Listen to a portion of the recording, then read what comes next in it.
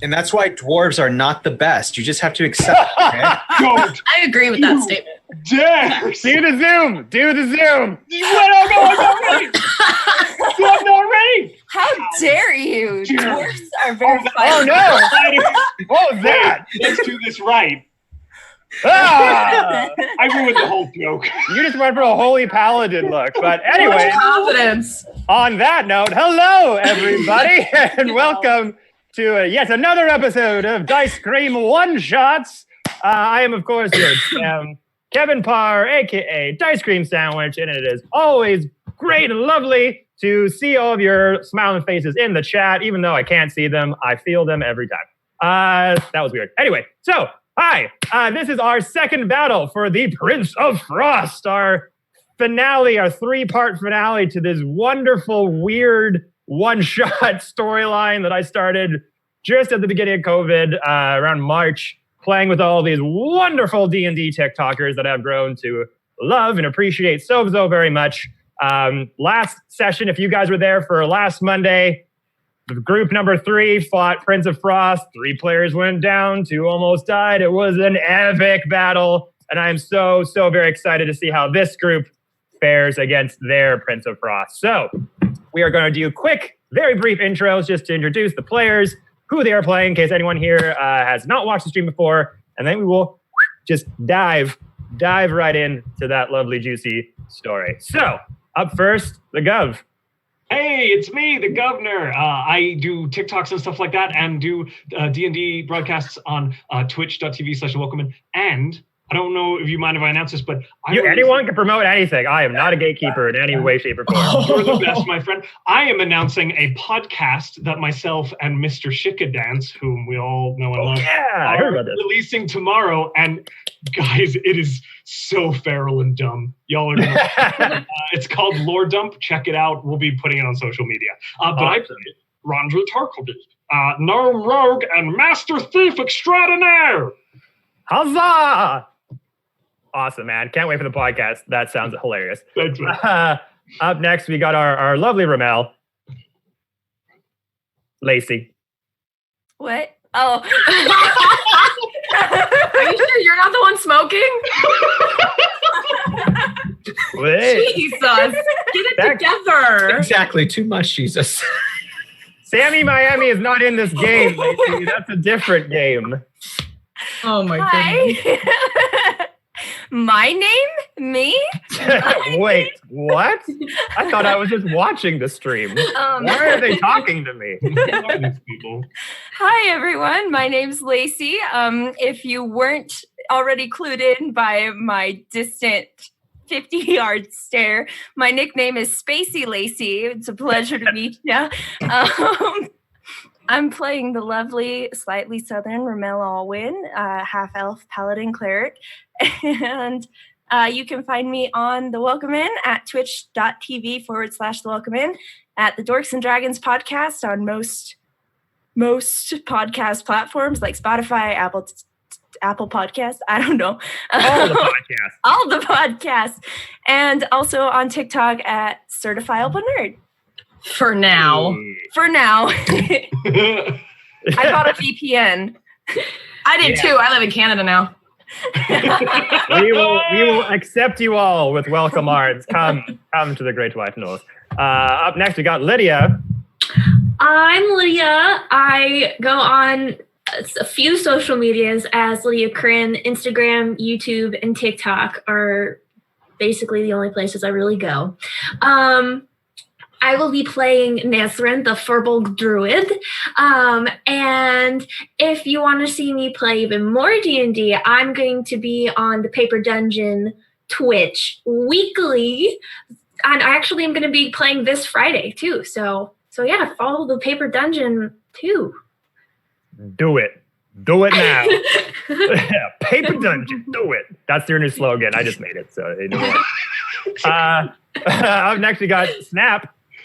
Hello, I am iSnapPlastic. You can find me pretty much on all social medias as iSnapPlastic. I primarily do Gundams, but I've been known to do other things. As a matter of fact, if you would like to hear me try and DM a game, because I've never done that before, you can look at the Chronicles of the Chaotic on Spotify, where me and several other TikTokers try to play D&D. Try. It's so good. Very sincerely, we try so hard. But yeah, I love playing with Dice and the rest of these guys. It's going to be so much fun. And I play Armies, the wisecracking pirate who has good intentions most of the time, but lots of times it kind of just doesn't go the way he wants it to go. Big Hondo vibes from Clone Wars with that one. I reject that remark. And then last but certainly not least, we got Katie. Yes. I'm high. Ignore me. I actually have a few things I'm really excited to announce, because finally there's things that are actually happening. So first, follow me on literally everywhere, Freckled Hobo, especially TikTok, for now. But I have a new D&D stream coming to Twitch. Actually, Kevin here talked me into it, because I used to do it and I do it on Bigo, but Bigo's dying. Twitch, everything's dying. But I'm going to start it here. And Lydia's actually going to be one of my players. Hey! So it's going to be for the Crown of Feywild Part 2. So I'm really excited for that. Yeah. And then I also have a YouTube episodic series coming out called Becoming Famous, where you can watch me reenact my first years in LA on this fresh and new dramedy. It's going to be great. I'm really excited. Oh, that's awesome. Yeah. Does that have a release date? We don't have a release date yet, because we're trying to, how do I put this in the most friendly and nice way possible for replays? The person who has our drive has refused to talk to us for 3 months, so we're still in post-production as of now, but we're just going to get our drive back hopefully today, because my best friend, who is the pants in my relationship, will be knocking down doors. I already hear that, but hopefully you get that drive back by all the safe, legal ways that you can get drives back, of course. For legal reasons, that's a joke. And lastly, one last thing to just kind of plug really quick. I have started a Patreon. First time ever starting a Patreon. Never thought I would get to the point where I would consider doing one, but I got a lot of time on my hands. I made one. So there's cool tiers and rewards. Some of the lower ones are like, getting source links to all the stuff we use for all the one-shots, all of the one-shot blueprints we use on streams, including like any of the homebrew items we use, things like that. Any homebrew villains that we use, DM advice. There's also being able to be a guest player on the Dicecream Twitch channel for Monster Fight Club. Also being able to hire me as a DM for a game for you guys out there. So I'm still experimenting with it, with pricing and everything. Any feedback, please let me know. If you're like, this is stupid, make them better, I will do that. So the link for the Patreon is in the Linktree bio and all my socials. Just patreon.com/dicecreamsandwich. Check it out if that's your thing. Really appreciate it. But that out of the way. Let's dive in. I don't know why. What are we talking about? That was the fun part. That's it. Goodbye, everybody. We'll see you later. Welcome to another episode of Plug in Your Shit. All right. I'm trying so hard to remain professional. It's not working. All right. It's my fault. Contact high. Getting into serial mode. Serial killer. Cereal and milk. Cereal and milk. We are all gonna die. Okay. Let us dive in to Prince of Frost Battle number 2. Second part finale of Dicecream One-Shots. So, last we left off, the party, having been not seen each other for over a year, was hired by the monarch to take on a very specific mission to investigate a disease that has taken over his kingdom called the Frigid Woe. And through a lot of investigating, they found out that the origin of this disease, where it had come from, 2 explorers had gone into Esocross, into Wildmounts, into these ancient ruins left over thousands of years ago from the Calamity. And they had went and dig down deep for some ancient items to sell. They found some of these blue vials. Turned out it was this disease that causes people to freeze and become petrified. It's quickly taking over the kingdom. He had then called back his this old crew to help him solve this mystery and find a cure for if someone had created this thing in some sort of ancient laboratory. Maybe there had been a cure close by. So they all met up. They then sent out on Rondrine Orbis's amazing flying airship called the Thundercats. They sailed out to Esselcross, gathered their materials, gathered some new items to help them on this frozen wasteland of a journey they're about to set on. They took their airship over to where these ruins had been located, outran a pair of adult white dragons that had been rumored to have been nearby. Using some amazing fantasy-like G fuel, they rocketed out of the sky, narrowly escaping its grasp, and then landed safely near this ruined Aeorian laboratory in the ruins of Esselcross. You then, as soon as you went into this structure, you had noticed some prints, evidence that someone might have been here before you. There were some dead ice fights at the start of this location. You then went inside the structure, found some amazing, cool Aeorian weapons of all various shapes and sizes. And in one room in particular, where you had eventually found the cure for the Frigid Woe, you found another similar small black vial containing some sentient organic ooze that had that had latched on to Romel's body and tried to take over her mind, but was able to not let it take over just in the nick of time, as her patron Loki did not like another neighbor hanging around in the head of hers. Only space for one in there. But as you eventually left that room, you then discovered more of this ancient ruin and found a tunnel that went deep, deep down into the depths of this area, looking like it had been excavated not that long before you got there. You then followed this trail, went into this room, and you found a huge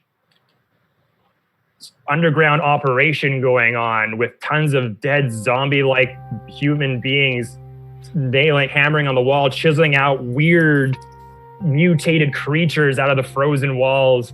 And there was one central figure standing there in front of all of you, clad all in black, adorned in this black silverish armor with a huge hat, big flowing robes, cloak.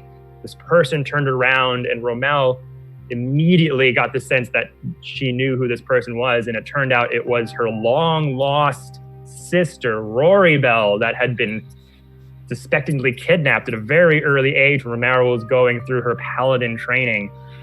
Turning around, not remembering who you are or the significance of the name Roribel, she commanded all these zombie workers to just rush at you, exploding on impact as they turned out to be some bloater zombies.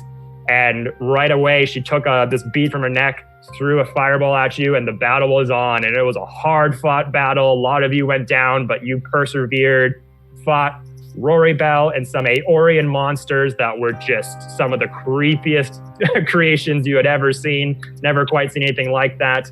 But at the end, you were able to, I think you get cast Greater Restoration on Roribel, cleared her mind of whatever spell had taken her over to make her forget her memories. Just came back to life, and then was looking dead on a Romel, shouting her name. Romel? Is that you? And that is where we find ourselves now. You had noticed the more you had gone into this enormous kind of big, dark, excavated cavern, at the far end of the cave, there was a structure, a portal of sorts, that Roribel was just about to walk through to escape you. But having that connection with Romel was able to stave her from doing so. And that is where we are now. So, team, what would you like to do? I'm going to take the lead on this one. No. Your leading privileges have been revoked. Romel's just going to sprint at her sister and give her the biggest bear hug, like tackle hug that she can. All right. Run over, just almost taken her aback a little bit as you just kind of like just grab onto her, not letting go. And at first, she kind of has her hands up like, what is human contact? What is this? And then it just kind of gives her a few seconds to kind of let her guard down. She slowly just kind of puts her arms around you, just like hugs you super, super tight. Oh, it is love.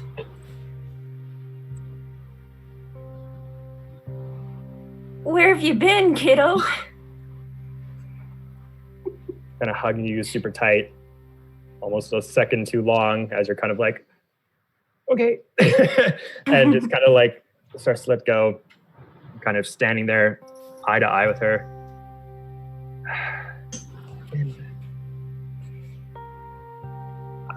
And you can just see like just trying to remember just any memory right now is just painful. Like you can just tell she's going through the process of that greater restoration is causing her just to have like the worst migraine of all, but she's trying to kind of fight through it. She's like, the last couple months are hazy, but how long has it been? She's kind of just staring at you. Almost 3 years. In 2 weeks, it'll be 3 years to the day.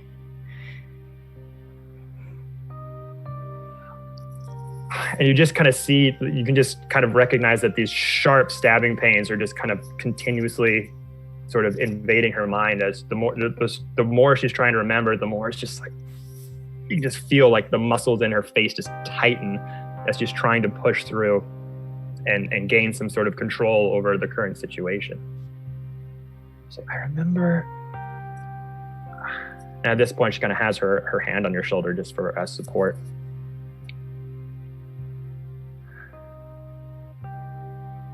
It's okay. You don't have to try it right now. I'm just glad to see you. They were looking for you.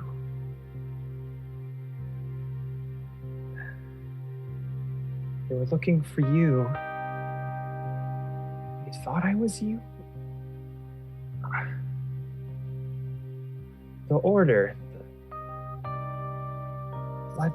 And she's just like, sort of picking up scraps here and there as these old memories are kind of like slowly still working her back into her head. May I roll a history check to see if I can piece together anything she's saying? Rondre, are we not fighting her anymore? What's going on here? I'm so confused. I have no idea, but I hurt. He's still a bear. Okay, so Oh my god. We're still animals. I'm in so much pain. Like, I've never been that on fire before. Wait, you were on fire? Why'd you do Yeah. that? She threw a fireball at. Where were you? I was chasing her, I'm pretty sure. I can't really remember. It's been a while, like 2 weeks or something.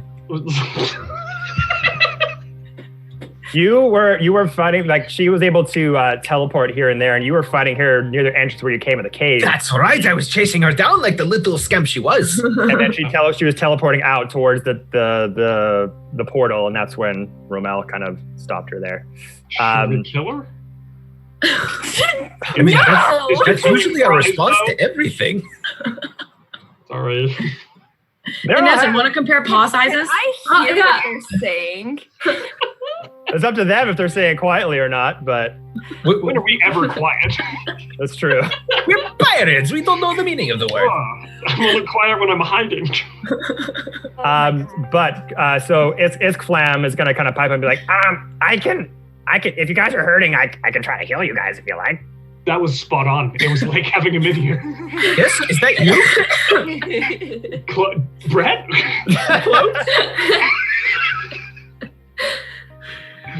Yes, that would be very much appreciative. I was caught on fire. That was a huge fire. She threw a fireball at us. Why are we just ignoring that fact? I don't know. I'm an army of zombies. Cut back to the intimate conversation between Rommel and Rory. Oh no. That was a 16 on the history check. On the history check. So as far as what she's saying, it's kind of coming in bits and pieces.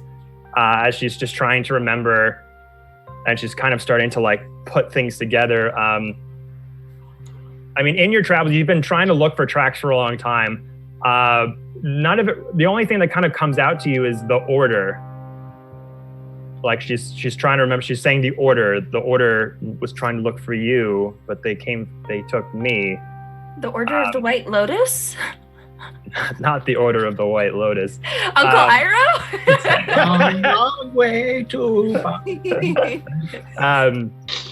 he's kind of trying to bring it up, and she's like, the Order, the Blood Hunters. The Blood Hunters, they were looking for you. I was taken by the Order of the Profane Soul. That they're a group of blood hunters, and they were charged with finding someone of great power. And that's not me. Couldn't be me. They followed. They followed a deity. They got their powers from another patron who really didn't like Loki. Hela. That's... No. Don't like that. That's who it was. They came looking for you, but they found me and they thought I was you. And they took me away, and at first I was trying to explain to them that they got the wrong person, but they wouldn't believe me. They kept saying, it's fine, don't worry, you're safe now. He can't get to you here. He won't ever take you over ever again, it's fine.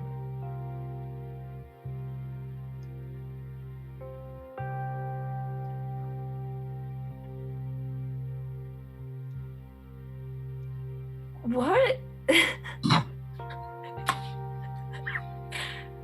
Loki. They were trying to protect you from Loki.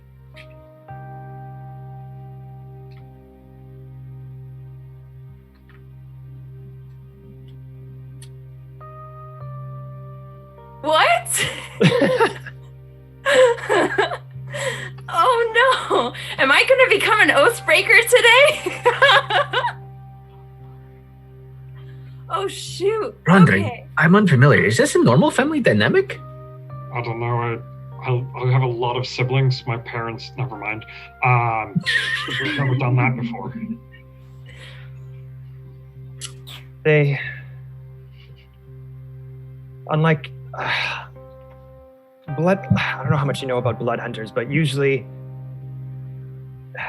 I their think orders. it's in the name.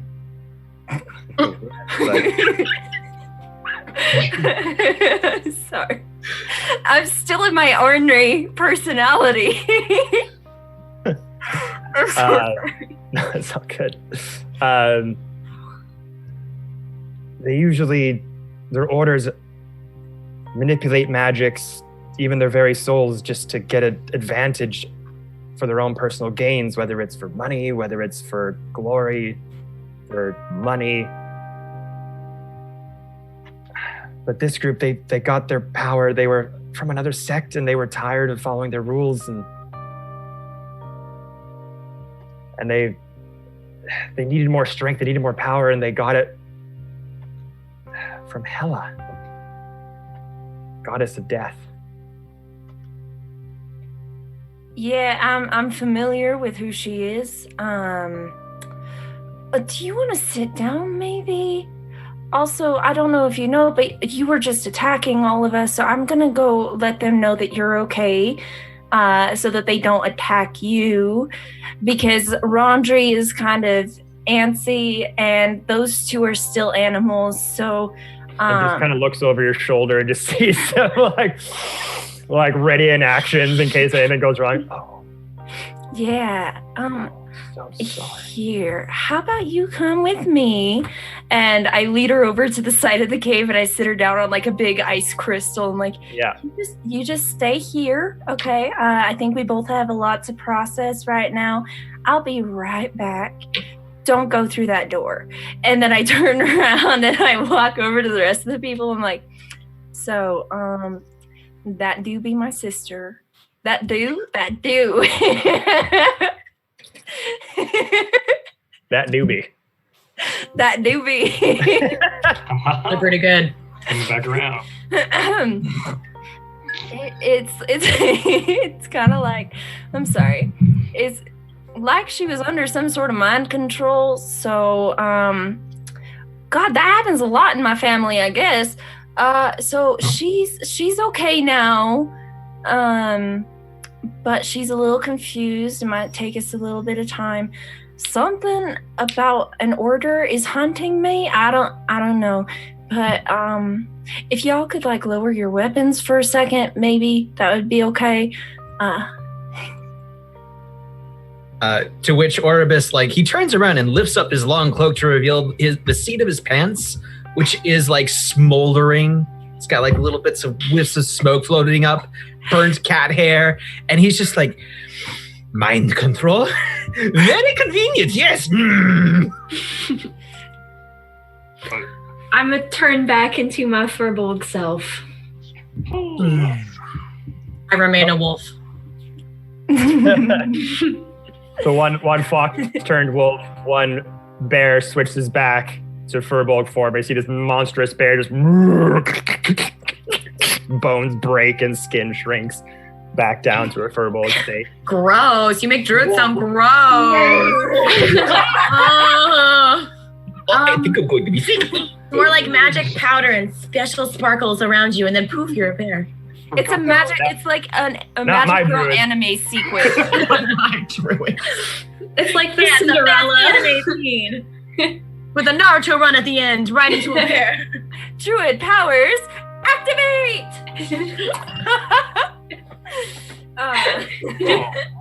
So, that's your sister, the little girl we've been looking for this whole time? I told you multiple times, she's the same age as me. We are identical. She's not a little girl. She was. Okay, well, you're all little to me, so anyway, she does know she like almost killed me really quickly, right? I don't think she knows a lot right now. She's struggling with getting. Is can vouch for this. He just cast Greater Restoration. Okay, I'm just saying I'd kind of like an apology whenever she's feeling it. I'm sure she'll give you an apology soon. Okay, sounds cool. Rondre, what? Okay, so let's say she's not mind controlled anymore. What if she gets mind controlled again? Should we like club her over the head or something so she can't like sleep? That's a good idea. I agree with this line of questioning, and he plops down into the snow to extinguish whatever's left on his butt, and just like.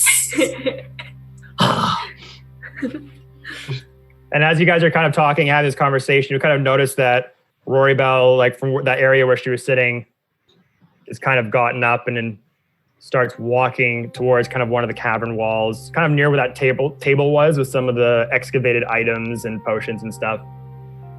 Hey, whoa, what are you doing? She's moving. No, it's fine. It's fine. It is most certainly not fine. And she's just kind of transfixed on something and then kind of... That's mind control behavior. I'm getting my club out. Ron... waves the hand out and just kind of does a wave with his hand, and this minor illusion spell just drops.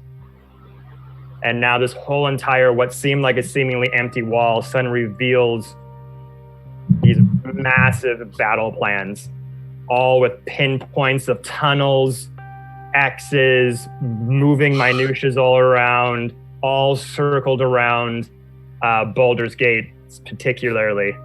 Damn it, Josh. That's the last time. I won't do it again. No, don't ever let it be the last time.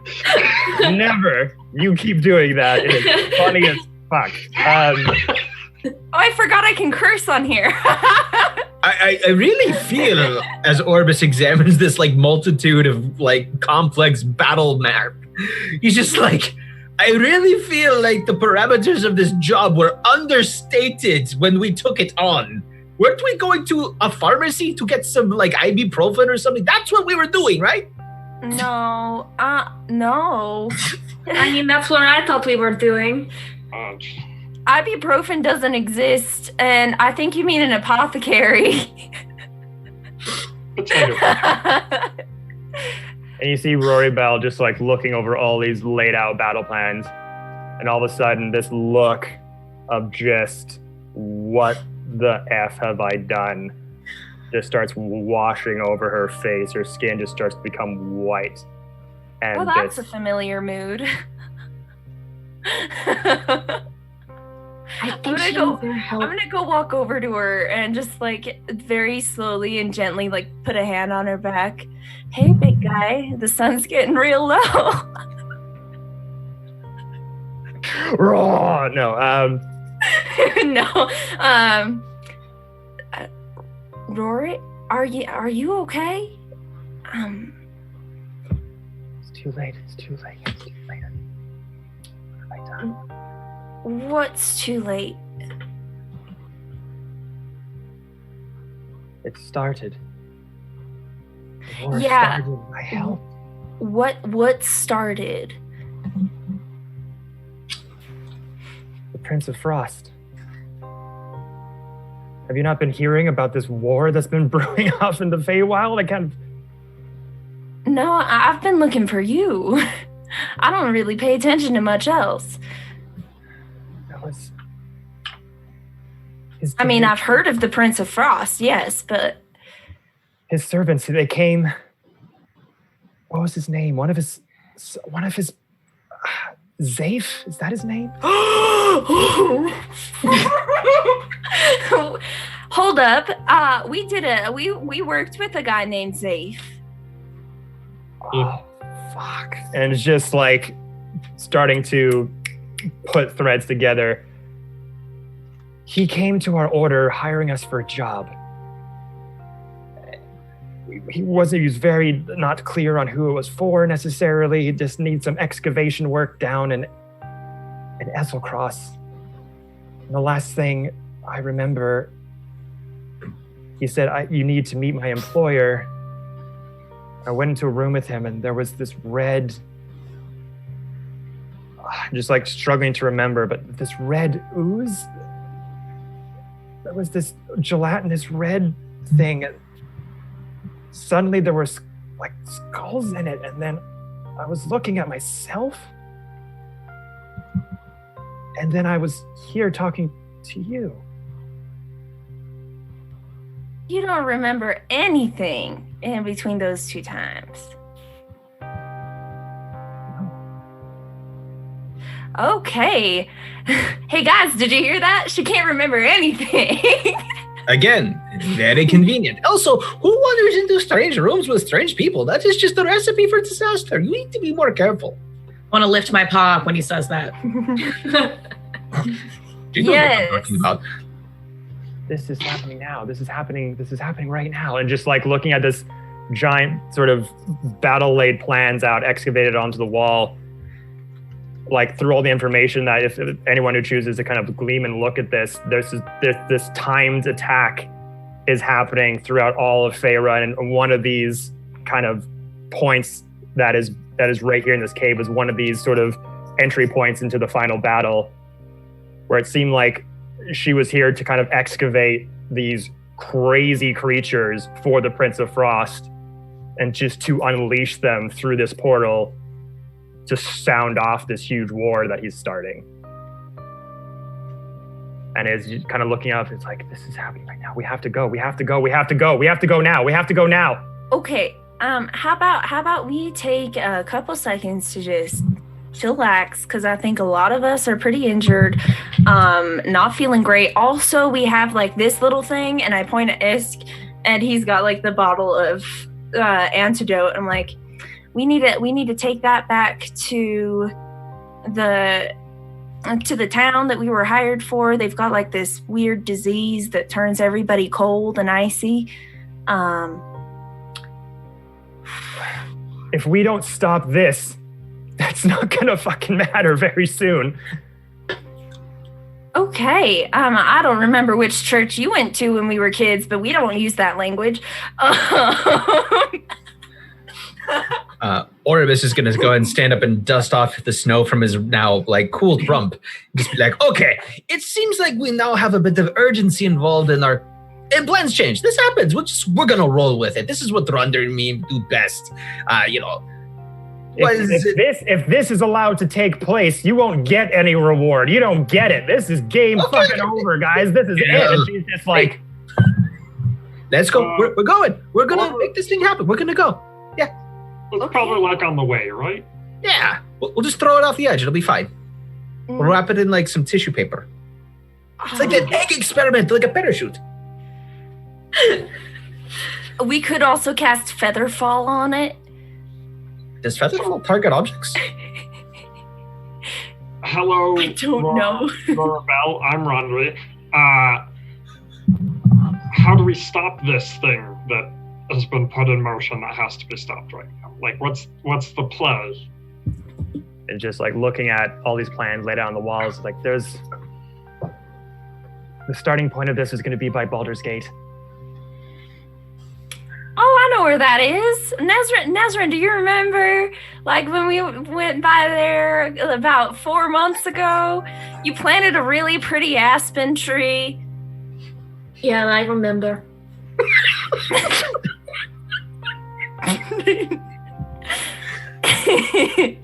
Yeah, let's head that way, and then we can go say hi to, what'd you name her? Shelby? Something like that? Shaniqua. Shaniqua, that's it. Shelby.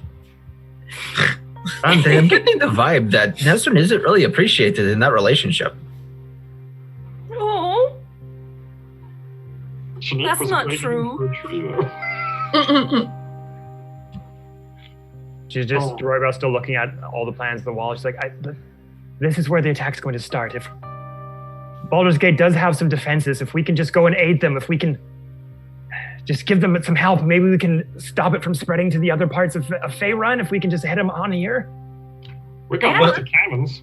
Let's go. I think that's a great idea. And Wait, weren't you making like a big giant door before? Isn't that where the door was going? We could use that? Yeah? Oh yeah, true. We don't know where that dimension door is going. Right. Do you remember? Because, like, do you remember anything from, like, the last 40 minutes? I remember there was explosions. Yeah, Yeah. that happened. That There happened. was... I was fighting a cat? Yep, that's him. And I point at Oribus. Yep, that's him. Hi. Oh. Sorry. Yeah. I have a question. Yeah. As a lover of the drugs, do I have anything in my arsenal that I could like boost her memory with, or like give her like clarification? Are you gonna give her shrooms? As a lover of drugs. Something. I mean, it's worth a well, try. The greater restoration is pretty much doing it. It's just taking a while for things to kind of. Do I got like Adderall? Can I speed it up? Round it in my fingers.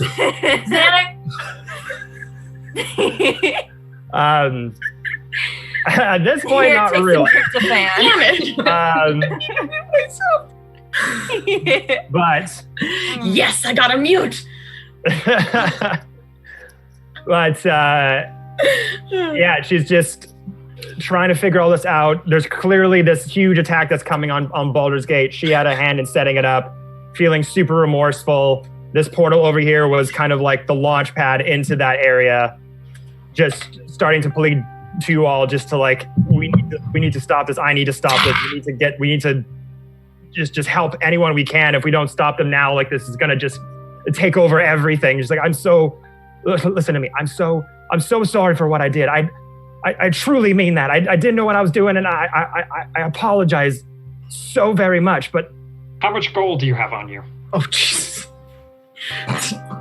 Hell of a question. Gold? DM, quick question. How long would it take us if we took the Thundercat to get from where we are now to where we need to go at Baldur's Gate? Not enough time. I think we might all need like a long rest before we go do this because we're pretty low. Yeah, I'm a mess. And she comes up and she goes, I don't have. And she goes, reach into her side satchel. And is like, I don't have any gold on me, but I have these. I made them myself. What are they? These will help you. And they're these strange, kind of glittering, pinkish, purplish potions in several bottles, and hand them to you. And these are potions sorry, forget what it was. Basically, it gives you a long rest. Yeah, sweet. Oh, that's Wow, look, this makes up for everything. Okay, here we go. Potions of the big nap. Didn't we just talk about accepting things from strangers? This is how we got the mess in the first place. What? Hey, Orbis. And I pull the jar of goo out of my bag of holding. I'm like, you want to take something from a stranger? Here, you can have something from a friend. And I give him the black goo. Just holding the two glass objects. So, like, funny enough about that. About the goo. About the goo, Rory Bell. Ramel, sorry. You go into your bag and say, like, you can have the goo. You reach in, and as soon as you try to shake the bag, you hear a broken glass clanging against each other. That's good. From the battle, from you being hit so hard and taking those hits. You look down, and the ooze is no longer there. God. Well, that's awkward. Okay. Can I like just? I keep forgetting I can't talk. I was going to Spider-Man? Might still be. Just less wittingly. We don't know where it is. Did I sit in it? Oh my god. Can I roll a perception check to see if it might still be in the bag of holding and just hiding? Sure. Oh no. Yep. That's what's my perception modifier? Oh, that's a 14. 14. You look in there, can't seem to find it anywhere. So did it die? Yeah, it can suffocate. Well, everything's to breathe. That's really awkward. Well, yeah. Anyway, I'm going to go ahead and down the jar of sparkly stuff that I was given because you know what? Rondry did it. What's the worst that could happen? Do we die? We die. It was all a ruse. That's the stream, everybody. A temporary setback. The plan works perfectly. You drank the liquid and you're dead. And we're dead. So you all take those potions of greater. Well, I can't remember what it's called again. Why can't I remember what it's called? The potions of the long nap. Yes, the long nap potion. To give you the effects of having a long rest. Feeling as soon as you drink it, your body feels revitalized. Any wounds that you had, bruises, cuts, just start to shrink and shrivel, and just your skin is just brand new again, just like fully rejuvenated. Is it just health, or is it also like spell slots? Yeah, it's just, it gives you the same benefits as if taking a long rest. So spell slots are back, your health's back, everything is. Can we hold on to it, or do we have to take it now? It's meant to be taken now. Well, I'm gonna hold on to it. Yeah.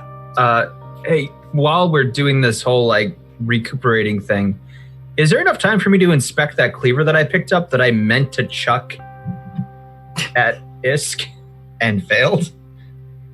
Sorry? The cleaver that I picked up from the table of trinkets that I meant to chuck at Isk so that he could use it and failed. Is there enough time for me to inspect that and see what it is?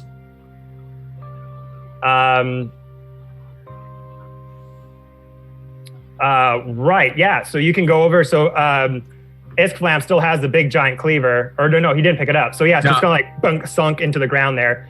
So you can go inspect that if you want. Achaidh, the potion itself will take like around 10 minutes for the effects to take hold. So you can save it for the battle, but it will take a bit for the effects to take hold, should you wish. Noted. Wait, okay, this is going to be a really off question, but like, if we took it and then we died, like say 5 minutes later, would we resurrect? No, it is not a resurrection so potion. Unfortunately. Loophole! All that happens is you take the eternal long rest and you never come back out. Other question, is there anything else on that table of trinkets, or was the cleaver the thing that really stood out to us while we're just poking around? Yeah, it was the cleaver. I believe there were some potions of healing that Iskflam took.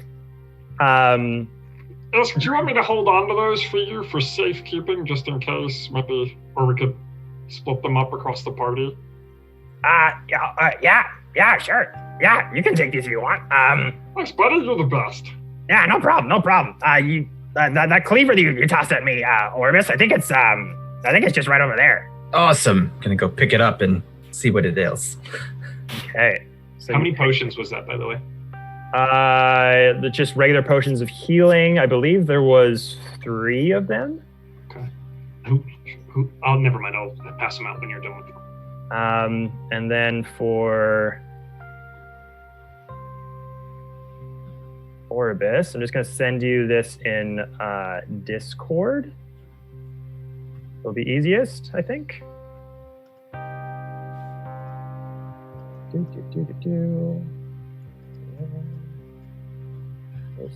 Snap.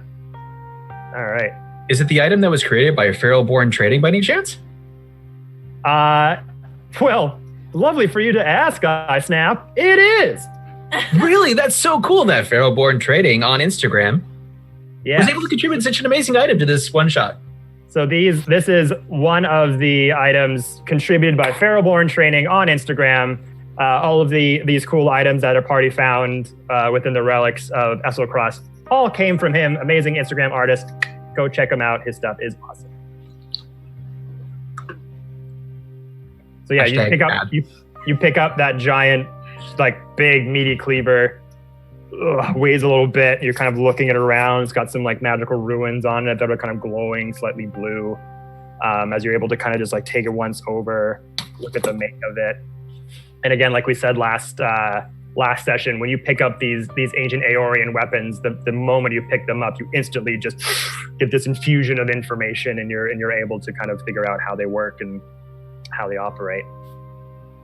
So with that, you'll see Rory Bell starting to kind of like make her way towards the portal, and that huge sharp migraine feeling coming to her in these waves, just like, ugh. And as she one is kind of a lot sharper than the other one. She kind of rests her hand on the portal, and you can see some of this arcane energy kind of coming from her chest, down her shoulders, into her bicep, her forearm. Trying to jumpstart the portal as you see the inside of it going, kind of like powering up, powering down. Just, I'm going to need someone here to help me with this. I don't know if I'm strong enough to do it myself. And then you see her. Orbis is going to walk up to it and he's going to take out his brand new toy and he's just going to swing right through the middle of where the portal was. And he's going to... Well, before you guys are kind of offering for help, she's kind of like, no, I need someone to stay here the whole time to keep it open. Someone's going to have to stay behind to let you guys through. And Iskflam is going to walk on over and be like, you know what, guys, I know. Look, let me stay behind. I can help you guys get through this portal. You guys are going to need to fight this thing more than me. I'm going to stay here with Rory Bell. I can protect her. I can make sure that she's healed and make sure that she gets back to you guys safely after the fight. Be safe, buddy. You know, you've been living a long time for a kobold. Wouldn't want to end that now. I know, I've got a pretty good streak going. I don't really want to end that. You know, if there's some like Faerun Guinness World Book of Records, I'm probably going to be on it at this point. Yeah, for real, seriously. Okay.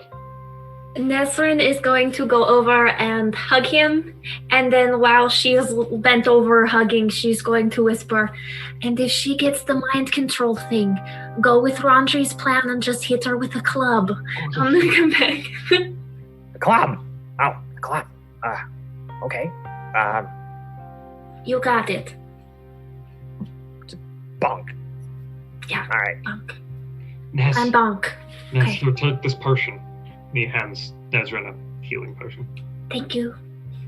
And you see Isklem kind of reach over for like a discard, like something like a big rock, something that he can kind of drag over to the portal to like kind of like step on top of to be at the same height as Rory Bell. So he's not just like if something bad happens, won't just like bonk her on the knee and like bonk her on the head and kind of looks back at you two and goes, and then puts a hand on the gate. I think Ramel is gonna walk over to Rorbell and just grab her arm and lean close to her ear and whisper, "Why are you staying behind?" Like this gate has my magical signature on it. If I don't admit it to let you guys through, no one else is gonna get through, and we need to do this now. Like, I'm sorry, I know this is terrible, and I can't imagine what you've been going through to looking for me, how this whole event happened, but look, I'm here now. I am not gonna let you go anymore. I will be here. I have to make this right, and if I have to stay here to do that, I'll do that, but I'll see you on the other side of this, I promise. I think Ramel just kind of nods. She knows what her sister's like, and then she'll grab her forearm and bring her into an embrace where they bump their foreheads together, and then they just kind of sit there for a second with their foreheads pressed together, and then she nods and clears her throat and, well, don't die. And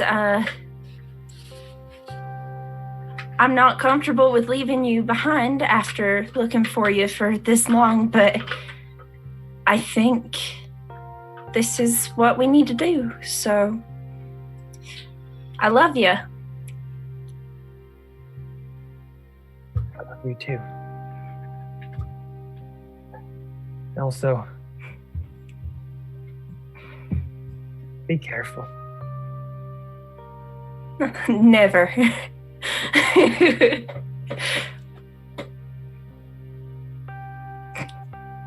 Don't. Be careful of Loki. Yeah, that still freaks me out a little. Why are you saying that Loki's... Why do I need to be careful of Loki? Why were they trying to save me from the god that helped me find you, that helped me, that gave me the preservation skills to find you? The trickster goddess. He is not what he seems. If there's anything I've learned from my time with these Order of the Profane Soul, the followers of Loki don't usually end up well.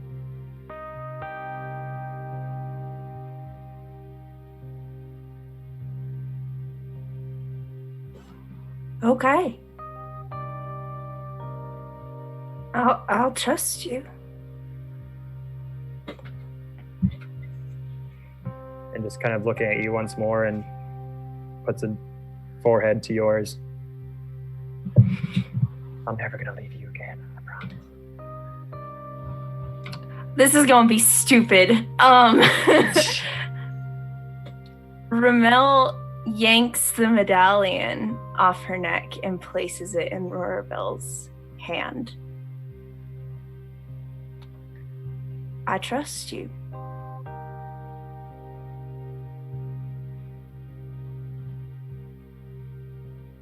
Very specifically, the Loki medallion, the spiritual thingy-majig, the whatchamacallit. The one that causes the alignment? Yeah. Just takes it and goes, good luck. Hand goes back onto the portal. And you see Iskflam's radiant energy start to pump through this portal that just goes, starts swirling with all this chaotic energy, and you just feel this like pull start bringing the gravity around you into it. Do you guys jump in? Whee! Woo!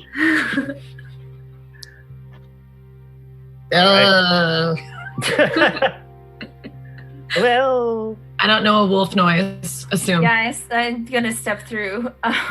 This is gonna be weird because I gotta figure out what I'm doing now because I am now an oath breaker. Don't worry, it happens all the time in our business. It's fine. Oh no! Dreadful aspect. So we as soon stepped as in the you- portal. As soon as you pull off that medallion, the rest of you, as Ramel does this, you just suddenly feel like a change in the room, just like a different vibe, like breaking off that, putting it in Rory Barrow's hands. The light in the room tends to almost like flicker, and just like you just feel this weird. It's just like a very innate feeling that like the vibe has just changed for a few seconds there. Welcome to the House of Vibes. Your vibes are off. Oh God. Not a vibe. Not a vibe. All right, so the Came five of into you the dancery. step into the portal. Here we go. Just being jettisoned across continents all the way over into Baldur's Gate. The rest of you, just being catapulted, Guardians of the Galaxy style, time jumping through different wormholes. And then you suddenly find yourselves just thrown into this frozen tundra of an area. You kind of fall to your feet and look around you, and you're sitting. Yeah. Oh no. We're never doing that again. Ever. Oh my God. We're doing it look up again in the. in a few minutes. Let's go again. I run back through the portal. You look up in the sky, multiple portals are ripped in the air, ice devils, all manner of just crazy creatures coming out. You look kind of up and to the right, this huge, this very elegant looking person, blue skinned, this sort of icicle, dark, deep blue metal armor adorned. It's sitting on top of a frozen throne. A bunch of enemies on the ground just attacking villagers. Buildings are on fire. A deep blizzard's taken over this part of Baldur's Gate. And you look sort of to your right, you'll see two other groups of adventurers kind of next to you. One standing right in the middle on top of a dilapidated hotel of some kind in ruins. Another group seemingly coming through this sort of rainbow bridge of sorts, emanating through the clouds, coming there right at the same time as the three groups of these adventurers are all kind of standing in front of the Prince of Frost.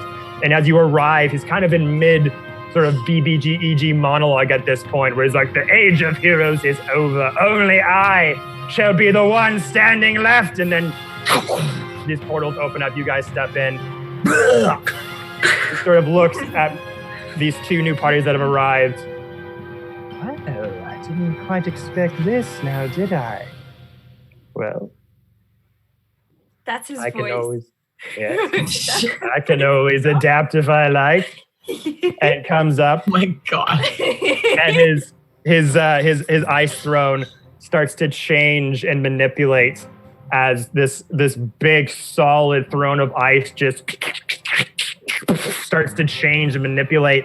Big long neck comes out of one end, giant tail at the other. These huge icicle-looking wings flap out, huge snout, giant teeth, huge blue fire breathes out of it as this huge blue dragon just starts emanating out of this throne as this Prince of Frost is now riding it and just looks at the different groups. He's like, well, I can be adaptable as well. And then you just see hand coming out of his hand, arm coming out of his arm. Oh my.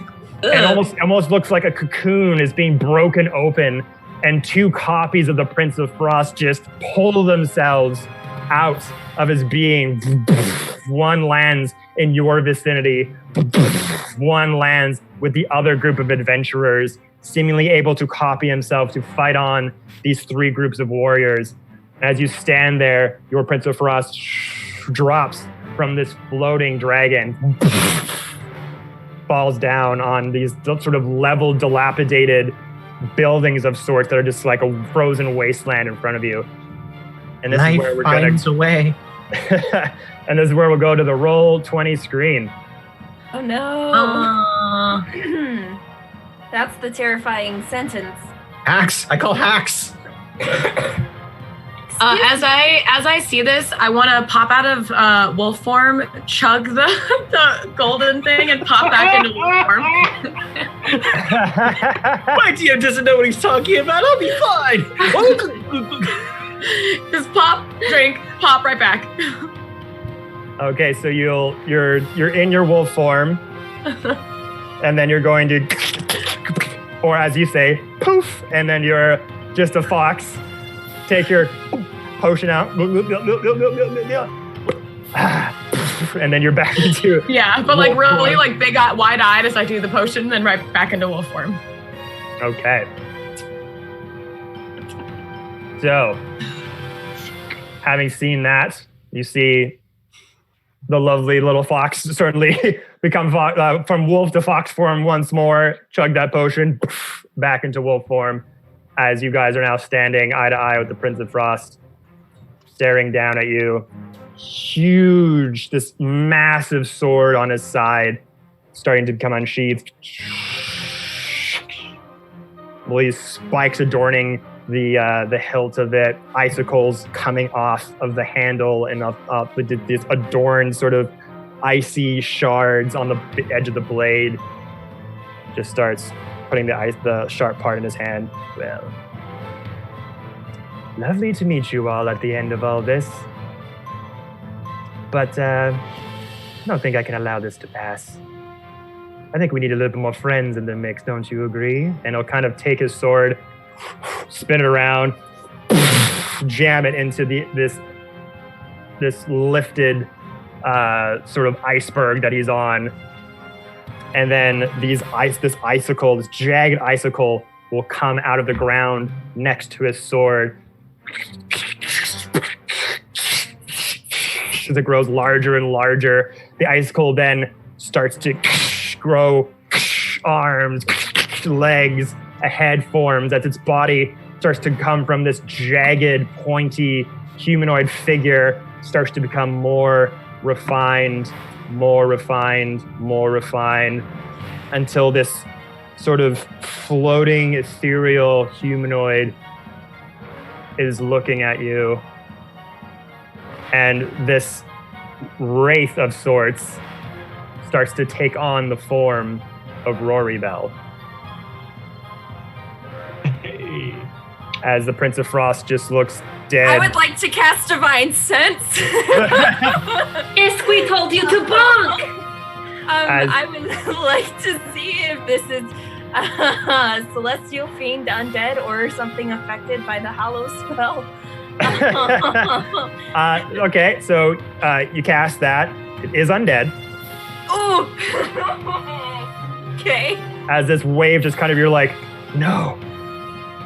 It's just this, like, wave of radiant energy just kind of comes from Romel, and as soon as it hits this floating spectral humanoid, you just get this aura that suddenly shines around it, signaling to you that it is in fact undead. Is it good or evil? This so is a dumb evil. question. So evil. Romel, very evil. As the Prince of Frost just takes the sword out of the ground. I gotta thank Zay for that piece of information. Your sister really did help us out a lot. And then points the sword over to you as this wraith. I can click on it to become whole. Come on, you. There we go. Comes into fruition. And as this floating wraith has the appearance of Rory Bell, starts to unsheath its sword from its side. Romy, can we kill this one? Yes, it's super evil. Like, totally kill this one. It's so evil. It's Kill like, two bitches. kill it. Kill it The with wraith fire. raises its hand up. And as this wraith raises its hand up, close to you, the ground starts to shake, and smaller icicles starts to come out from under the ground. And then you see before you 5 smaller wraith-looking creatures emanate and start to take the form of humanoids, none of which you recognize at the start. Possibly people that the Prince of Frost has slain, could even possibly be people that were in this village at one point. They take on kind of the look of like villagers or denizens of Baldur's Gate. Now all draw out their swords. And now we're gonna roll initiative. Hey-o!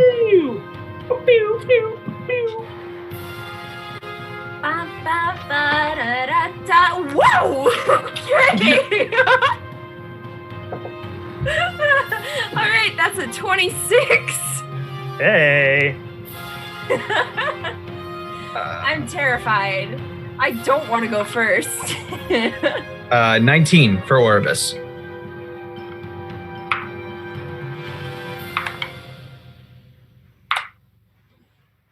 Okay. So, guys, how you feeling? A little sick to your stomach? Me too. Don't like how many rolls Kevin is doing. Mm-hmm. Mm-hmm. I rolled so good on my initiative, guys.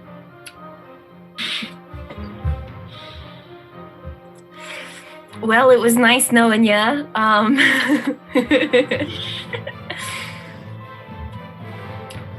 Yay. Oh, I still have all my spiritual stuff, even though I've broken my oath. That's cool.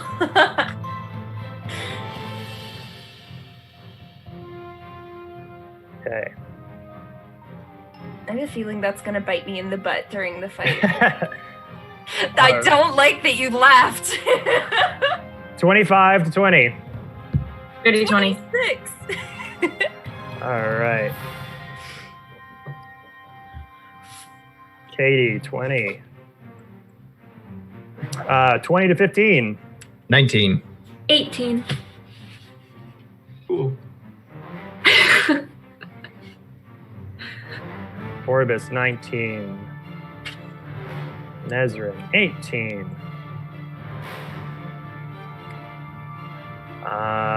15 to 10. Okay.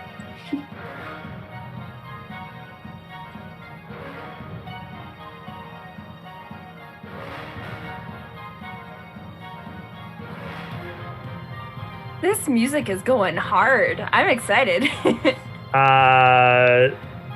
to 0? I got a 7. Oh, sorry, 10 to, yeah. 5 to 10. I can't get under a 5 because I'm a rogue, but You can certainly try. at my best. Okay. So we got Ramel, Achaidh. Okay. Just set up my things here.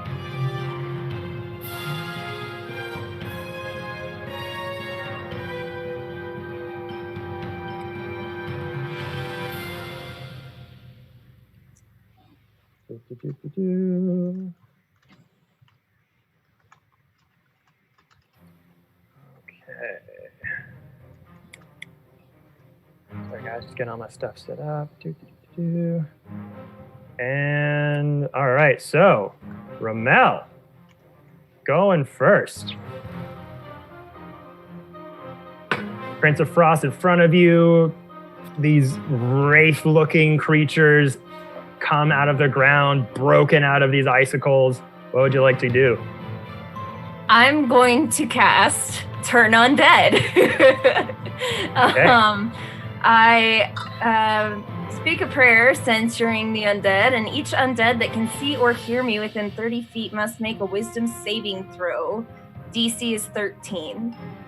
Okay, what level?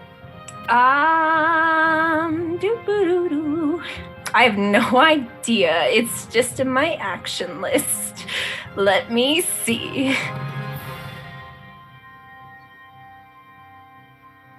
I don't see it. I have it, but I don't see it. It's not a spell. It's an action. Mm-hmm. Wait, I don't understand. Okay, let me just... It doesn't have a cast modifier next to it. It's just a... as an action. Okay. So just, I guess, yeah, each undead that can see or hear me within 30 feet must make a wisdom saving throw.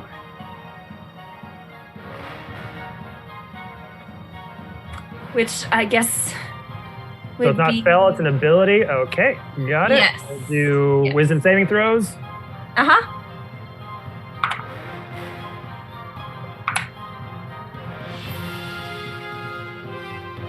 Oh, it is an ability. That's cool.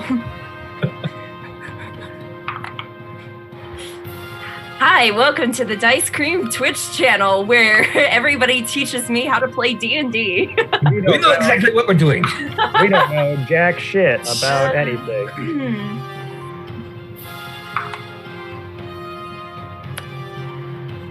Okay. And okay, so the commander, Wraith commander, got a 19. The rest of the Wraith warriors got 15, 15, 4, 8, 15.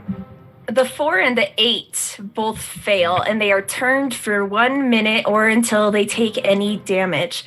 A turned creature must spend its next turns trying to move as far away from me as it can, and it can't willingly move to a space within 30 feet of me. It also can't take reactions. It can only use the dash action to try to escape from an effect that prevents it from moving on its turn. So it's basically Frightened, I guess? I don't know. right. Oh, actually, let me see here.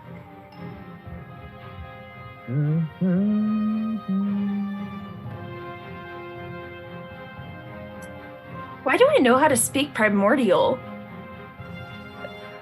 Reasons. I forgot I have advantage on these. Oh no! No take backsies. No take backsies. So that 4 and an 8 actually becomes a 13 and an 18. Axe! I call hacks. Yeah, meets it, beats it. So as a bonus action, I am going to summon my spiritual weapon. And I think it's going to change a little bit. So Ramel like holds her hand out to summon her spiritual weapon, which is usually like a giant glowing 8-foot long spear looking thing. And when she holds her hand out, it comes out and it's kind of like a puff of smoke. And then this really long, jagged, smoky lance pops out. And I'm going to strike at the... How far away am I? Oh, I can still move. Okay. I'm going to move to this undead over here, and I'm going to strike it. So was your action to use turn undead, though? Yes, it was. Spiritual weapon is a bonus action, I believe. Spiritual weapon. That's right. Yep. Oh, it's a 60-foot range. Psh, I don't need to move. I'm not moving. That's what I was confused about. I was like, you're using spiritual weapon. You don't need to move. You can just like throw chuck it at it. So you want like a radiant spear for your weapon? Yeah, I'm just gonna chuck it at him. Okay, let me give you a spear. Let me give you a spear here for your... This is so exciting. This is the first time I've used my spiritual weapon in your shots. Really? Yeah. Oh, that one's awful. Okay, yeah. So you got this little popsicle stick looking thing as your spear. Yeah, I'm gonna chuck it at the guy in front of me. I'm just gonna roll the hit, I guess. This one right here? Okay. Freak, yeah. That's a 17 plus 5, so that's a 21... 22. 22 to hit. That'll hit. Roll them dammies. 1d8. Heck yeah. That's a 3 plus 1, so that's going to be 4 damage. And it is... It's force damage. Yay. Force damage. Yeah, you're good. So 4 points of damage onto that guy. Yeah, that's my turn. Okay. So with the battle commencing here, try to do turn undead. For some reason, just isn't able to have that same effect that you're used to as this sort of pulse coming from the wraith that's beside the Prince of Frost. You just see this dark wave go just emit from his person, hitting all the different other wraiths as you kind of put on the spell to turn undead. The crackling black energy starts to wrap itself around the smaller wraiths, and as the crackling energy kind of, once that wave hits, it just immediately turns it off. But then you kind of make the spear out of 2 of your hands as you clap them together, and the spear just emanates from your hands as you're able to grasp it and chuck it right at one of the wraiths, hitting it right in the side of the shoulder, doing a little bit of damage, but signaling off the start of the fight. Good job there. Up next, we have Katie, our little fox. Which ones did you affect, by the way? None of them. None of them. Okay, I was trying to figure out where your range is going. All right, since I am in wolf... I moved the camera. Hold on. Since I'm in wolf form, I'm going to move forward. Let me get my clicker. And I'm going to attack the blue one, the blue dot. Okay. And I'm not within 5 feet, so I can't do advantage, but that is okay. And I'm just going to try to bite. Bite it. 19 to hit. 19 will hit. Roll damage. And 8 plus 3, 8, 9, 10, 11 piercing damage. And then they need to make a strength check of 13. Okay. Strength check. Ooh, that is a 9. Then you are knocked prone. And that is my turn.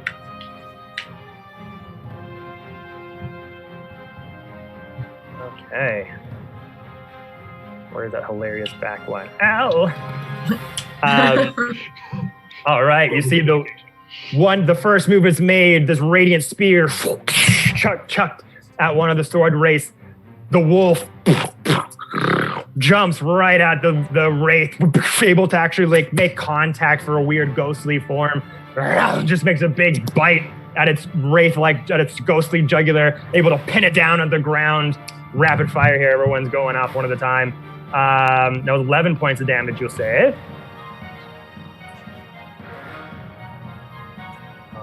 right. Then up next, we have Orbis. Alrighty, Orbis is going to move his 30 feet right over here. And as he runs by, he's going to pull out the... Oh my gosh, I just forgot what it was called. The cantrip blaster? Yeah, the cantrip blaster. And he's going to say, I aim to misbehave.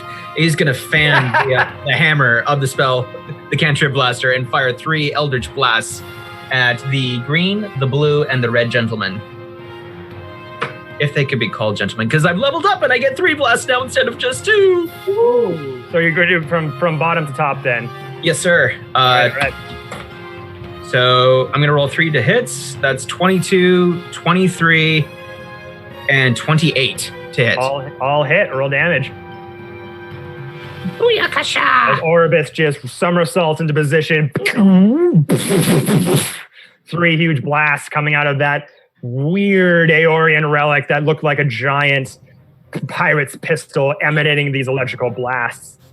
So the green one takes 10, the blue one takes 16, and the red one takes 11 points of force damage. Okay, 10.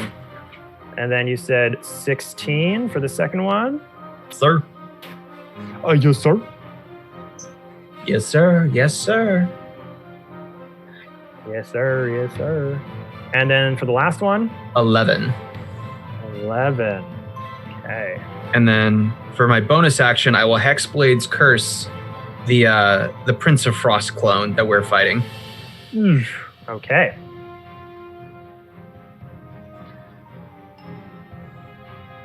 Let me get a little curse icon going there.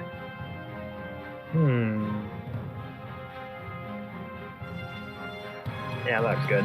Little skull on there to be cursed. So once again, Orbis rolls out cat-like reflexes. 3 hits. 1 wraith after the other. Hand goes out. This sort of red, sickly energy starts to emanate around his wrist as he just goes out and starts to twist and turn on the Prince of Frost, standing there, sword on the ground, just looking at you as this red wisp kind of just circle around his head, seemingly unaware, doesn't really care. I find your lack of participation disturbing. All right. So that's your move there. That's my turn. Good job. And we got Nezrin. Nezrin's just going to squint and say, "Today is not the day to mess with me." And she's just going to cast Sunbeam just straight ahead. Okay. 5 feet wide, 60 feet long. Each creature in the line must make a Constitution saving throw, so it'll just be those 2. Is this a spell? Yes. Are you casting at any level or? It's at level 6. Level 6. Okay. And then undead and oozes have disadvantage. All right. As soon as you do that, you cast your spell, put your hands together. This bright, radiant energy is about to come through. The beam goes forward. Prince of Frost, big slash with his sword and counterspells the sunbeam. But did he actually cast Counterspell? He casts Counterspell, but it's at third level. So he has to roll to see if he can block the Here we go. the 6th level spell, I believe. Here we go. Yeah, 6. So this is going to be, for the roll to make it, I believe it's D20 plus...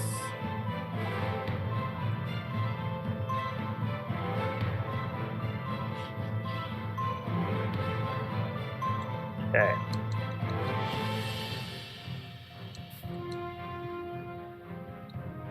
Also, if you're trying to counter this, Orbis, you have to do it before I roll. I would like to counter it at 5th level. Okay. Oh my god. All right, so we got the counterspell countering the counterspell, which I believe if I'm doing it at a 3rd level, it just happens, I believe. Counter. Counter, auto-countered. So you see the Prince of Frost after this big slash to the sword, this wave of this light, icy blue energy starts to come towards the blade.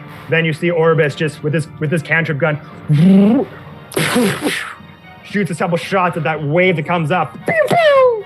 Just ricochets it out of the sky as the beam is able to take purchase forward. So roll all your hits. Okay. Well, So do I have to roll saving throws? Oh yeah, you have to roll 2 Constitution saving throws. 2 separate ones. How big is the beam? The beam is 5 foot wide, 60 feet long, so it's just gonna hit the 2 straight in front of me. So you're aiming it kind of like directly, so one Wraith and the Prince of Frost, or? Yeah. Okay, so roll 2 con saves for the Wraith Warrior and Prince of Frost, correct? Or just one each, sorry. Just one each, sorry. Oh, gotcha. All right, and for the Warrior, he is going to have 17 for the Warrior. For Prince of Frost,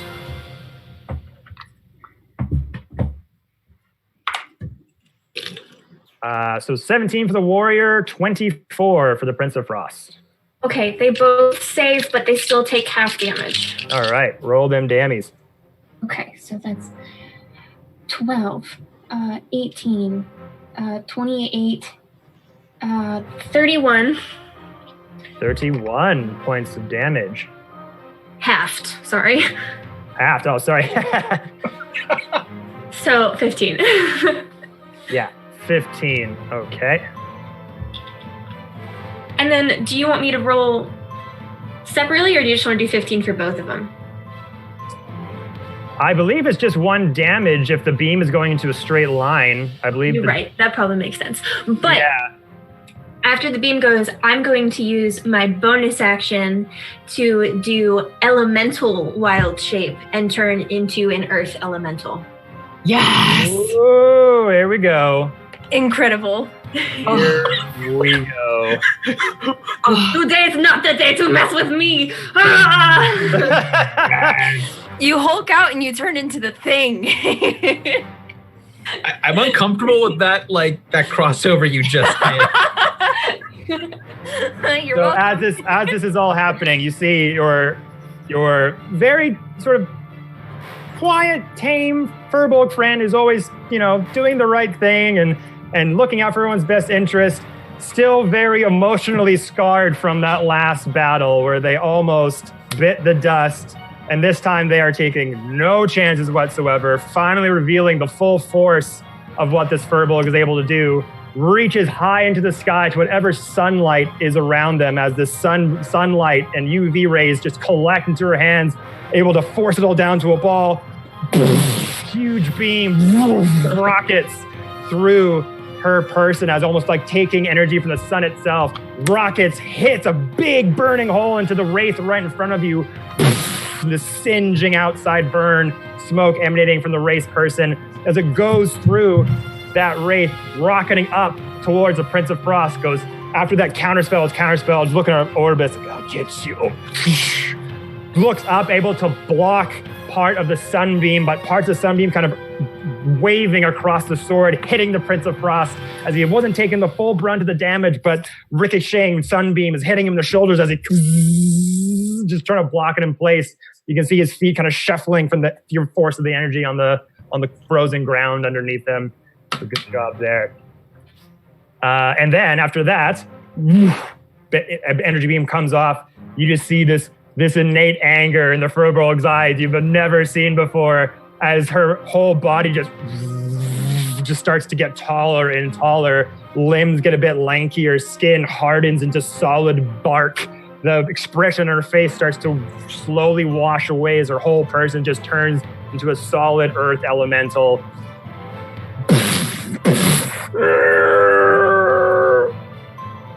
All right. And yeah, we got those tokens on there now. Sweet. Oh, God. Okay. Up next is the Prince of Frost. Okay. So, after taking that hit from the sunbeam, he is going to sort of slough it off a little bit as you kind of turn to Earth Elemental, sunbeam dissipates. This might actually be a little bit of a challenge, eh? All right. Swings around the sword. You just start to see all of the snow and blizzard and cold air around him start to circle around him as almost like a mini little wind tornadoes emanating from the top of his sword as he gathers all that air. Huge swing points the sword at all of you, and this big tunnel of cold energy is able to just control it around the sword and just whips it at you as a cone of cold emanates from the sword. And this is going to catch all of us, isn't it? It's all of you, I believe. I tried to move out of the way. I knew this was going to happen. As a reaction, I hide. No. Actually, so I would like to use my protection reaction if possible. Because I am wielding a shield, so I would like to protect, I believe this is Rondry? I'm the one with the sideburns. Yep, I'm protecting Rondry to impose disadvantage.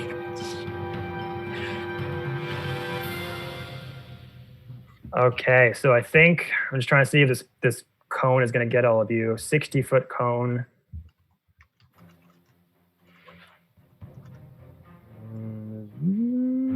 Mm-hmm. Yeah, I think that's going to get all of you. All right, so. Axe. But protect, I don't think it works in this instance because it's not an attack, it's a saving throw.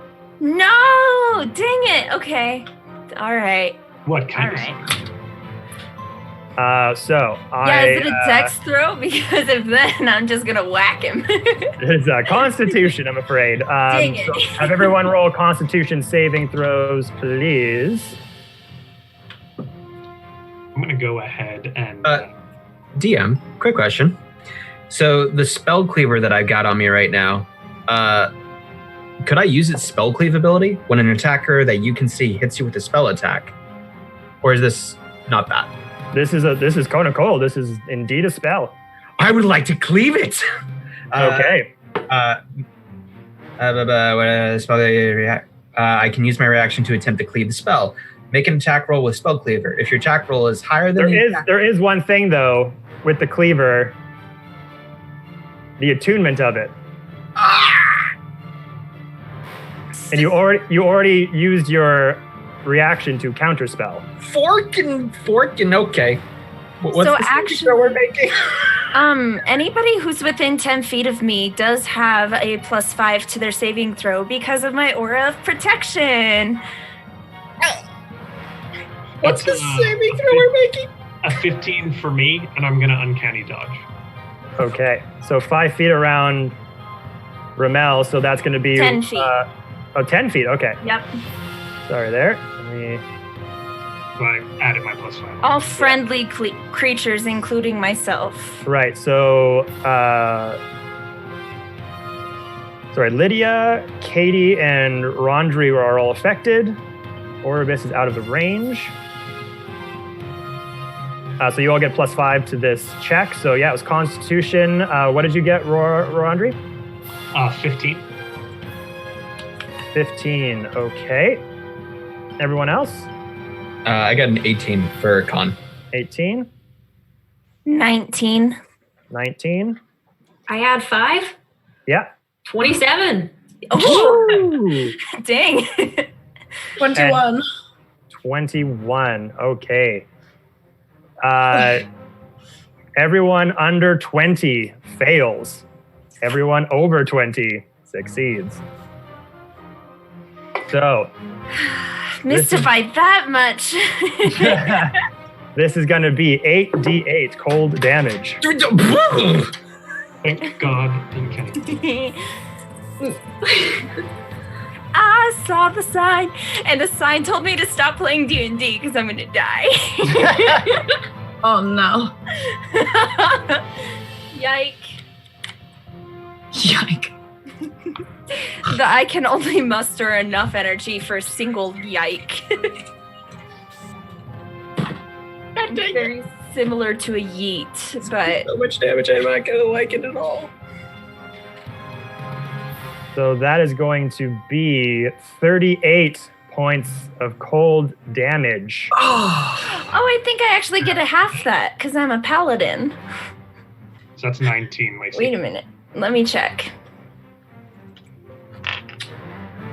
Rondry dodges the worst of it. So he kind of prepares. But as he takes that action, or as he takes that damage, he's going to use his Fade Away ability, which allows him to turn invisible when he takes damage. So that looks like him going, kind of dodging to the side, and he pulls out a little smoke bomb and just throws it on the ground. It goes, poof, and then when the smoke clears, he's vanished. Oh man, I thought you were gonna go the route of like looking like you got disintegrated. No! Oh. And then everyone thinks you're dead, and you're He like, reaches out to Oribus, like, Mr. Stark. How dare you bastardo! you bastard! It's like a How dog much party. damage for a dead bitch? He's alive! What was the damage? Because I can't find anywhere saying that cold damage is halved. 38. 38. All right. 38. Well, guys, I love you all.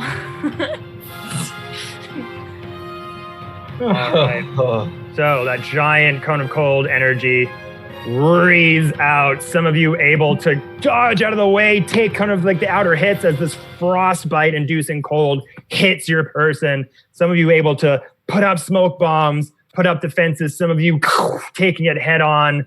Even some of the bigger creatures like the giant earth elemental able to dive out of the way as some of the other creatures take the brunt of the hits. So good job there, guys. Let's see.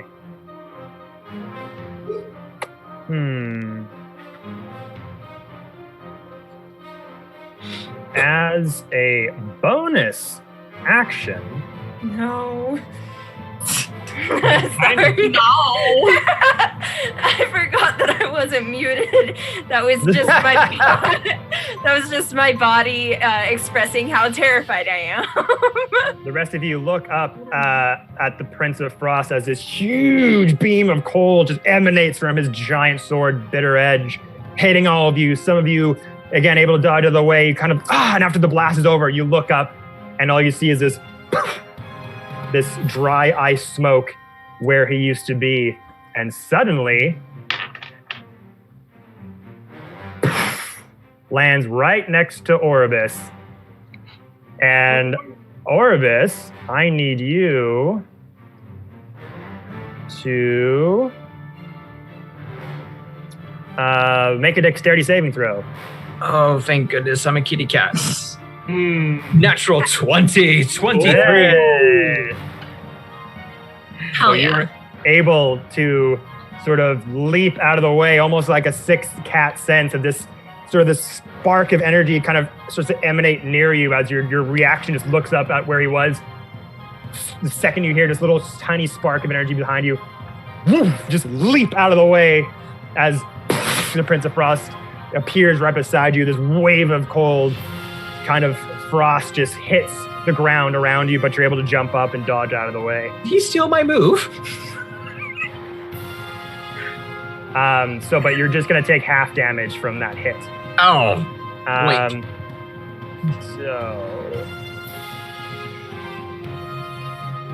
So you will take 11 halved. So let's say 5 points of cold damage. Okay. And that'll be his turn. Up next, we got the Wraith Commander.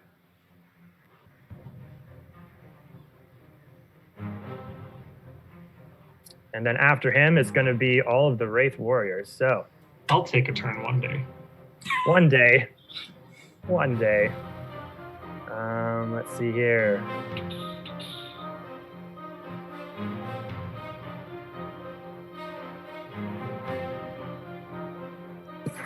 Jump down here.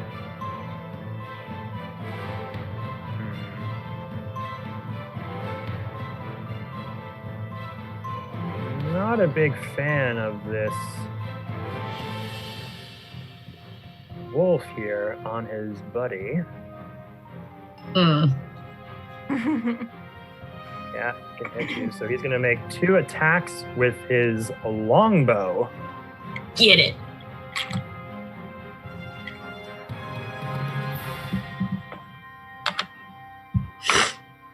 Ooh, that's a 21 to hit. Yep. And 10 on the second one. Miss. Okay, so this will be a d8. So 3 points of piercing damage. Take 3. Yeah, just 3 as the commander comes down onto the ground, releases 2 bow shots, and you're able to kind of, the first one hits your fur and your skin, and as you recognize what's going on, you're able to kind of leap and sort of move and dive out of the way as you're keeping your paws firmly on the ground, keeping this wraith down. And then up next, we've got our wraith warriors. This one as well. Moving in towards the wolf here. Gonna make an attack with the long sword. Ooh, 23 to hit. Which I believe hits. Kate? Say the number again, you glitched. Sorry, it was 23 to hit. Well, yeah. Yeah. Just making sure. All right. Are you sure? I mean, I wish I wasn't sure, but I'm definitely sure. So that's 7 points of slashing damage from that guy. This wraith here is going to use half his movement to get up from being prone. So he's no longer prone. And he's going to make a longsword attack against you, Katie, again. It's fine. This is 10 to hit. No. So miss, okay. And then this wraith comes over to Orbis and is also going to make a longsword attack. Not cool. Natural 1. Oh, thank God. The way you said natural had me worried. But Bye, guys. as a bonus action, it's going to make 1 weapon attack. Martial Fury ability. God damn. Wow. Another natural 1. Cool. Oh. Cool beans. You can't say wow like that. All right. So, yeah, you just see these wraiths now starting to enact simultaneously all together. Longbow darts or longbow arrows flying out. The smaller wraith soldiers move in on this massive wolf, just taking big hits with the long swords. Another one comes over to Orbis as the Prince of Frost kind of teleports right next to Orbis, jumping out of the way right into the longsword strike of the other wraith. But again, cat-like reflexes, turns around, able to just jump out of the way as these wild hits swing out of everywhere. The battle has surely begun. All right, the last 2 here. Again, you are the closest. Coming over to the wolf here. It's fine. I did it on purpose. Hank. This is exactly how we wanted to die. 22 to hit. Yeah. Okay.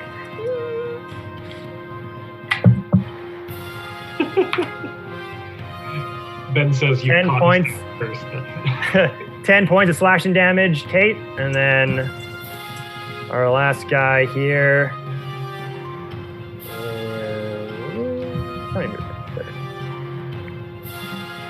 Going to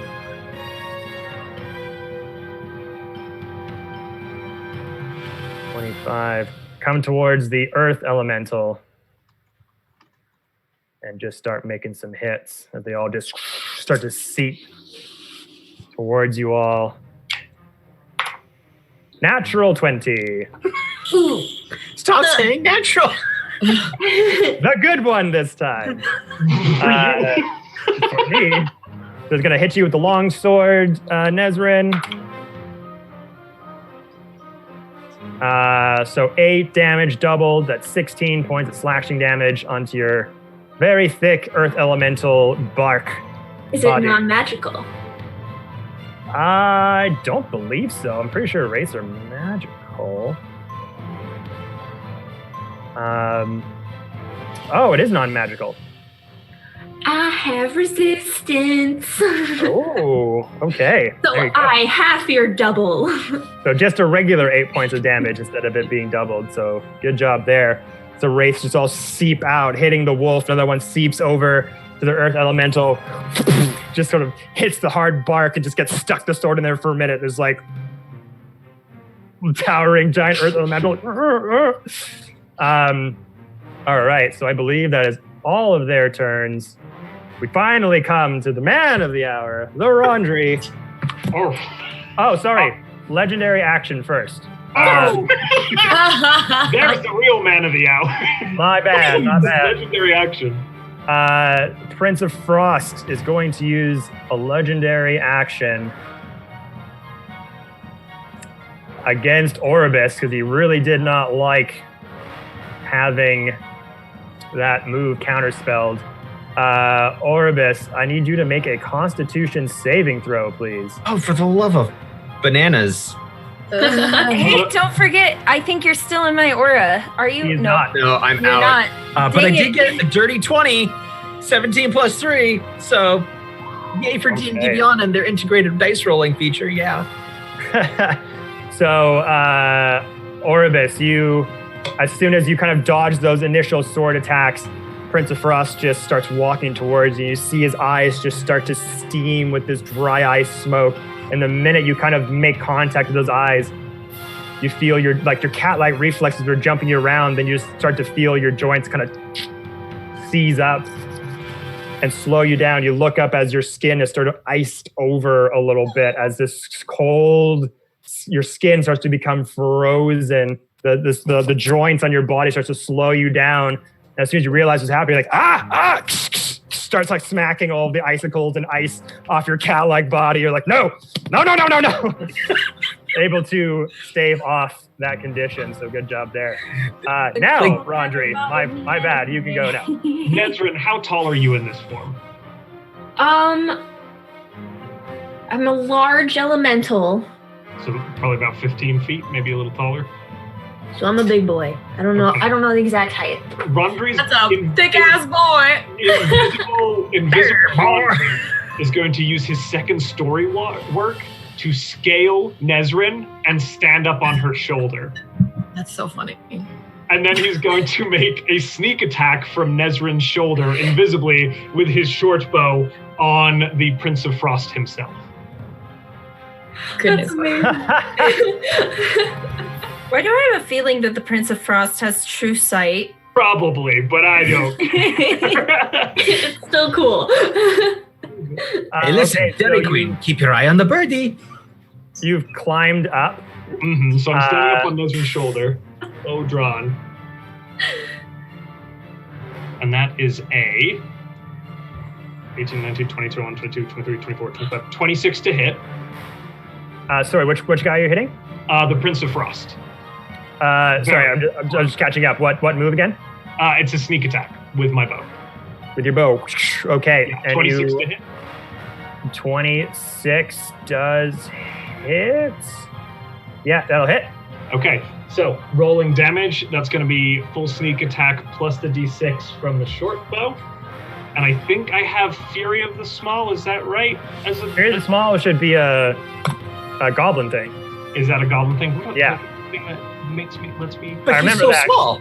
Because when Sam Oh, did his damn it, thing, okay. he didn't have it anymore. You are correct, of course. Sam Okay. Riegel did no such thing because there's no spoilers on this stream. You don't know what thing? What is Sam Riegel? Okay. Someone who's didn't- only on episode 1 of Critical Role. I didn't say a last name. Y'all just did that. Sam could have been anybody. It's your fault. You did that. Okay, guys, rolling the sneak attack damage. Okay. 9, 10, 11, 16, 22. So that is a total of 33 points of piercing damage. 33. Make the attack. he does become visible again because he's made an attack, so the invisibility problems. So now there's a Rondry up on Nezrin's shoulder, and then as his bonus action, he is going to activate his dust cloak and be consumed by a swirling torrent of dust around him, and he's going to use it to hide. So now there's the dust cloud on Nezrin's shoulder.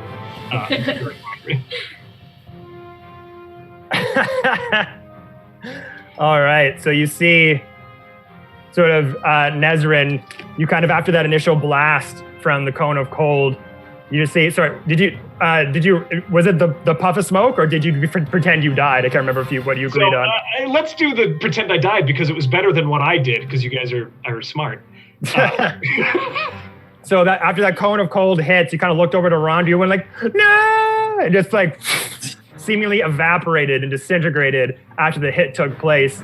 No, and then you just use that to kind of fuel your battle even more. But then after that sword wraith kind of smacks you with its sword, you just start to feel this strange small weight just sort of climb up your backside. You're kind of like, You're not really sure if it's a wraith or anything. And you just kind of hear this whisper come up the side of your tree body. Don't worry about this. And then come up to the top, and then still invisible, bring out the crossbow, right? Short bow. A little short bow comes out. A little arch of the twine. Wait for the Prince of Frost to kind of seemingly be distracted with Orbis. Just right into the pectoral.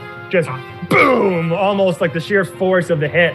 Again, staves him back a bit as his feet kind of glide on the solid ice ground underneath him. And just kind of looking around for where that is. But then, as he's trying to figure out where that could have come from, a giant sand tornado appears on top of Nezrin's air elemental or earth elemental body. Prince of Frost kind of looks over. Natural. Again, not sure where the bolt come from, but with a sudden surge of a random sand tornado appearing out of nowhere, kind of has a general idea of maybe where it came from. You didn't see anything.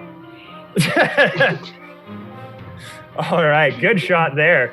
And then again, Rondry disappears in the giant sand tornado as this awesome duster, long cloaked with a huge hood is kind of affixed to the halfling body, kind of like post-apocalyptic Batman and BVS. Badass, I love it. All right, Rondry just went Mad Max. All right, at the start of the turn, we've got Rommel again. Hi. Okay, so Rommel is going to draw her scimitar and is going to put away her shield. And because I got 2 weapon fighting. And I'm going to attack the Wraith. 1 second, gotta put my shield away because that changes my armor class. Okay, I am going to attack this Wraith here, if it'll let me poke it. Basically, she's gonna rush forward to attack this guy. I can't move her. Oh no.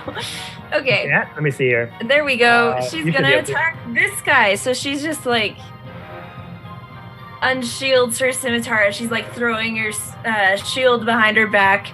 And she's got her long sword in the other hand, and she just run! She runs at this guy, and I'm going to attack him with both weapons.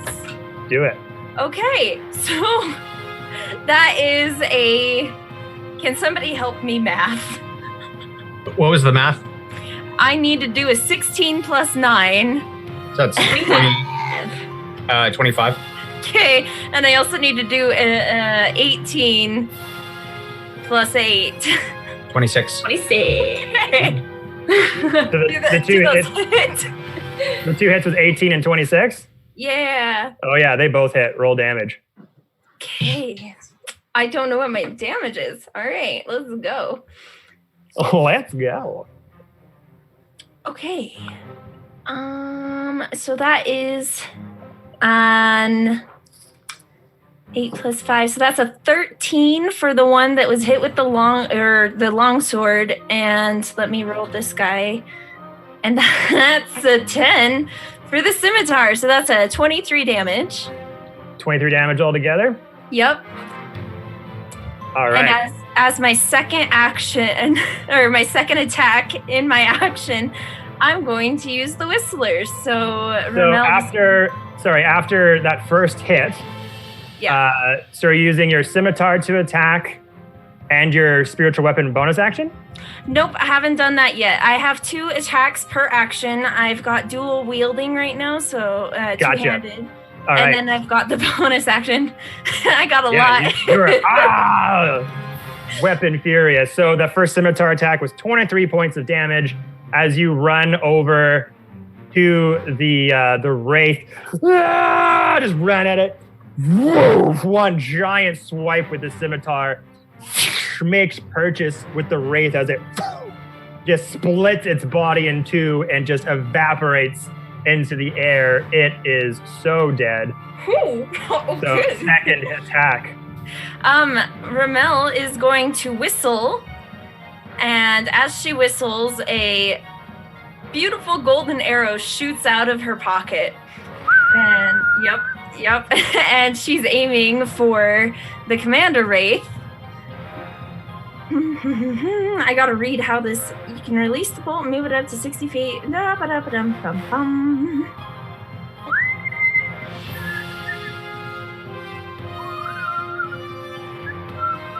Okay, yeah. I guess I just need to roll to attack with the Whistler for that Wraith. Okay. Gonna assume that probably doesn't hit. That's a 3. And 3 plus 2, I think. Yeah, no bueno. So starting to get used to how this mystical Aeorian item works. You start to big slash, that Wraith evaporates. I whistle a sharp note and it goes shooting straight into the air. Right into the air as you put a little bit too much force into your whistle. Still getting used to how much power to put behind the whistle to make it operate the way you need it to. Shoots in the air, unfortunately, and does not make purchase. So as a bonus action, I'm going to move the spiritual weapon and attack the Wraith. Sounds good. Okay. I think I also need to roll to attack with that. Let's see. I do. Natural 20 plus 5. Oh! Hey. So it's the spiritual weapon on the Wraith Commander. Do I double the damage? Yes. Or do I roll twice? I was doing just double damage. Just makes things a bit faster and you don't have to worry about collecting so much stuff. Perfect. Okay, so that's a D8 plus 1. That's a 4, so that's 8 plus 1. It's 9. 9 damage. 9 bits of damage. Okay. That's going to be a solid 9 damage. And I think that's all I can do on my turn. That is correct. Minus 9 damage. All right, so as almost seemingly using the Whistler dart as a distraction, as you slash at that Wraith, the Wraith Commander is kind of creeping towards you, looks up, and you're just like, and just throw the giant spiritual lance just right at it as it just pierces, rockets through, hits kind of the gut area of the Wraith Commander. A big part of the ghostly ethereal body just rips off of its person, kind of slinks back a little bit as your attack hits it, but still standing strong, but good hit nonetheless. At the end of your turn, Prince of Frost is going to use another legendary action. Cut that out. And seeing Orvis kind of not able to, his gaze not able to work on Orbis. He starts patting off and breaking off the ice that was starting to form around his body. Prince of Frost just kind of gets up from that initial bolt hit from Rondri, gets up, puts his hand out as this dry ice steam comes out of his hands. He starts just turning it, and you start to see the ice form once again on your body. I need you to make a Constitution saving throw. 18? 18 fails. Dang it. Okay, that hurts. What's happening to me now? So this wait. isn't. That's never mind. Disregard. Do you get a +5? I am in your area now. Maybe. Nope, you're still far away. Why don't you love me? So this isn't the same ability that was happening before. This is Frostbite. So you are going to take a d6 of damage. Okay. 3 points of cold damage, and you have disadvantage on the next weapon attack. You roll before the end of your turn.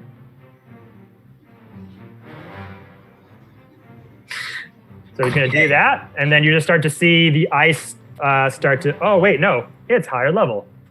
There's more than that.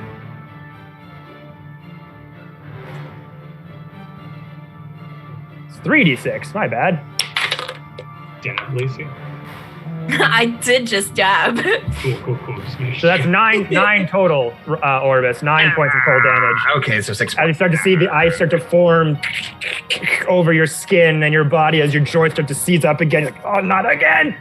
But it is your move now. All right, so I'm now at 69 hit points. Hey. Nice. So being covered in ice, Orbis is just going to look up at the Prince of Frost and say, "You think you're so special." And he's going to use Maddening Hex as a bonus action to deal an additional 4 points of psychic damage to the dude, just because he's being a jerk. A big 4 jerky points. face. Jerky face, indeed. Also, actually, that's an interesting question. So he's got Hexblade's Curse on him already. So Hexblade's Curse reads when he takes damage, he then takes Hex damage. Does this count? Like, do they stack? I don't believe so.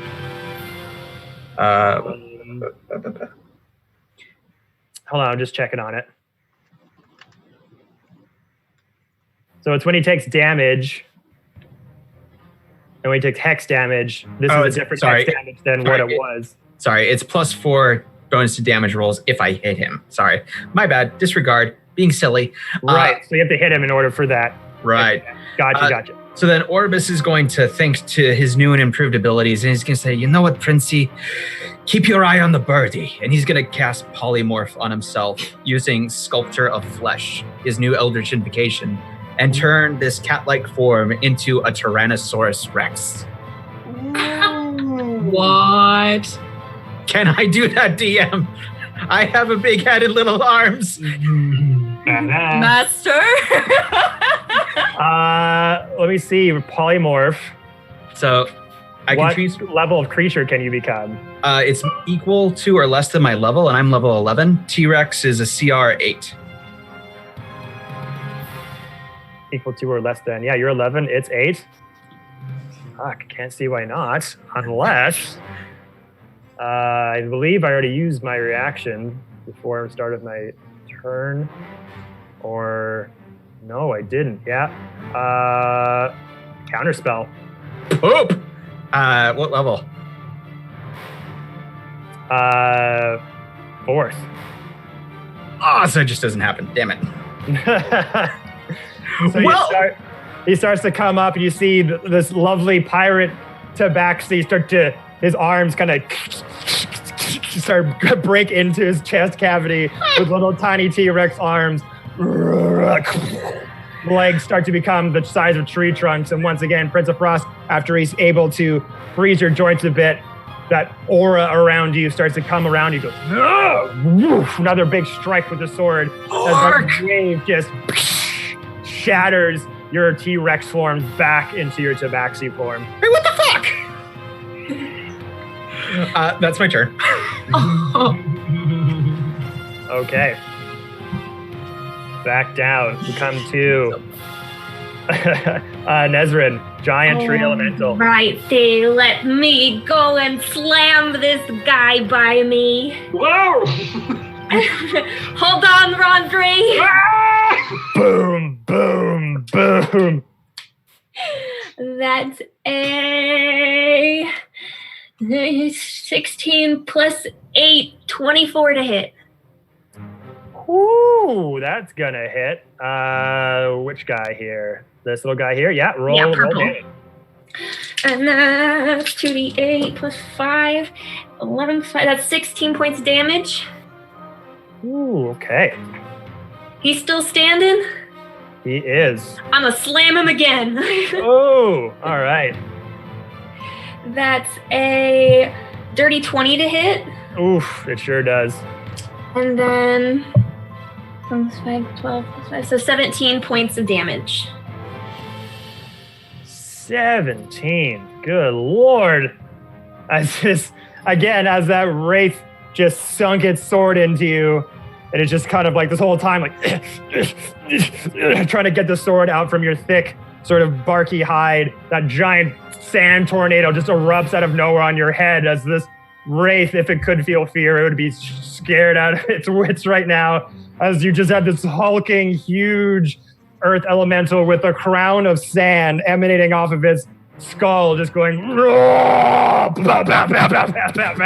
just hulking out, like rocking Loki back and forth.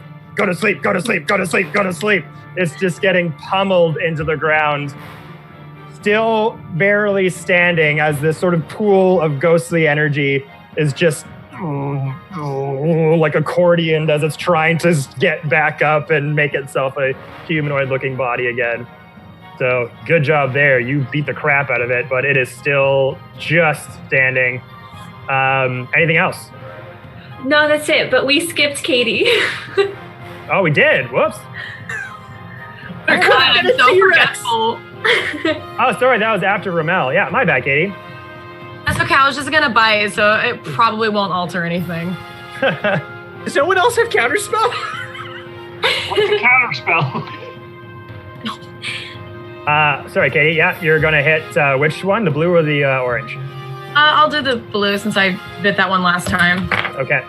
Nat 20. Hey! Nice. Good job. Thank you, dice gods! 6,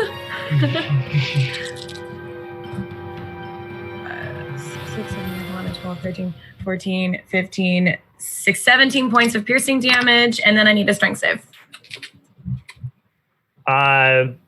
No strength save needed as you rush over to it, as all these wraiths are starting to hit you down, pierce your hide.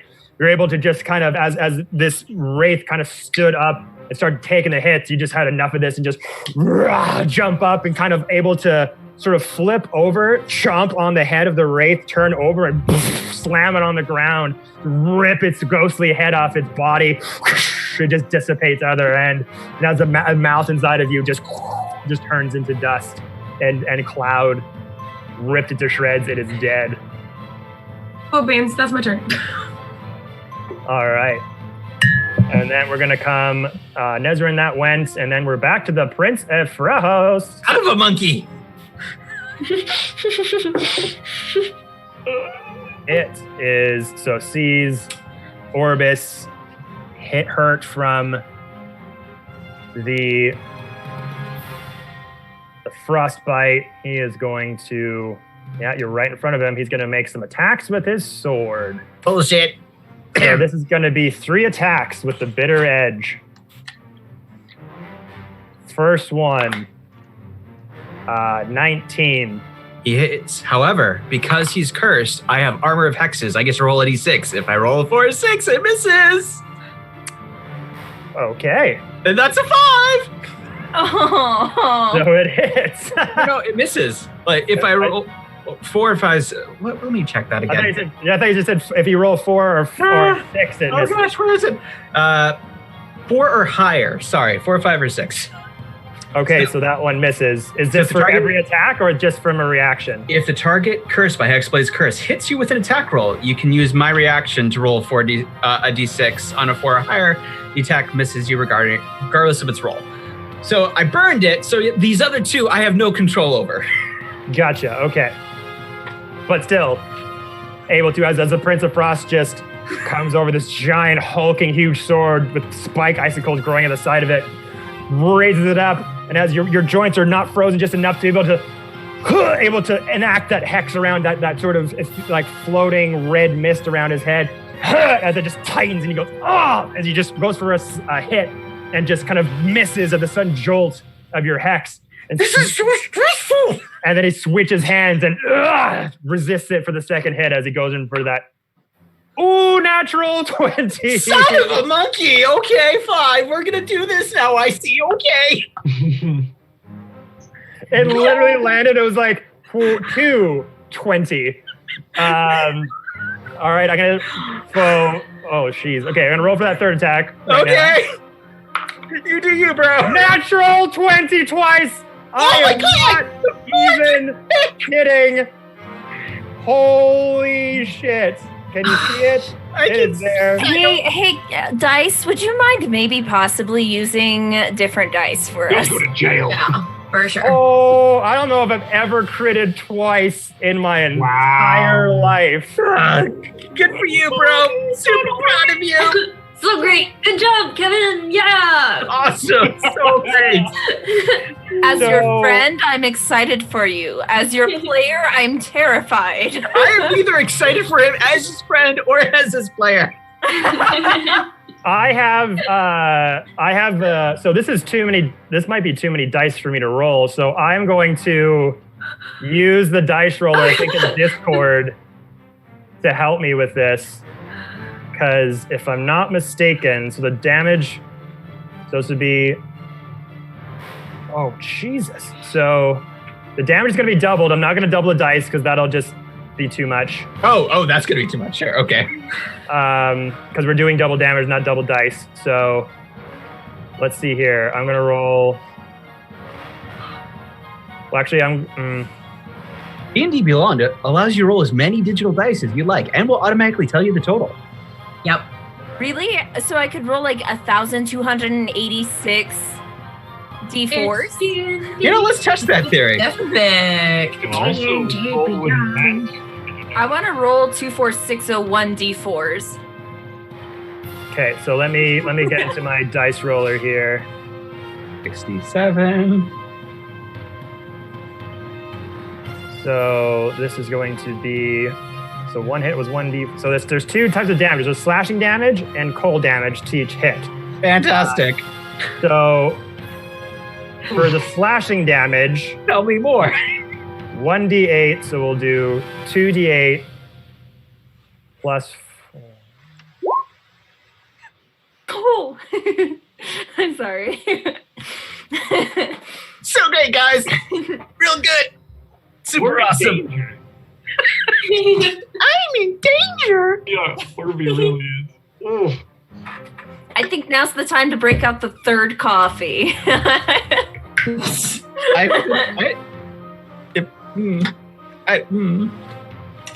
That would have been a good Zoom time. I am very uncomfortable. I'm slowly working on it. I just want to kind of like really like. That would have been a good bright light time. I am very uncomfortable with the energy we've created in the studio today. I am very uncomfortable. Just gonna stop there. I also Okay. coffee on my shirt. So, yeah, there it is. There's the Zoom. There's the Zoom. Okay, so you guys, I used Discord. Dice roller. On my two, so the first slashing damage is a D8. The second part is 4d6 cold damage. On the two D8s, I rolled an 8 and an 8. What the Broken. You hacked it. I'm not fucking kidding. Okay. Ouch. Orby, no! On the cold damage, oh my god. So on the cold damage, I'm gonna add all these numbers up. I'm sorry that it's so hard for you to add up so many numbers. Why don't you get a calculator next time? I am right now. Oh, Oh, So the cold damage was 27. So on the first, so I critted twice, so I am so sorry, Orbis. So with all that damage, because it's doubled, I rolled 27 cold damage, 16 slashing, plus 4, 47 points of damage doubled, 94 points of damage to Orbis. Orbis is unconscious. No!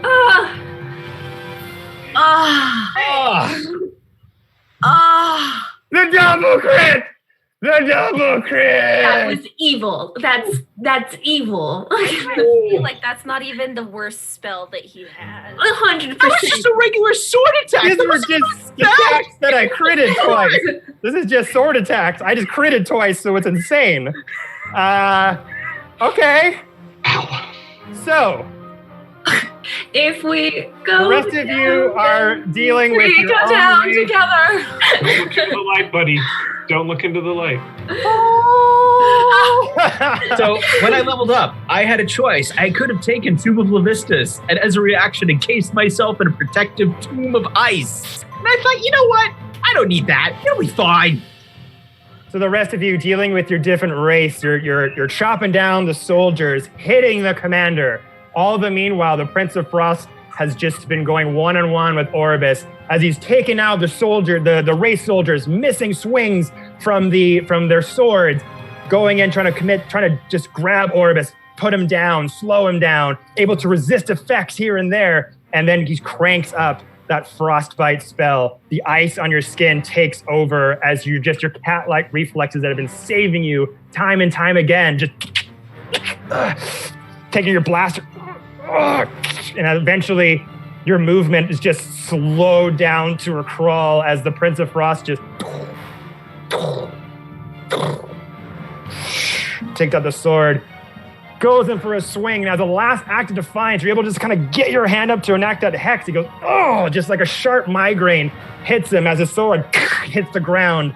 As it hits the ground, he just slides it over, throws the sword into the other hand, grabs in the air. 2 huge, thunderous hits as the bitter edge just slices through your armor like butter. The sheer pain of this cold blade just comes down on your body, huge scars as you turn around and sticks it with a killing blow right into your chest, into your belly. And then as the rest of you look on your friend Orbis as the Prince of Frost has the blade right into his gut, you just see him grab the blade and go as he just rakes it up the chest cavity, up to his clavicle, takes it out. Orbis. No! Down. Beep, beep. All right. That, I need to use the restroom now. that's the Prince of Frost move. So, up next, we have the other enemies. Yay. Great. So fun. Orbis, so much fun, guys. We're all having a great time. There is no war in Ba Sing Se. So we got the Wraith commander here, who is going to make his way over to Ramel, Yep. taking all of those hits from the radiant weapon. It's going to make 2 attacks with a longsword. Sweet. Guys, I don't get it. I don't understand. No. I don't understand. Stop, Kevin. What is that's the third natural 20. Go home. I asked That's you to use another different crit. dice. I asked That's you to another use crit. different dice. No, we're done. Shame no. on you, Dice. Shame on you. Nope. Shame. Oh Governor, my this is God. for Oh my all the sneak God. attack crits that you've done in this campaign. I've just come to bite I you mean, in the ass. That's fair. You've been like, I'm not doing anything. I swear, I'm not. one-shotting enemies with your bow in the head. We're like so happy right now, and it's super disturbing. I kind of am, I'm not gonna lie. All right, second hit. It's like a runner's high. 16. 23 to hit. Is this on me? No, this is on Ramel. The 2 attacks. First was a crit. The second one was a 23. I know you have high armor, so I didn't know if that hits. It hits? Yes. Okay. Paladins have high armor. I'm sorry. All right. No, my armor class is 100. Remember? It's 100, guys. All right. So we're going to do the D10. That is a 26 points of slashing damage on the first one. On the second one, 10 points of slashing damage. So 36 altogether. I think I might actually be resistant to slashing. Give me 1 second. I gotta look at my equipment. Oh. As you are taken aback from the sudden shocking near death of Orbis, as the commander sees this, starts going in and slashing at your person as you're distracted. Not anymore. Oh. So, what was the damage? 36. Sweet. I'm doing great.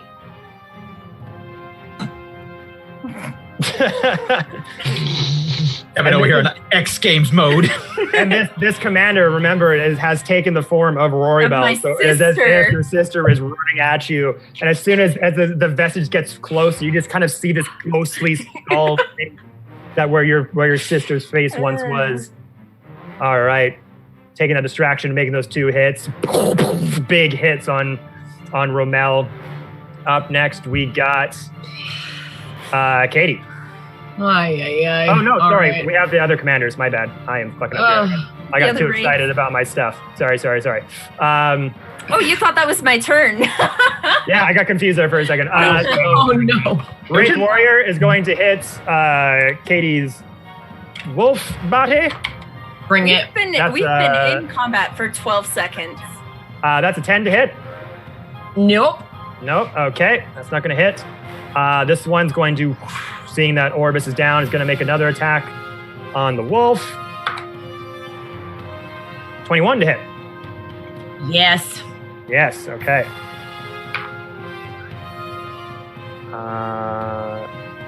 13 points of slashing damage on that one.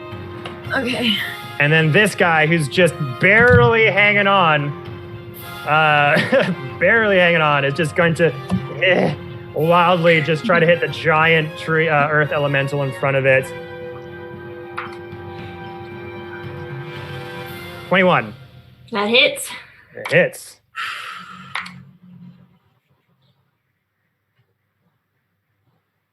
All right, so that's 5 points of slashing damage to you, Nezrin. Is As that already that- halved? It would be, actually, yeah. So that's 2. Awesome. 2 points of slashing damage. This thing just kind of accordioned all over the place, just kind of hits the side of your wood-like armor. All right, now we're back at the top of the round with Ramel. It's my turn, actually. Yeah, no, Rondry. it's Sorry, Rondry. I am fucking up all over here, guys. You're I am good, so man. There's sorry. a lot going on here. I got so exhilarated. Okay, Rondry. All right. Rondry, seeing Ouroboros go down from his currently hidden spot on Nezrin's shoulders, will go, no! And will release another sneak attack shot on the prince again. Okay. So, rolling to hit.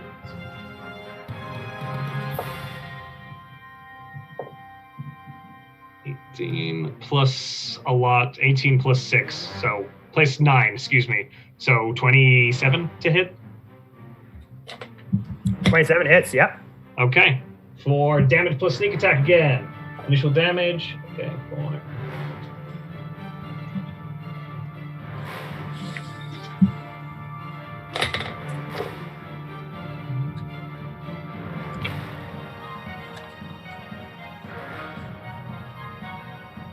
I'd like to take this opportunity to remind you, self-care is important. Make sure that you're drinking plenty of water, resting your eyes occasionally, looking away from the screen, taking appropriate restroom breaks.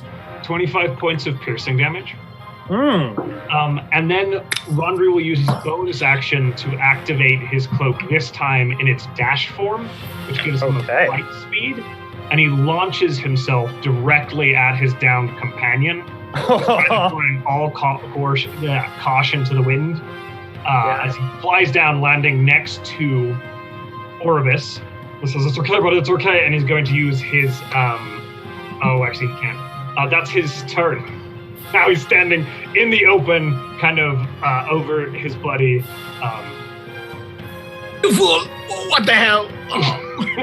He kind of throws the bow down and just pulls out the two rapiers and just, come on, assholes!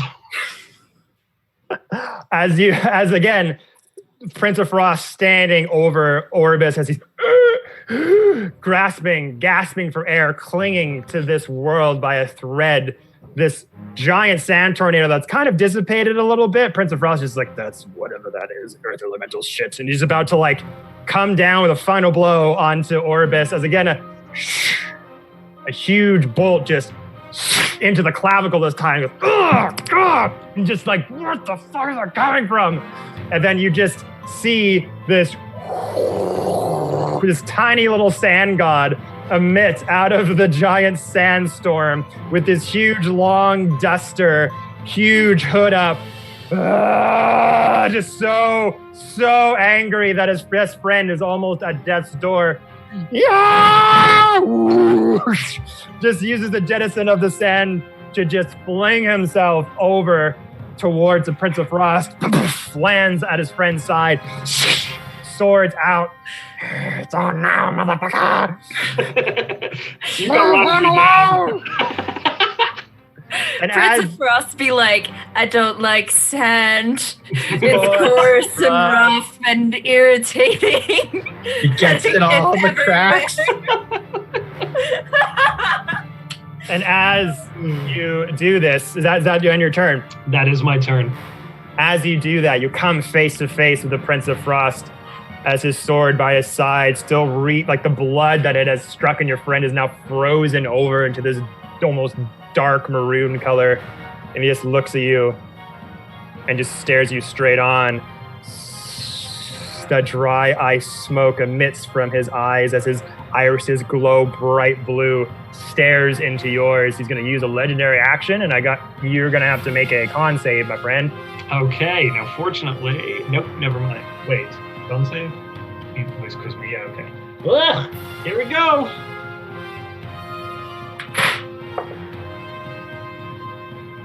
That's a 7. So same thing. You weren't able to notice it from before. As the sand is kind of whipping in your face, you stare at him as you're at the ready. You then kind of like move a little bit to get a position, and you look down. You just see ice crystals start to form on your skin. Your joints start to become a little bit slower than they were before. You are going to take... Uh-oh. Damn.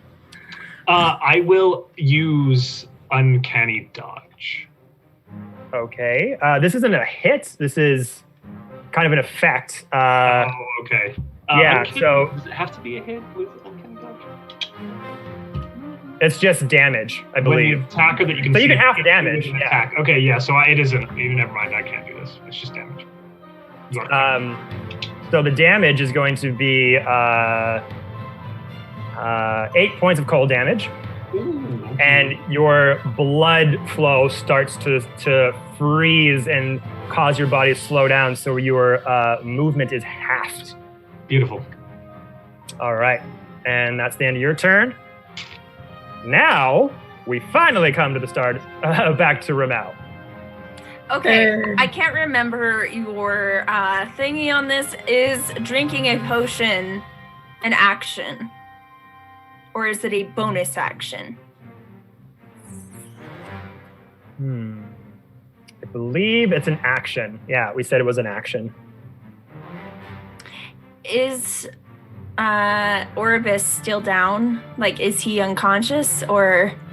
Oh, yeah. You just see him clutching this huge gash on his chest cavity. These are outside. They need to be inside.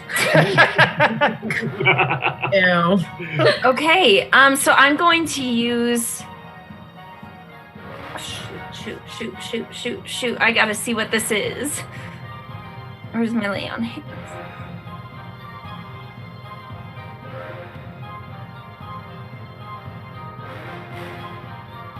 I don't like this.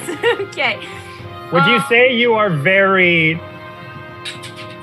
worried at this point? Would you say that you are very concerned for your life at this point? Would you feel that you don't know what to do at this point?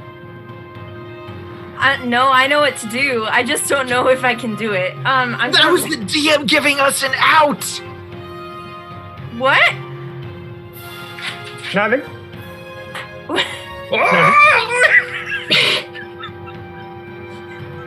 What would you like to do, Ramel? I'm not quite there yet. I'm gonna run over to.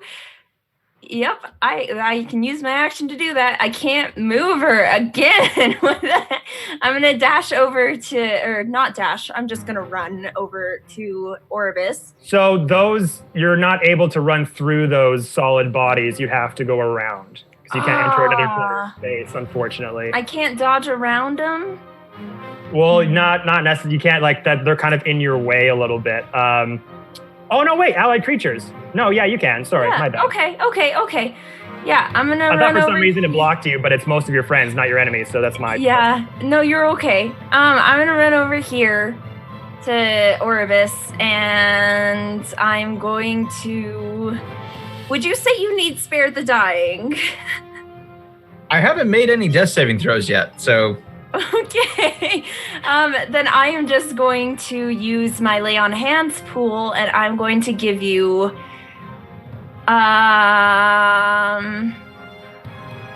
So before you do 15? That, I will get attacks of opportunity on you from those two enemies that you did pass by, though. Absolutely. So I'm just going to do those really quick. 8.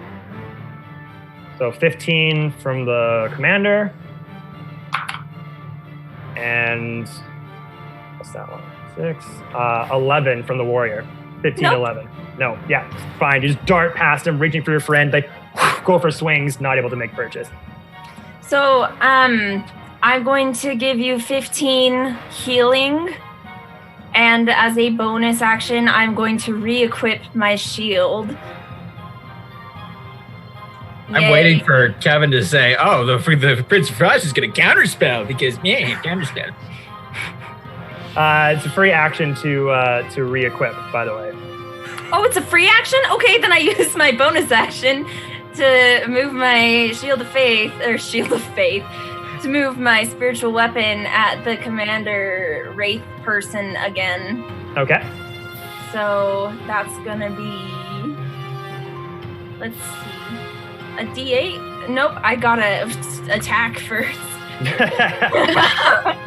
Okay. So it just hits, right? Cool. That's a 17 plus 5. That's a 22. That'll hit. Don't worry. Roll All right. Okay. Well, that's an 8. Okay. So that's be 9 damage. Nice. And I think that's all I can do. Okay, so you reach over, heal up Orbis as he was just on death's door, rush over to him. You see Rondry kind of like trying to stand off with the Prince of Frost as his skin is starting to ice over as well. You two meet up in the middle of the battlefield, rush over, kind of dash on your knees as you slide over, kind of past Rondry, put your hands on Orbis. Radiant energy just breathed into his body as some of those wounds close up a little bit, not all the way healed, but enough for him to breath starts to come into him a bit more regularly as he's not stepping into death's home anymore on the doorstep, but is now just at the driveway. All right. So my grandmother. You look pretty good for a dead bitch. He's alive! And then we got Katie. All right. Well, since I'm barely still a wolf, I will bite, but I'm going to do the... he's not stunned or anything, right? The Prince of Frost? Nope. Okay, cool. Then I'm going to go... he's hexed, that's all. Oh, other guy. The guy on top of your poking at. Yeah, that's the commander. He's just normal. Okay, I'm going to try to bite him instead of the small ghoul. They seem to fall quite easily, so I'll try that guy first. Okay. 16. Misses. That is my turn. As the wolf just trying to rip that head off of one wraith, looks over at the commander, goes for another bite, but as he just got hit from the radiant spiritual weapon, kind of knocked him back a bit, and he just kind of didn't time it very much or very right as his body gets pushed over, just hits dead air, but still standing in front of him, protecting him from the rest of the party, or protecting the party from him. My bad. You're welcome, guys. All right, up next, Nezrin. Face to face with that small little wraith guy. There's Orbis. Orbis. Orbis. What would I do? I'm sorry. Your turn. I'm alive. Oh God, I'm alive. Okay. Barely. I'm on the ground, like laying prone. For a minute, yeah. I look around at my party. I see that we're not really doing so hot. And I'm going to say, I think it's time to regroup. Oh God, my chest. And I'm going to use my Mystic Arcanum to scatter, and I can teleport up to 5 creatures within 30 feet of me to an unoccupied space 120 feet away. Whoa. So I'm going to take my party, and I'm going to take my toys, and I'm going to leave, because this isn't fun anymore. That's incredible. So we're going to go ahead, and we're just going to... And you guys don't get opportunity attacks, I don't believe. It's just teleporting away, Nope, right? we poof. Yeah, we poof. So I can't see 120 feet away. We're going to poof down. We'll go over here. That's 100 feet away. That gives us a little bit of breathing room to regroup. Let's come all the way over here. Yeah. So yeah, if I could... all the way away. Yeah, so if we could poof the max distance that spell will give me over here somewhere, that would be nice. So which way are you trying to go? Let's say right here. Down there? Okay, so move your guy, and I'll move the rest over to where... is it just Rondry and Ramal you're moving? Or everyone. The wolf as well, and the earth elemental?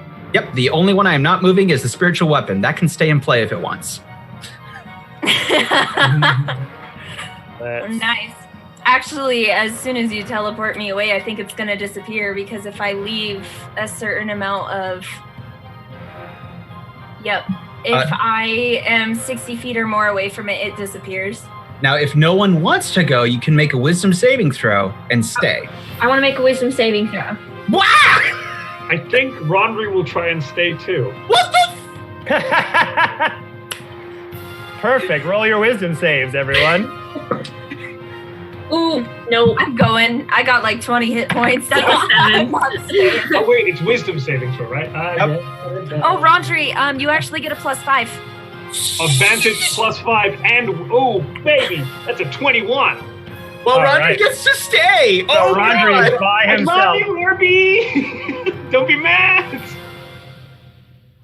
Stays with the Prince of Frost. Why did you do that? We got a job to do, buddy. Get healed up. I'll see you in a bit. Oh my God. So as Orbis just it comes back to consciousness, he's like, we have to regroup. We need to regroup. And he just like, what's the spell again? Sorry? It's scatter. Scatter.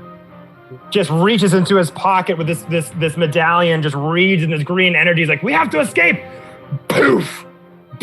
And plus, do you have to see the point of where you teleport to? I do. Can I see that?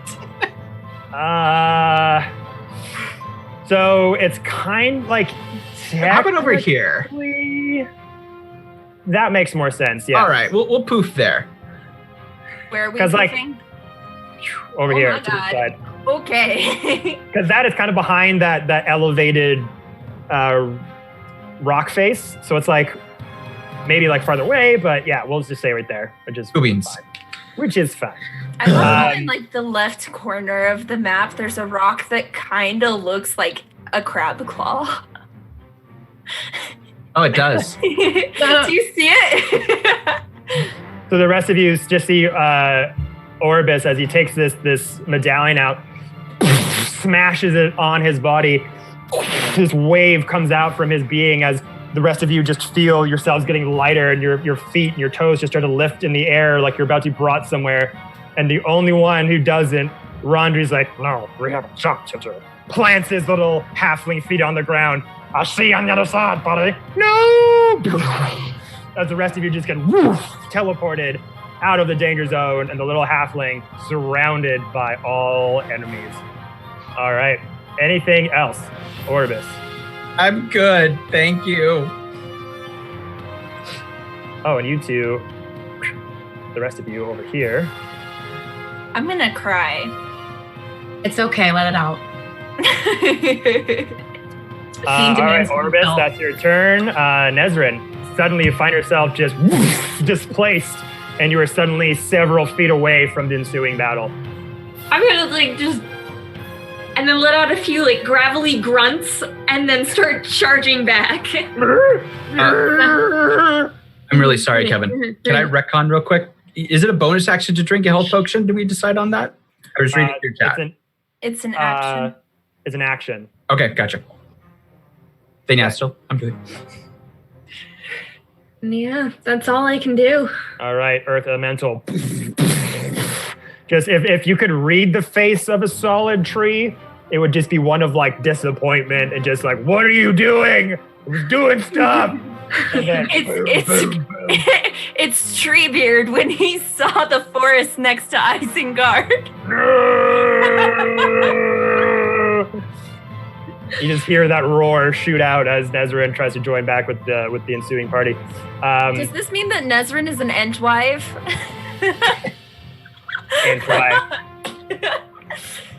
All right, and after that, it's the Prince of Frost again.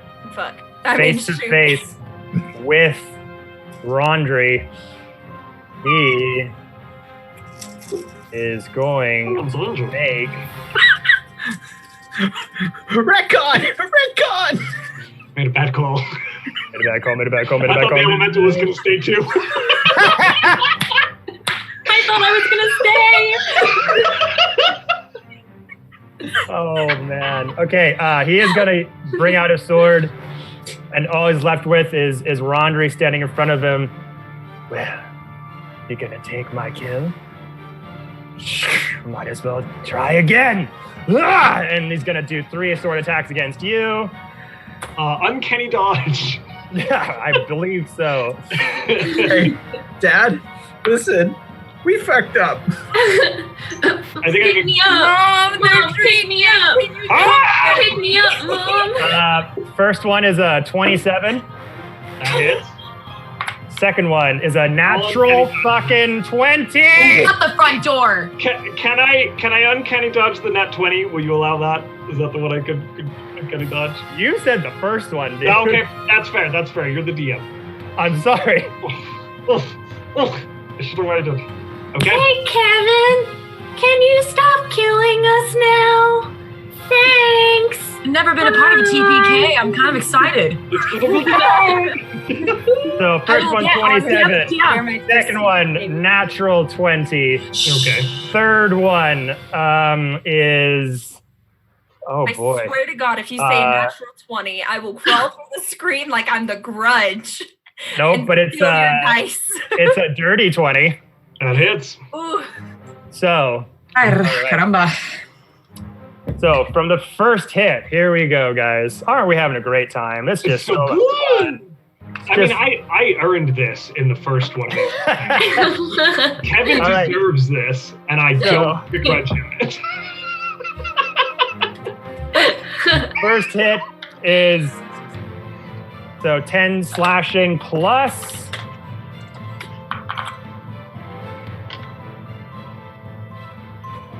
11 points of cold damage. So that's 21 halved. Yeah.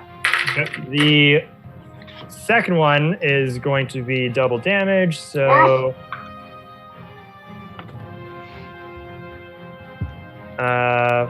So wait, 5 plus...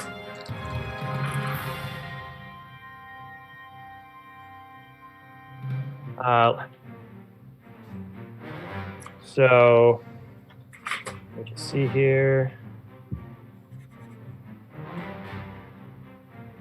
Second one's going to be 36 points of damage.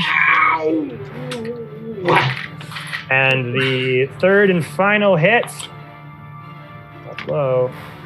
I had a plan. Plans never work. Everyone's screwing up my plan. The angriest eyebrows I can muster. Okay. They look like antennas. And the second one is 26 points of damage. Holy Andre crap. goes down, unconscious. Oh, No! Not 426 points of damage. Jesus, D&D Beyond. 26. As again, you just look on as Rondre just has his blades out, and that quickness that rogues come with, just bring it on. Goes in for that first big hit. The blades come out, just able to cut right through the block, right in the clavicle. Ah! Takes that out. Through the belly. Take that and just wring it back into an uppercut that goes from the inner thigh raked up through the chest cavity. Fuck you. Up the clavicle. Knocked unconscious. Okay. And Orbis scream, grab his body and get back here! Now the rest of the enemies go. So, Oh god. Oh, yeah, I forgot. Oh, no. Hey!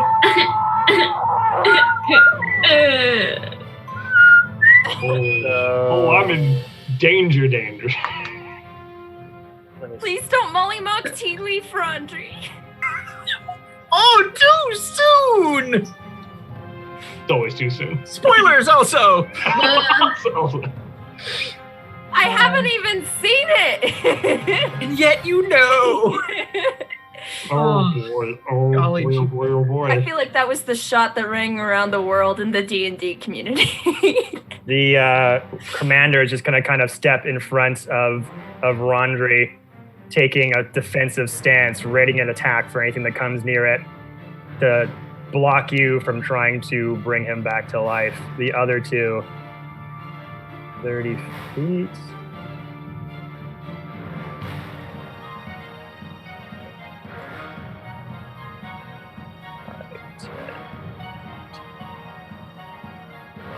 This music is way too cheerful. Right? I'm like, we're all jamming a little. I can switch it to something much more depressing if you like. Oh, we're okay. We're good. Save that for our Is it funeral. I'm Not Okay by My Chemical Romance? Oh, Is it I'm Not Okay, I Promise by MCR? Oh, it's so Because beautiful. if so, then I yes. see my Andre, grandfather. no! Andre, no!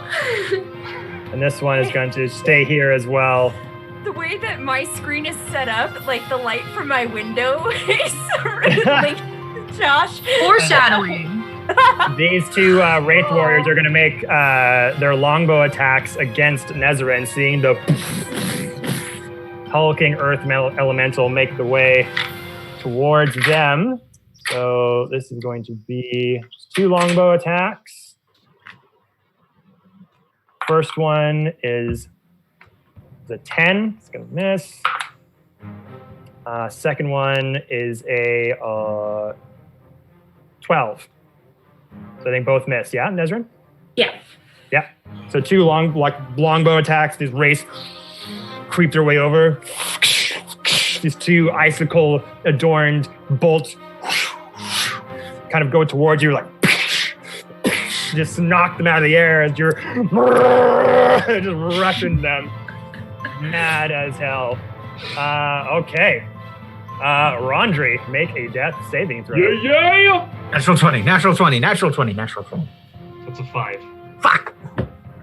Oh, wait. Sorry, there's one more Wraith here, I forgot. Didn't I kill one? Please tell me I killed one. I distinctly remember killing one. Yeah, You did kill one. that's the one I was slamming. Oh, that's the one you killed. Yeah. That one's dead, I We're believe. going down in the And we're reeling around. Sugar, And sugar, we're we're going going down down swinging. Okay. I took a Rondry. step towards the light. I'll be your number Failed? one bullet. 5. Loaded gun. Five. Let's cock it and pull it. First death saving throw. Fail. As you just look on and see Rondry just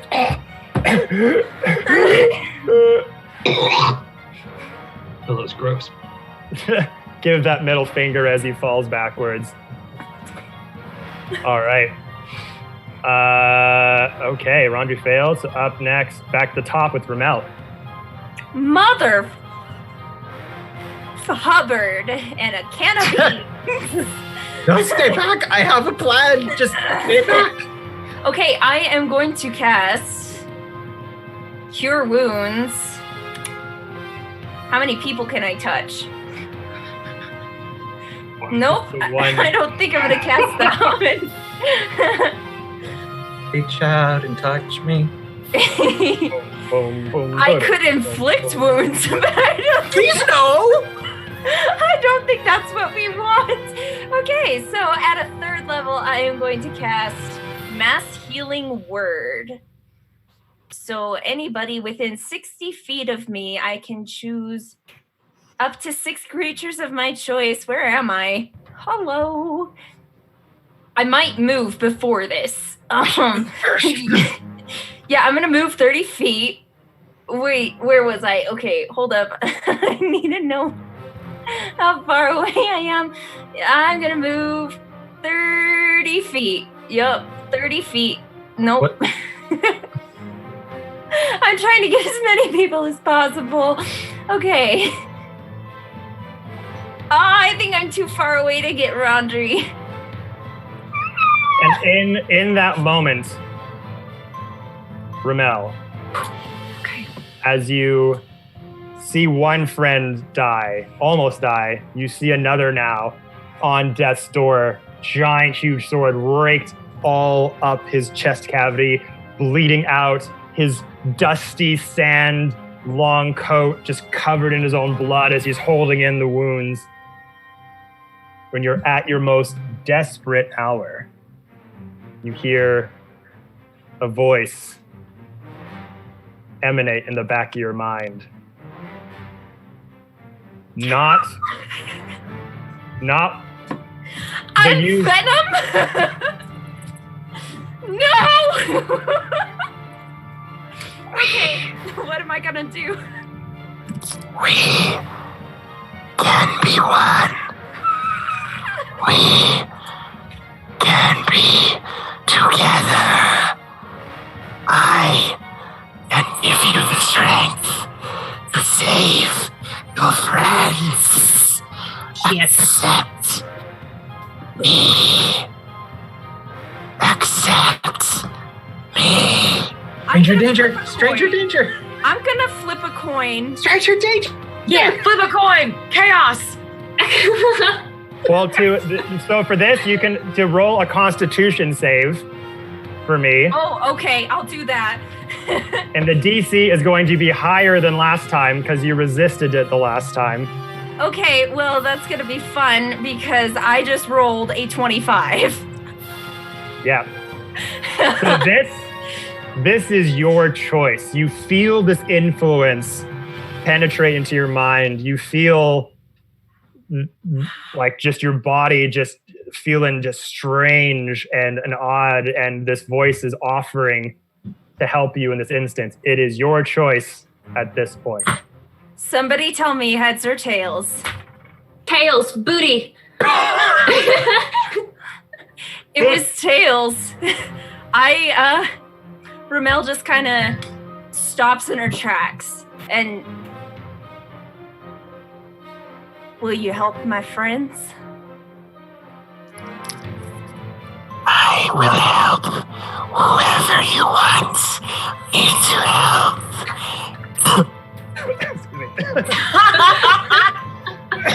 Nice. Sorry, I had something in my throat. I thought you were gonna come back like, sorry, I had something in my throat. Can't be sorry there. Never mind. Oh, I like this one. I could help you if you like. I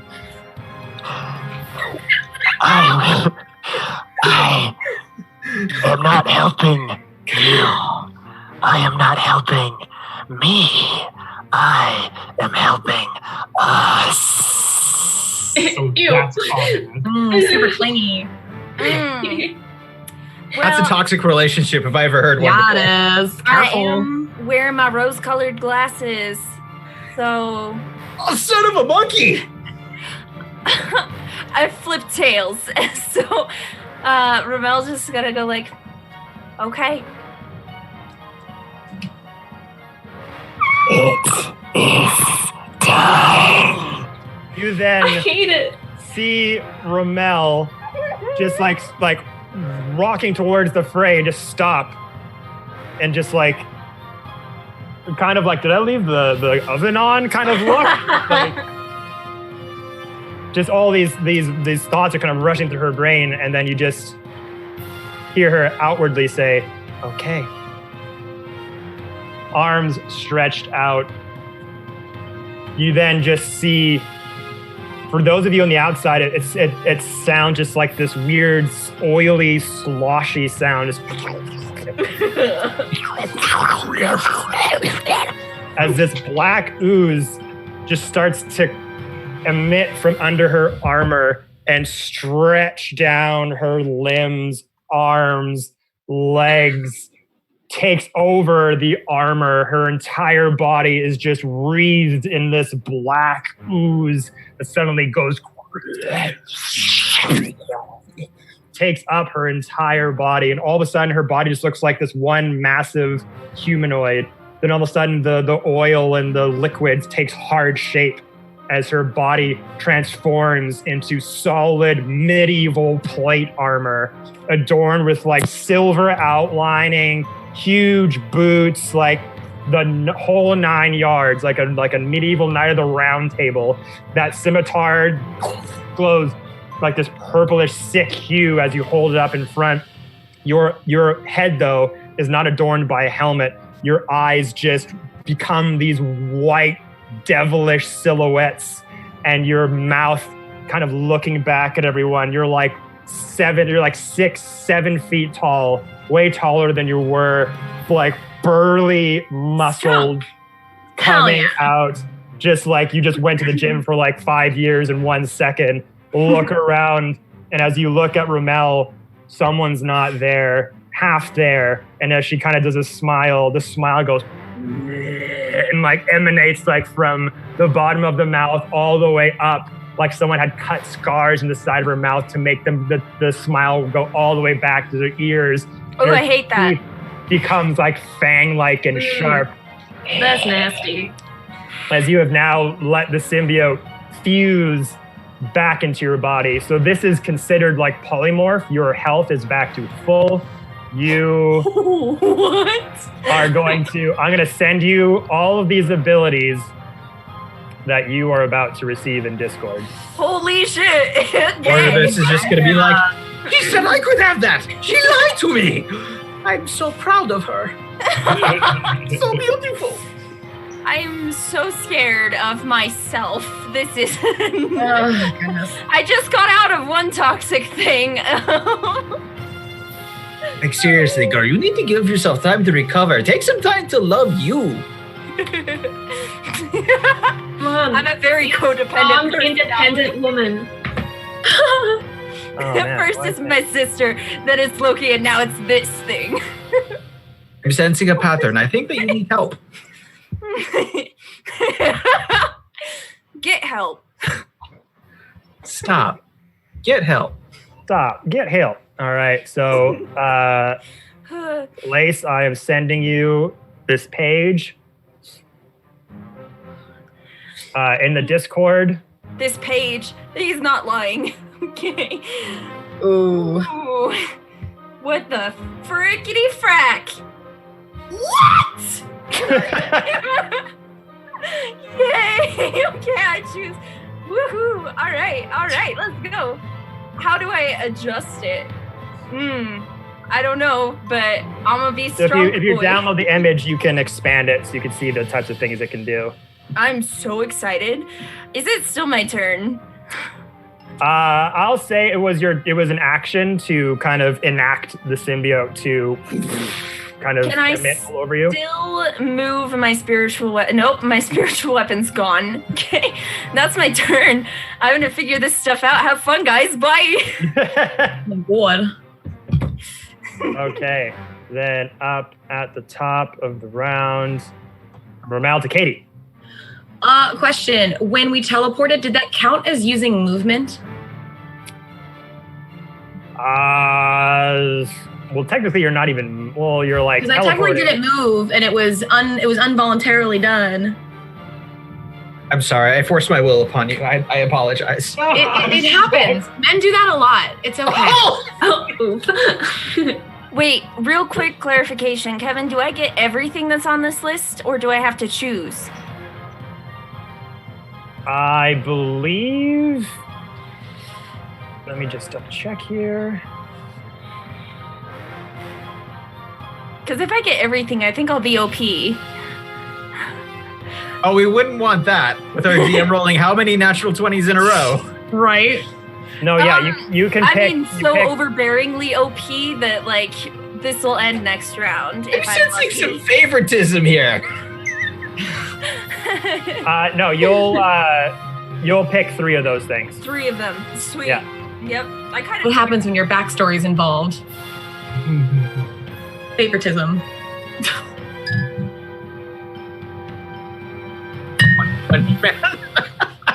It's Saitama. Aha. Okay. That's cool. Just over here dying. Whatever. Take your time. Oh, I'm sorry. It's not like someone pulled a magical escape door out of his butt. All right, so Katie, you're asking if the teleportation is a form of movement. Like if that counted as movement for me. It shouldn't. Yeah, I guess not, because it wasn't you moving; it was someone else moving you. So, Okay. but why? What's the thing you're trying to do? So I'm trying to bonus action. I'm gonna try to turn out of the dire wolf because I want to use my tabaxi special ability to move far, but I can only do that if I haven't moved in a turn, which I didn't move last turn. So I was trying to see if I could still do that. Yeah, That's up to you. someone moved you, so yeah, you're good. Okay. Then I'm going to do that. So I'm going to turn out of wolf form, go back to myself. Where did the map go? There it is. And I'm going to use my tabaxi speed to get to the other side of our dying friend as my movement. Yay! Yeah. Literally, yeah. everyone I teleported away is just like ran right back. Okay. So are you? He's dying! You're using your tabaxi speed as a wolf? No, I unwolfed as a bonus action. Oh, Use gotcha. my tabaxi speed as my movement. Yeah. I disappeared. Oh, good. Back to myself. Because I'm pretty sure, I don't remember, I'm still slightly high. I'm pretty sure you're the one I was flirting with, so I gotta save my boo. That was the kobold, but he appreciates it anyway. You know what? We're transferring it over to you. I took it. If I wasn't dead. She's into small people. It's fine. Oh, no, Doesn't matter what It's time. true. Height is everything. Game recognizes dead.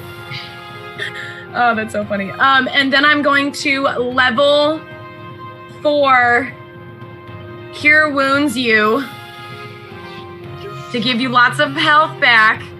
You're the best. Cure Wounds is a D8, so I need 1, 2, 3, 4 D8s. It feels. Feels like love, doesn't it?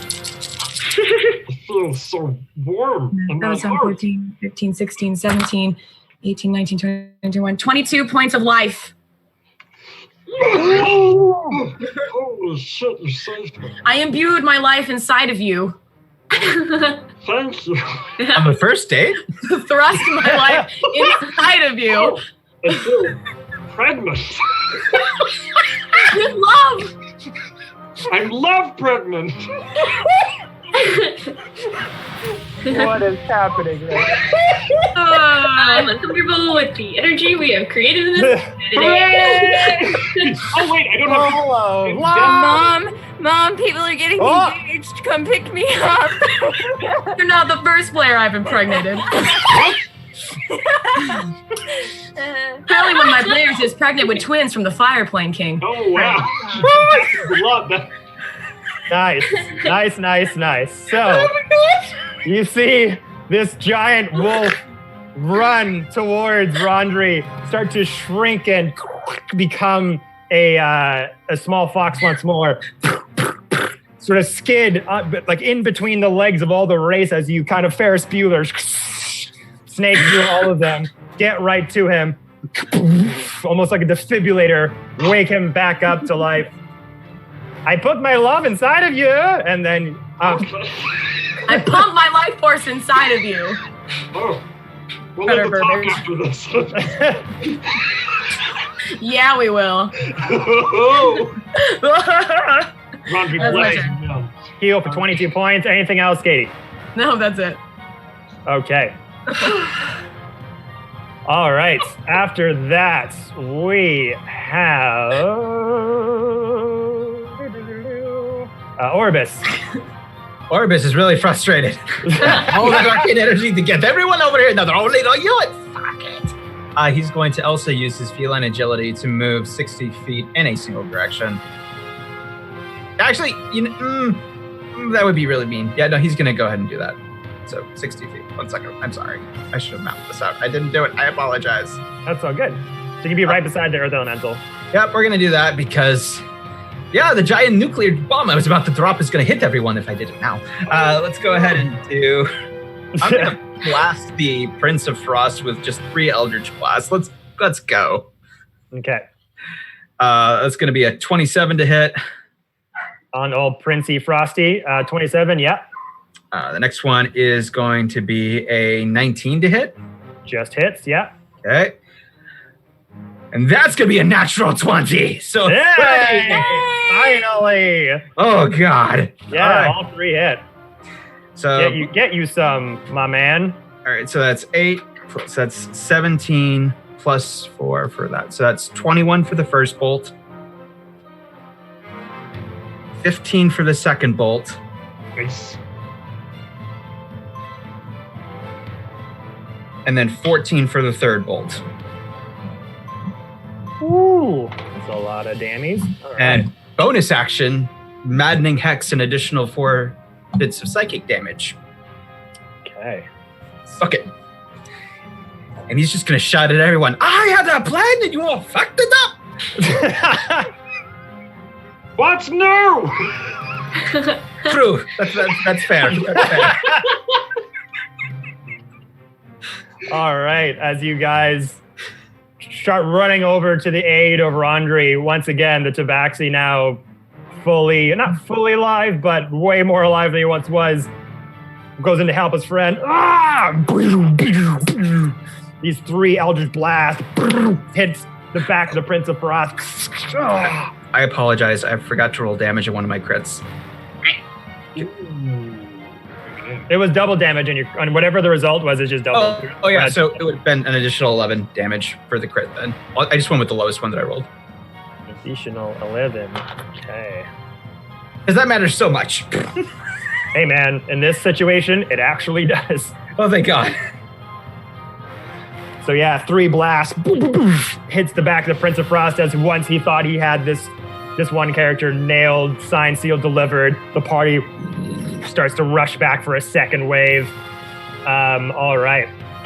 After Orbis, we got Nezrin, Okay, the angry AF Earth Elemental.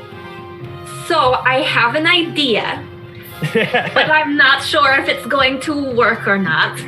Welcome to D&D. I have Earth Glide, which means that I can burrow through non-magical, unworked earth and stone. While doing so, I don't disturb the material I move through. Okay. Would I be able to burrow underground and pop 30 feet back up right under Rondry and pick up both Katie and Josh as my action? Whew. I believe that should be okay. The ground you're on is, totally cool. I might get you to roll a strength check, maybe to like pick them up. Okay, I can do that. That is a 24. Oh yeah, you're good. So you just see this earth elemental that's been running as all of you are charging for your second wave. Boom, boom, boom. The Tabaxi climbing up almost like an Avengers type moment where you're all just coming together at the same time, coordinated attacks happening, and the earth elemental starts to run and then just starts to sink into the ground as the earth elemental is running, almost like they're going down some steps, just as they merge with the ground, down the escalator of the earth, and then just pop right where Rondry and are. Pick them both up. Where did you want to go? Just right there. I moved myself. Okay, so you've got them picked up. Do you have? I think you have more movement, no? Or is that as far as you can go? That's all my movement. And then and then just picking them up would count as my action, right? Yes. Okay, so I just have them on my shoulders. Okay, so you just picked up the small little adventurers on your shoulders, not incurring any opportunity attacks, so you are good there. All right, good job there. Up next, we have the Prince of Frost. So, Prince of Frost, once again. Oh boy. Yeah, Exactly. notices this giant, huge tree come out of the ground. Much like Tree Ant in Lord of the Rings. These small little hobbitses just dangling off of you. As you just kind of take your giant tree trunk hands, staring them down. Prince of Frost, I always wanted to chop down a huge tree before. And just goes with 3 attacks on you, Nezrin. Bring it on. Oh my god. All right, let's see how many crits. Oh, I don't get do this it. time. Thank you, Snap, for picking that up. Welcome. That is a 22 on the first one, a 13 on the second one, and another 22 on the third one. 2 hits. Okay. And then what kind of damage is it? First one is slashing with the magical item. The second one is cold damage. Okay, so both of those will work. Okay. So this is going to be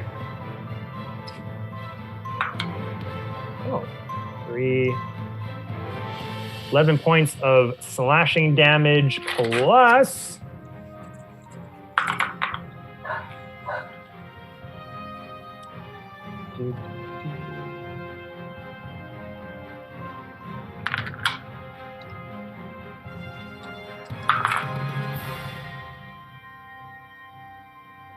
Orbis is nothing if not a supporting character.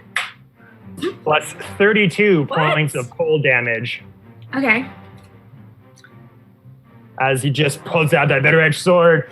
Everyone just keeps taking his kills away from him, super upset, just huge whacks on your giant bark-like armor as pieces of bark just start ripping from your body as you're just holding up your friends high up, just trying to keep them protected from the giant sword swings as he's kind of swinging up to try to get them, but not taking any purchase there.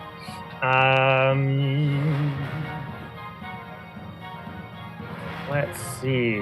Please don't tell me he has another action. He kind of does. Oh. He kind of does. Shoot.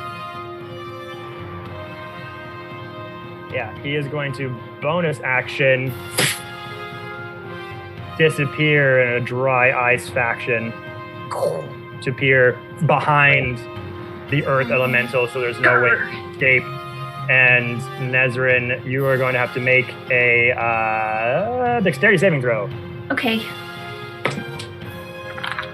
Oh, that's a 15. 15 just fails, unfortunately. So you are going to take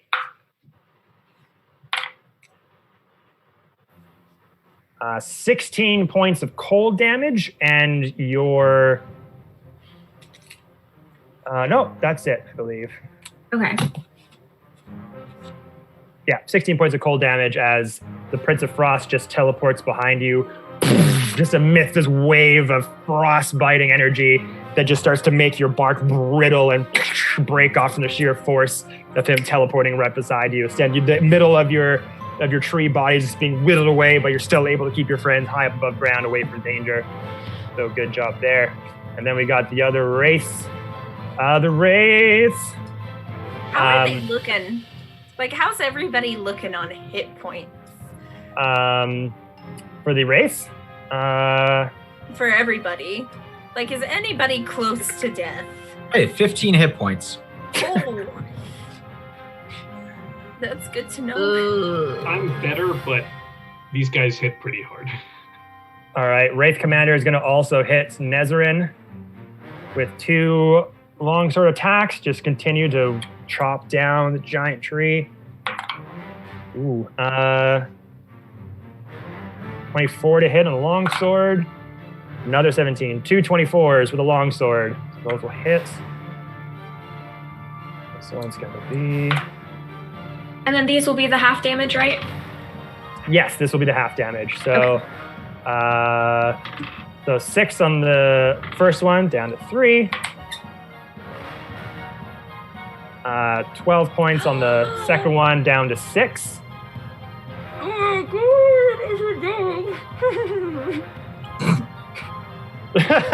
It's a baby. Don't pay attention to me. We're fine. That guy looks like my puppy. He's so cute.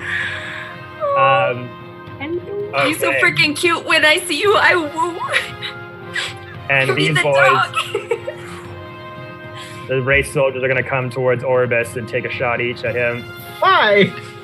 Oh, First one, natural 20 Kevin, again. Kevin, change Oh, the that's- dice, dude. Okay, that's awesome. Great job, dude. I'm super proud of you. Can't wait right. to see who dies this time. Second one I think it might be Snap. is 11. Hey, you counterspell the counterspell, man. He hates that crap. Who doesn't? Okay. So the first one's going to be double damage. So the crit attack, 22 points of slashing. I'm unconscious again. And the second one, was an 11, 17 to hit on that second one.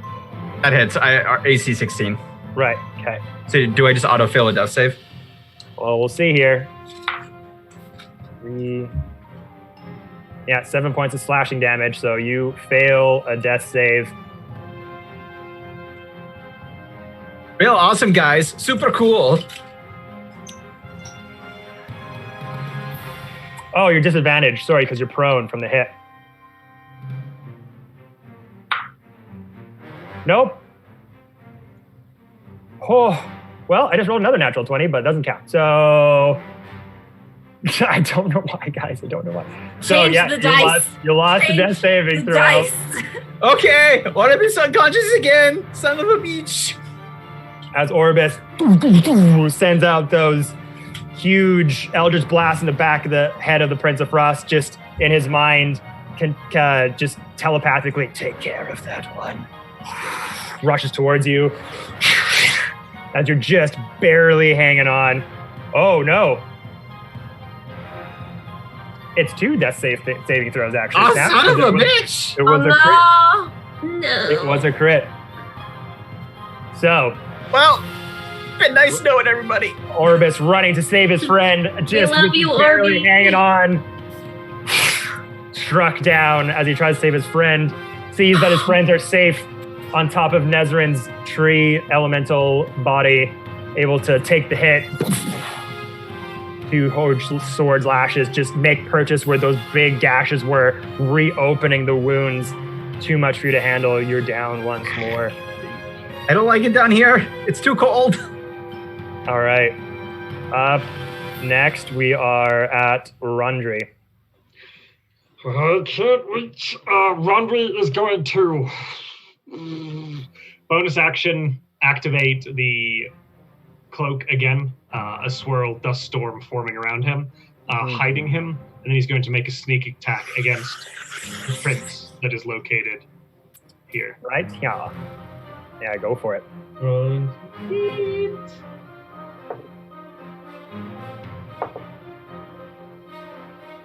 Hey, buddy. Did it happen? Finally? Not the way. Yeah! Yes! Someone got one. Okay. So that's sneak attack. So it'll be initial d6 because it's on the short bow, and then the other 6. And you just want me to double the damage, right? Is that correct? Yeah, just double the damage. It'll be easier on just counting all the dice and everything. Oh, these are good rolls too. 12, 18, 20, 25, 29, 26, 27, 28. 28 plus. 28 plus. Sorry, one moment. 33 doubled. Oh, that's 66. 66 points of piercing damage. Whoa! 66? Yes. As he Holy. off top Nezrin.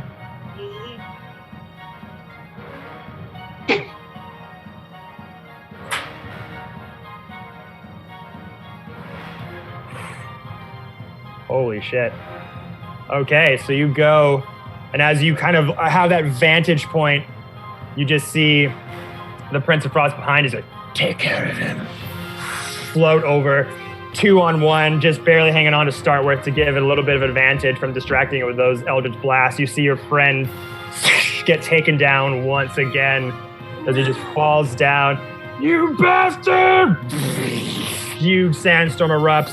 You take your bow out, follow him along as you just wait for him to, and as soon as he appears in front of you, kind of almost like hitting where he's gonna be. You just like at 1,000,000-to-1 shot thought like, I just gotta try to hit him where he's gonna be, and you just go over, and as soon as he puffs over, you let go, even before he's about to puff back. And as he emanates in front of you, the bolt's already halfway there, not fast enough to block it. Right in the eye. Just wildly just shouting in pain as this deep blue blood just comes down the side of his face. Just shouting in pain. That was a big, big hit. Okay, that's my turn.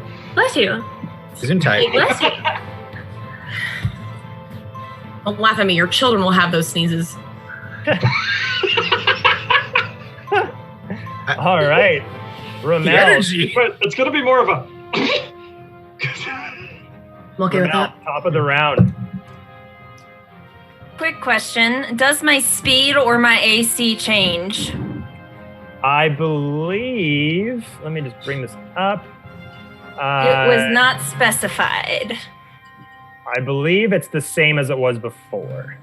Perfect. So I'm going to move 30 feet, and I'm going to come stand by my cool tabaxi buddy. I'm just going to move right here. Yup. Sweet. What was I going to do? Oh, okay. All right. I'm going to use... Wait, is Rondry down? Rondry is alive. Orbis is down. Orbis is down. Who am I Who next to? That's me. Orbis. Okay. All right. So actually, I'm so sorry. I can't heal you when there's wraiths that are ready to attack. I'm so sorry. Oh, I'm sorry, Mr. Swole Venom person. Okay, that's fine. All okay. Okay. As Ramel is sprinting up to where Orbis has just fallen, there's like this gross crunching noise as like 2 extra arms squelched out of the mass of this body of like solid oil grossness. And in each of the hands there's a longsword and a dagger.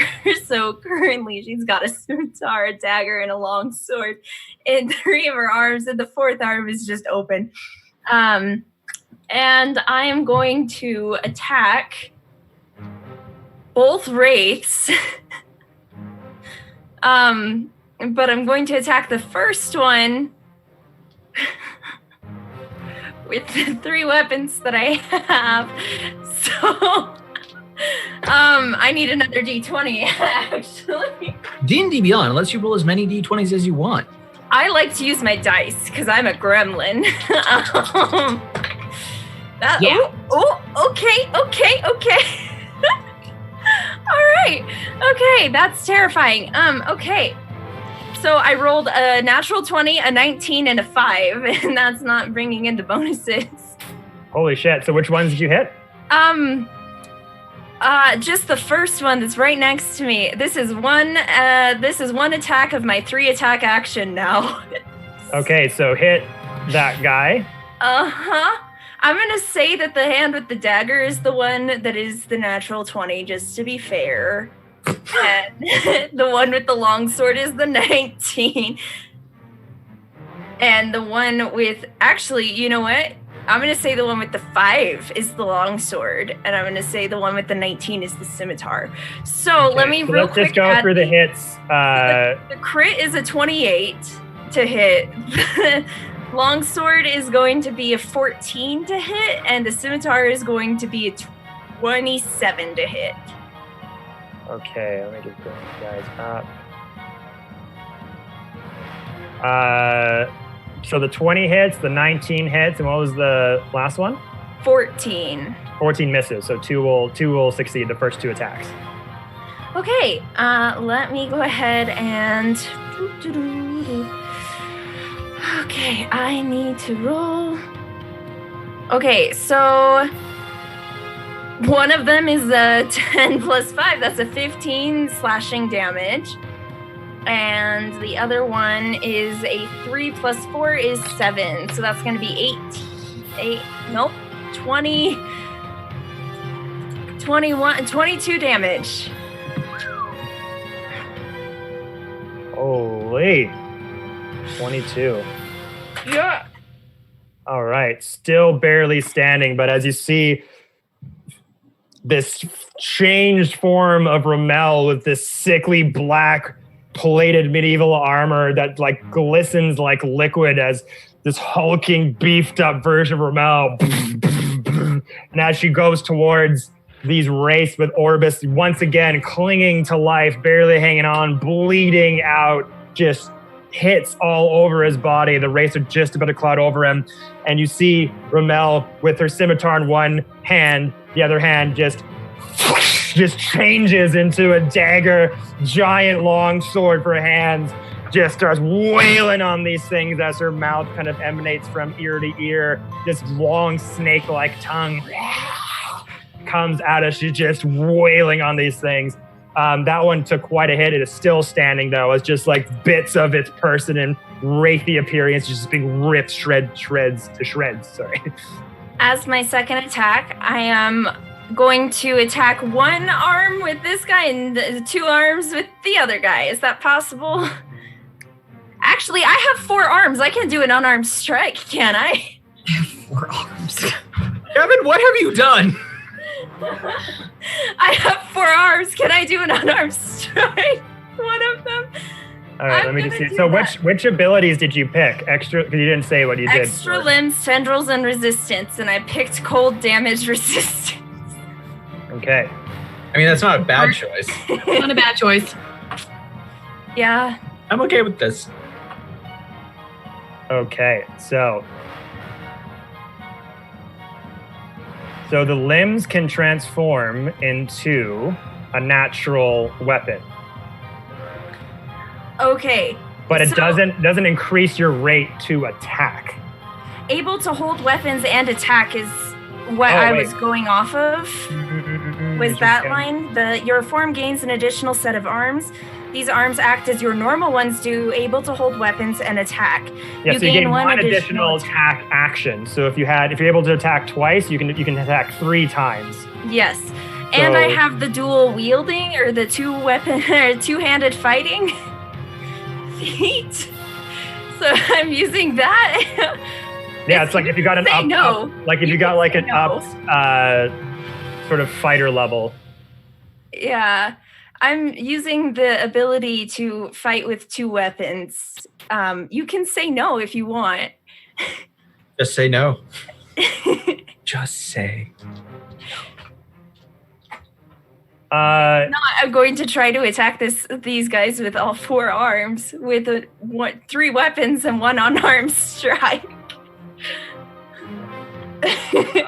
Sorry, I'm just reading it again. Go for it. I'll say I'll give you 3 attacks.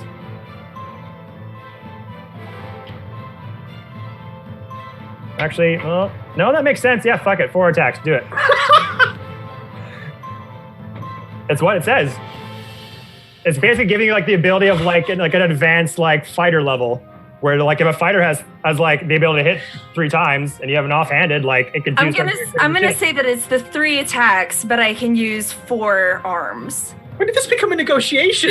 because I don't feel like it's enough to warrant an additional attack. Right, yeah, so it's 3 attacks, but you 3 have attacks, your 4. 4 arms. Okay, I'm going to use 1 arm to punch the one that's bad and 3 arms to attack the one behind it. So you use your action to hit the one thing 3 times already. Mm-hmm. I have 3 attack actions. Right, and I thought you hit it 3 times just now. Attack, attack, attack. Dual wielding. Okay, Yeah, that's what I'm saying. gotcha. Okay, sure. Yeah. This is OP. No, it's a huge fucking thing. Yeah. Okay, I'm gonna attack again. Here we go. This exasperated look on Kevin's face, brought to you by Feralborn Trading Company. Okay. This so one is not Feralborn training, actually. This is a different one that I excavated Okay. down so to the depths of the Reddit. unarmed strike, I'm going with the guy that's closest to me. I'm gonna do the unarmed strike. So that's an 11 plus 8, a 19 to hit. For the second guy. For the guy in front of me, yes. This is the second attack. Okay. First guy. Does that hit? What is it? It's 11 plus 8. Yeah, that hits. Okay. That is just 5 bludgeoning damage. 5 bludgeoning damage. And then the guy behind him, I hit him with a 15 with my longsword, a 22 with my dagger, and a 19, 20, 21, 22, 23, 24, 26, 26, 27 with the scimitar. The first one will miss, the other 2 will hit. Okay. All right. Okay, that is a 4 plus 5, that's 9. And then, where's the other one? That's a 1 plus 5.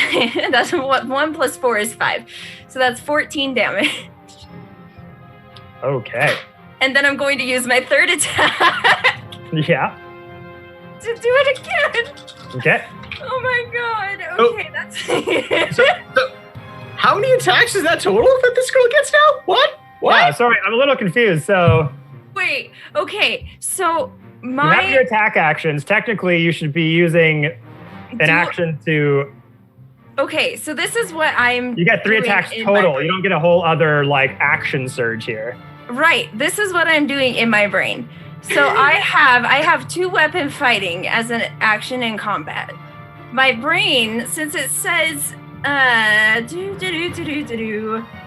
these arms act as your normal ones do, able to hold weapons and attack. My brain says my normal arms can do 2 weapon fighting. So my additional arms... No. That doesn't work that way. Okay. I was getting really... Because my brain was like, what? No, it's you get 3 attacks. That's it. That's all you're getting. You get some... The symbiote makes like kind of extra arms to be able to give you another attack action. Okay, so you don't get 6 attacks. All right, No. Are you ready for this next one? As a bonus action. You've attacked 3 times already, and so you got your bonus action. I got my bonus action? You've attacked 3 times. Tack. You got a bonus action left, right? Yep, I'm using my bonus action. Okay. Girl, you've been going for like 10 minutes. Come on! I was bleeding out. Pro tip for chat, your number of limbs does not dictate your action economy. It's true.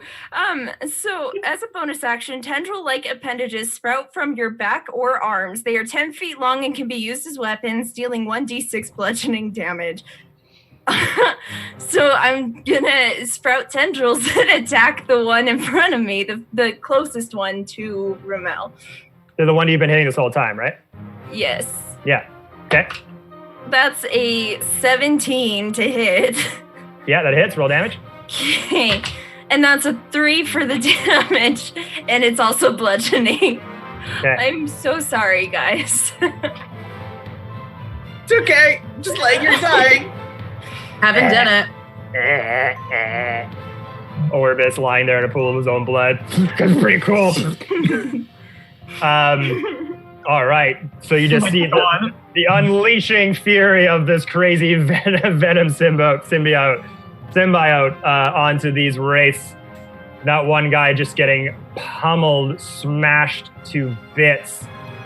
He is dead. As you just see his arms kind of come out of the back, these huge spiking tendrils. Just this fury of anger and maliciousness just emanating from this liquidy armor, murdering that wraith. Okay. Now, we come to Kenzie. Okay. Hello. Hey! Woo! Okay.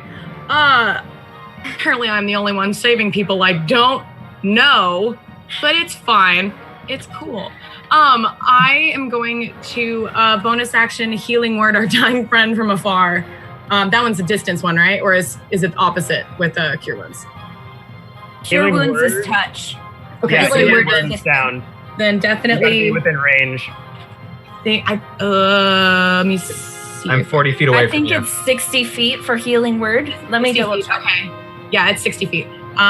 So I'm going to do that, but at a higher level, so you get some more health.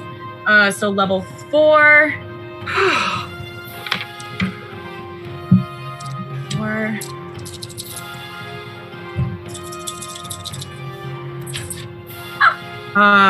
Awesome. Max damage, or max health. Please no! Plus, There can only be one 4. cat in this group. 4 times 5 is your total. 20. Thank you. I appreciate you so much. And am I allowed to do the brain fart wild shape as an action or a bonus action, or just bonus action as a moon, even though I'm Freckle? I think it's a bonus action. You can do it as a bonus action. Then that's gonna be it, because that was a bonus action. So So your action to healing word, bonus action to go back into wolf form. no, because healing word is a bonus action. So I I think you can and do it. it's- can I do this at both? Let me Yeah, look real quick. So you keep the ability to turn as an action, you gain the ability to turn as a bonus action, so you can turn. That. Can. Yeah, Okay, and cool. you can still attack too. Okay, then Yes. Oh, sweet. I can? Are you sure? Or isn't that an action? Action, bonus action. Well, so if you've used both of your actions, you wouldn't be able to attack as the creature. Oh. Got it. Sorry, Chris, I don't mean that. Okay, cool. No. Then I'm going to, instead of turning into a wolf, sorry, Georgie, I'm going to turn into a giant hyena. Instead, it's like a wolf, but like funnier. And then if I'm allowed to attack, then I'll attack this. After I hop off of my spirit friend. So yeah, you use your bonus action for healing word, action to polymorph. That is all of your action economy. That's what I figured. Yeah, that's what I thought. Okay. So after you just see this huge hulking venom-like person that used to be Romel just murdering these wraiths with these violent actions out of nowhere. All of you are just like, what the hell's happening? I want in on this. Hyena. I want in. You leap off of Nezrin's big hulking earth elemental form, change into this big, thick hyena, laughing on the way down as you make purchase on the cold ground, ready for the next strike. Okay, yeah, look at that giant hyena. Roger just goes, what a woman. You and Isk are gonna have some talks. We're gonna have to fight, yeah. That's how the campaign ends. Okay, so good job, Kenzie. Up next, Orbis, now back to life once more. The healing word emanates atop from Kenzie from on high. Don't die! I feel imbued with such love. My voice has changed too for some reason. I'm gonna pee. But at the end of Kenzie's turn, the rest of you, so much has been going on. People are dying. You're getting close to the end here. You notice the snow as the Prince of Frost sees this Romel transform into this huge, hulking, black as night, vicious demon-looking enemy as he just has this giant bolt in his eye. Ugh. Enough of this. Puts his hands up, and the storm around you just... The blizzard becomes so intense. A blanket of snow just emanates out of nowhere, and a big, massive blizzard starts surrounding the entire party. This is one of his legendary actions. So not a spell. Not a spell. And he's going to cast Blizzard 30 feet from the Prince of Frost. We're going to get con saves here. So this is going to encompass Nezrin, Rondri, and Kenzie. So the three of you are going to make Constitution saving throws. Always Constitution, hate it. It's the only thing I'm not good against. All right, what do we get? 21. 5d1. Oh my lord, that's not... 4. What? Okay. No. So, the DC was 15, so Nezrin, you passed. Rondri failed. We'll see what Kenzie gets. But regardless of success or fail, all melee attacks made within the area by creatures other than the Prince of Frost are made at disadvantage. And any ranged weapon attacks made against a creature inside the blizzard automatically miss. Oh, you jerk. That sucks, but okay. Beautiful. Remember, ranged weapon attacks. Mhm. Ranged weapon attacks. Made inside the blizzard. So if you get Inside the blizzard. You're inside the Okay. blizzard trying to shoot with a bow and arrow. The blizzard's just flowing it around. It won't be able to make purchase. Okay. Attacks are at disadvantage inside the blizzard. Those that failed are also blinded and deafened. Cool. No. What's this? It's okay, I'm holding you. You're on my shoulder. It's okay. I'll guide you. as all of a sudden, these whips of rock and ice just start smacking against your bodies. And Rondry, as you're kind of looking up for your next bolt shot to try to end this, just this massive wind just gets inside of you, kind of mixing in with your sandstorm and just rakes your eyes, and just you're not able to hear anything as the wind is just whipping so hard across your face, getting the worst of it. Hey, point of clarification as I make plans. Yes. If I get out of the storm and shoot into it, does it still fail? Range made against a creature inside the blizzard. So it would still fail if he was in it. Perfect. Yeah. Thank you, sir. Still auto miss. Wonderful. Okay. So that's going on. That was the end of Kay's turn. We're come now to Orbis as you just see this massive blizzard whip around you. Kenzie. I'll take my turn eventually. Yeah. Sorry, Kenzie, I need you to make a Constitution saving throw. Sorry for the naked roommate. If you saw that through the door. Wait, what? Yeah. It's okay. He had shorts on. He did. Oh, well, that's not naked. Said con save Yeah. as a hyena. Dirty 20. All right. So you are not blinded or deafed as a massive blizzard emanated around the Prince of Frost in a 30-foot radius. Any attacks made inside the blizzard against him are at disadvantage, and ranged weapon attacks automatically miss that make purchase inside the blizzard as well. Beans. Okay. Sorry, Orbis. Now it is your go. Once again, brought back to life for the second time. Oh, I'm getting too old for this shit. Going to use half my movement to stand up. Question. The gentleman in front of me, how does he looking? He is looking okay. He hasn't been hurt too much. The brunt of that other attack was made and for the other guy in front of him, so he's looking okay. Okay. And the terrain to the left of me, is that like a sheer cliff? No, that's like 10, 15 feet up. All right, cool. I'm going to take the disengage action. And I'm going to just like Wile E. Coyote with the little puff of smoke behind me 60 feet this way. Smart. I think that's 60 feet. Oh, no. Yep. I'm going to go right. I love this ruler tool. Yeah. Right there. We're going to go right there. All right. As you just kind of like, oh, God, fuck this. Make athletics check to climb the sort of ridges up on two fronts because you're climbing two of them there. Sure. So first one's going to be a 17, and then the next one is going to be a 19. Yeah. No trouble at all. As you just climb up, you're like, oh, God, this needs to stop happening. Just like climb up on the side and snake your way. Not as cool as you did before, but make your way away from the enemies at a safe distance. Don't care anymore. Maddening Hex on the Prince of Frost, so 4 psychic damage. Just like flipping him the bird, like, fuck you. You piece of shit. This is awful. All right. As that sort of, that smoky red haze just tightens once more on his brain. All right. Then that's my turn.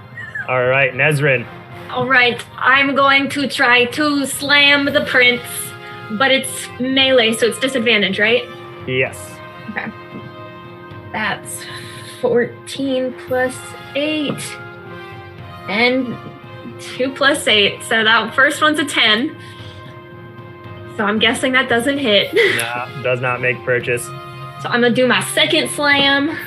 Slam. Come on and jam. Welcome to the slam. Oh, my childhood.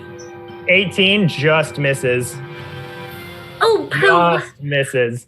Okay. As this raging blizzard storm is just blinding your eyesight, the Prince of Frost is just slowly becoming more and more disoriented looking as you're not able to see him, as the white of the snow is just blurring your vision. And as that happens, as you just missing wildly in this frost, you then start to hear it as this bolt of bright blue energy emits out of the snowy mist and this is going to be another legendary action to cast a cantrip, a Ray of Frost at Rondry, which will be at advantage because you are blinded. No. Uncanny dog. It's an attack, yes. Yeah, it's a spell. Or cantrip, sorry. Rolling to hit there, right? Yeah, ranged spell attack. Cool. Uncanny dodge. Uncanny dodge. Uncanny dodge.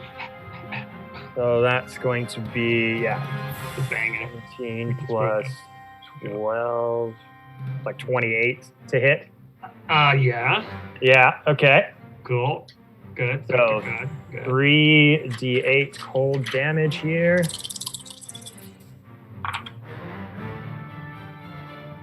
So that's 9 points of cold damage. Okay, halved. Got it. Okay. So we'll take 4.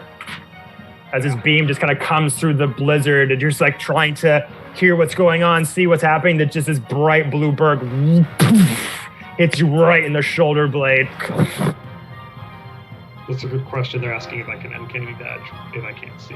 I think I can. Doesn't say you have to see to do it. As long as the spell of the action doesn't dictate you need to see the attack coming, it should just be able to happen. It's just like an innate, almost like this spider sense that you have. I'm Rondry Tarkleby. I've got spidey sense. But your speed is reduced by 10 feet until the start of your next turn. All right, so that's at the end of Orbis's turn. And then we had, that was the end of Nezra's turn. And now we got Prince of Frost back up on the chopping block. Oh boy. He's just going to keep whacking away at Nezrin, I believe. He has all of these lovely spells as well. Nezrin, how are you looking on health? Well, right now, I probably won't last as an elemental after this, but then I'll be fine. You've tanked so much damage. I know. I appreciate that. I was like, that's why I wanted to get to you. I'm like, lift you up, and I take it all. Yeah, it's good. As long as I'm on Nezrin's shoulders, I'm safe. The moment I touch the ground, he's dead.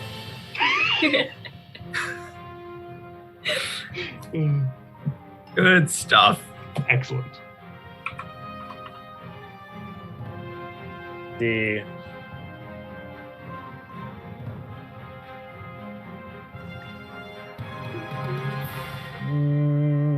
I want to cast a spell on the elemental, or do I want to hit it with my sword?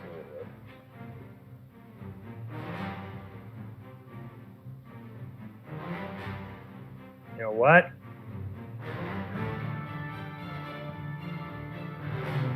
Oh, is this gonna be? No, I'm just gonna. Yeah, no, I'm just gonna take hits. Take more hits. I have something cool I want to try, but you just see that. Well, like, you can't see that wound just gaping there. Real shame if someone prevented you from trying to do something cool, like turn into a Tyrannosaurus Rex. All right, 3 more attacks onto the Earth Elemental, trying to chop down that Earth Elemental down to size. Ooh, that's not good. That is a 14. That is a 28. And that is a 22. Do those all hit? Oh, yeah. Okay. Here we go. Rock and roll, Buckaroo. MacGruber.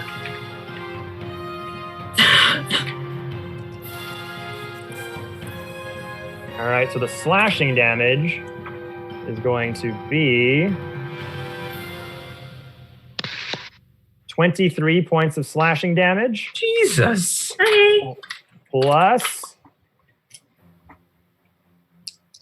this is all the cold damage.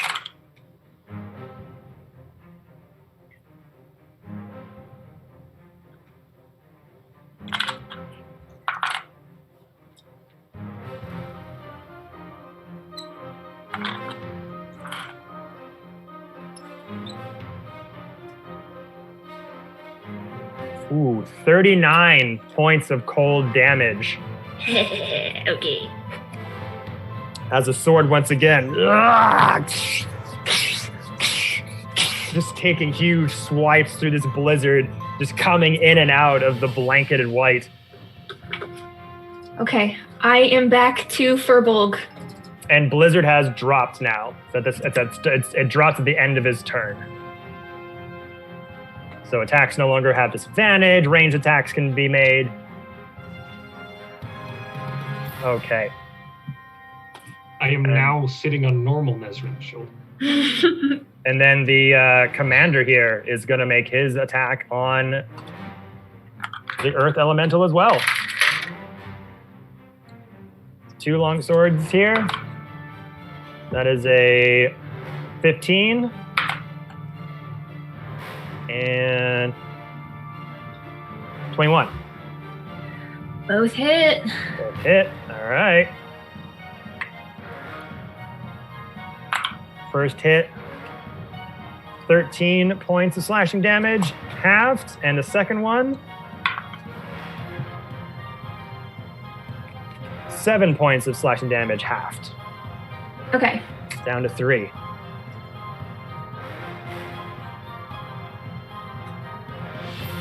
And then after... Oh, are you still the Earth Elemental? Mm-mm. Oh, when did that happen? Just now? Just for, Yeah, just just now. Just now. Just okay. for this attack. I'm Furbolg. Got you. So that last, so whatever attack, I think if you became Yeah, Furbolg yeah. at the end of this one, you wouldn't be halved anymore. You're right. Okay. So that happens. And then again, right after you see the commander and the Prince of Frost just wildly hacking at this giant tree, still holding Rondry in the air, trying to chop this thing down. You finally just hear this snap as the tree has just been, the Earth Elemental has been whittling down at both sides, coming to a fine point in the middle, trying to keep Rondry up, and then cracks in a sudden snap, and his Furbolg changes back once more.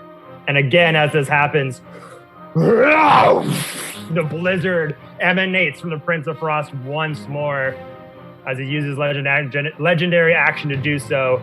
So once again, we're going to have everyone roll con saves within the radius. Rondry, Kenzie, and Nezrin. Yes! 21. Nice.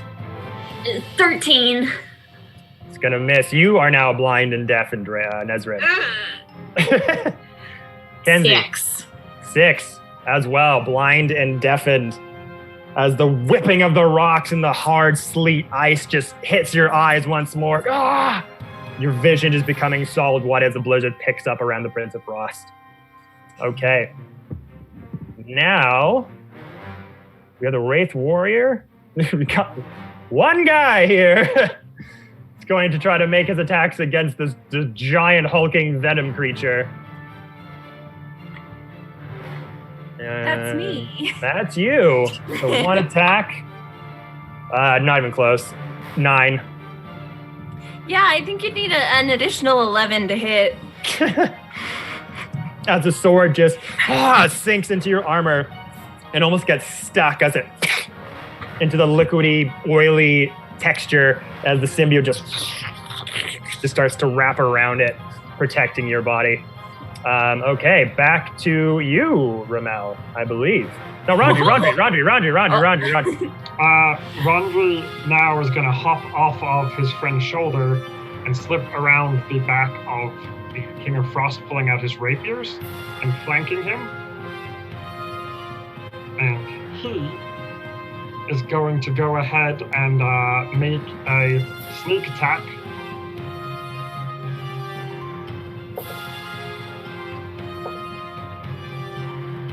$21 to hit. 21 hits. Roll damage.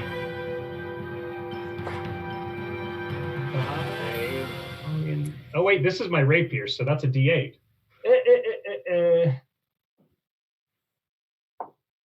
Okay, that's worse.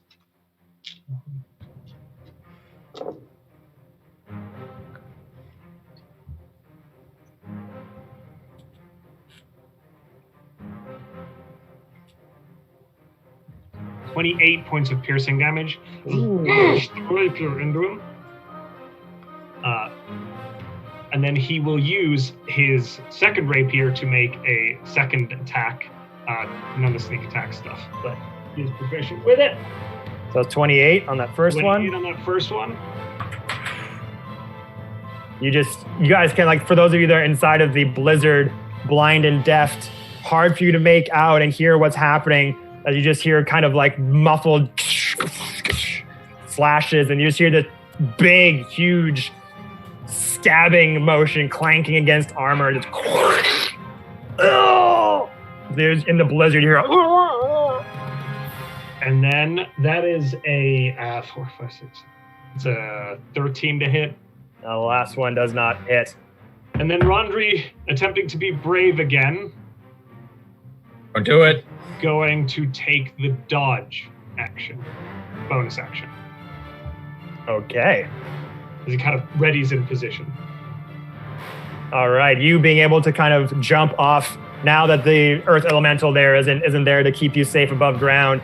You then step on the bottom of the icy ground, your long coat going against the icy floor underneath you as there's remnants of blood from the battle, dirt, chunks of ice rips the material off, but you're able with your hood up just sneakily get around to the side and like Thor in Oakenshield fighting the goddamn white orc with that just that giant point of the scimitar right on the behind, right in his back into his chest cavity.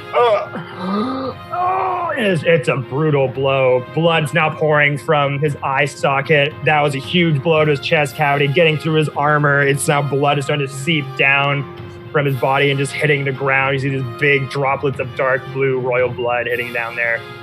He is hurt. He just has like a knee down on the ground after that. Where are you?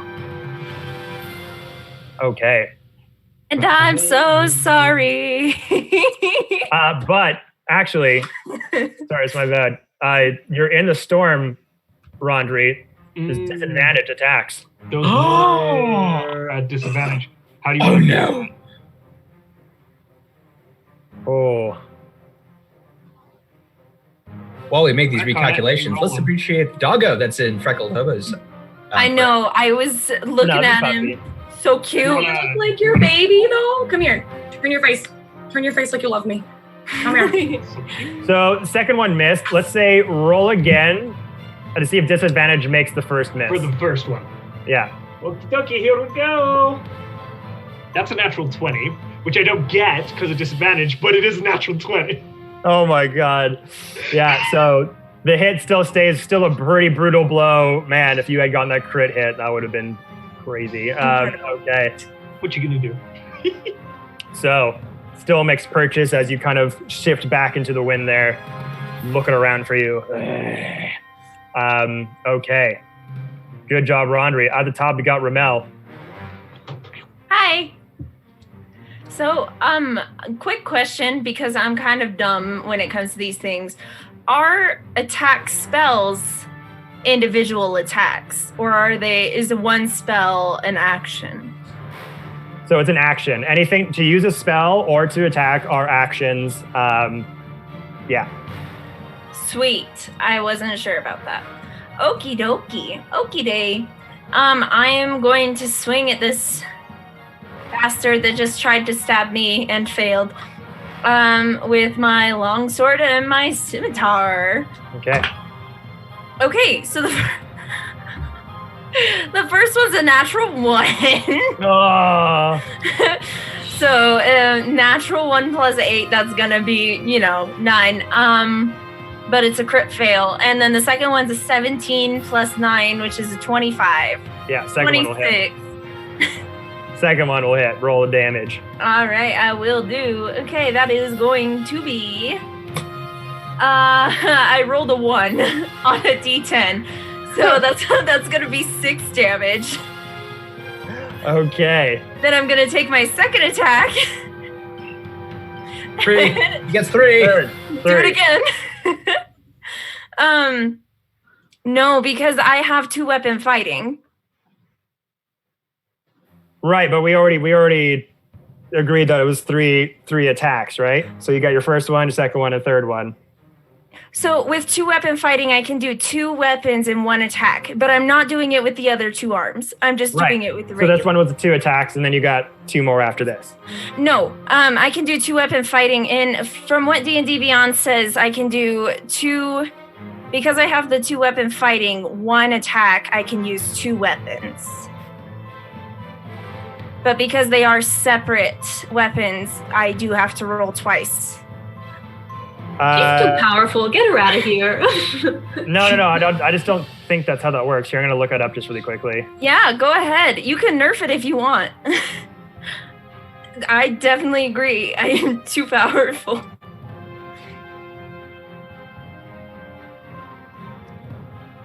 But while we're waiting,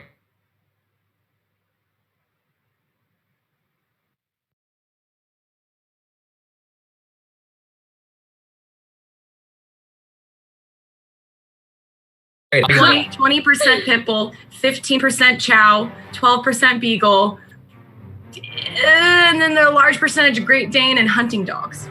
that is amazing. See, we have the kids. We haven't done it yet, but Ruby, the one I just showed you guys, we actually, her adoption birthday was yesterday. We've had her for 2 Oh, years. it's your gotcha day. Yes, it's the gotcha day. Yes. Gotcha day. It's a gotcha day. Yeah, I did the test on my other dog, who I thought was a Chiweenie for the last 10 years, and she's not even 1% wiener dog. I refused and want a refund. I feel like that's a valid discussion. Like you can also choose not to believe it. True. I mean, and we were told he was a border collie, and I'm like, he's not even 1% border collie. Oh, no. Take them to Judge Judy. Okay. Judge Judy. Dr. Phil. So it's just 2-weapon fighting, right? You use your bonus action to wield a light weapon on top of the attack action, right? Yes, I believe so. And the light weapon is the scimitar. Oh, somebody in the chat just said 2-weapon fighting lets you make 1 weapon attack as a bonus action when you take the attack action, so you only get 1 bonus action per turn. Gotcha. That's it. All right. That's what it is.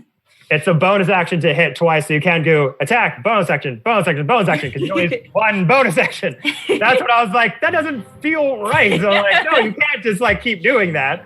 So yeah, on your first attack, you can hit for two times. Then on the second and third one, you're just hitting it once. Yes. All right, so I'm going to take my second and third attacks now, and I'm going to use the long sword for both, because it has a +9. That is a 13 and a 14 + 9 each. Yeah, those will both hit. Okay, let me go ahead and roll that. The first one is 9, and the second one is 15. That's going to be 24 damage. 24, okay.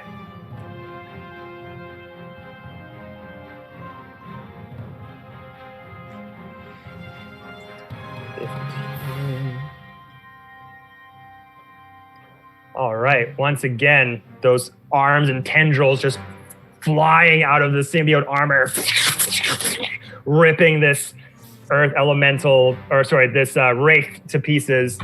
But still standing strong in front of you as just bits of its ethereal being are just being ripped to shreds, but still floating in front of you, sword drawn. I'm going to use my movement. I know he's going to get an opportunity attack, but I want to move 25 feet to come meet this wraith. Okay. So, opportunity. That's not bad. 19 to hit? No. No. As you just push him out of the way as you run forward. Yep. That's it. Okay. Oh my gosh. Okay. Up next, Kenzie, in your hyena form.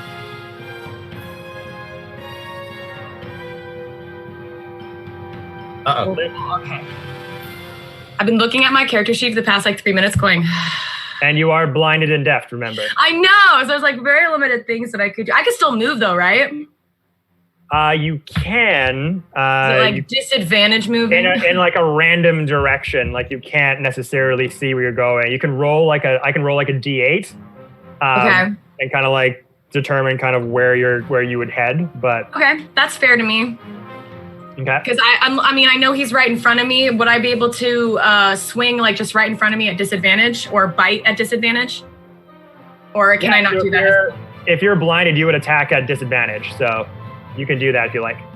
Okay, then I'll just do the bite at disadvantage then. Okay. 1, 2. Damn it! I got a nat 1. Oh, yeah. Unfortunately not. You can kind of just that wisp of the wraith is just beyond your sight. It's just you kind of hear. Then since I did a nat 1, since I'm assuming he's not in front of me, I'd like to randomly run in a direction. Okay.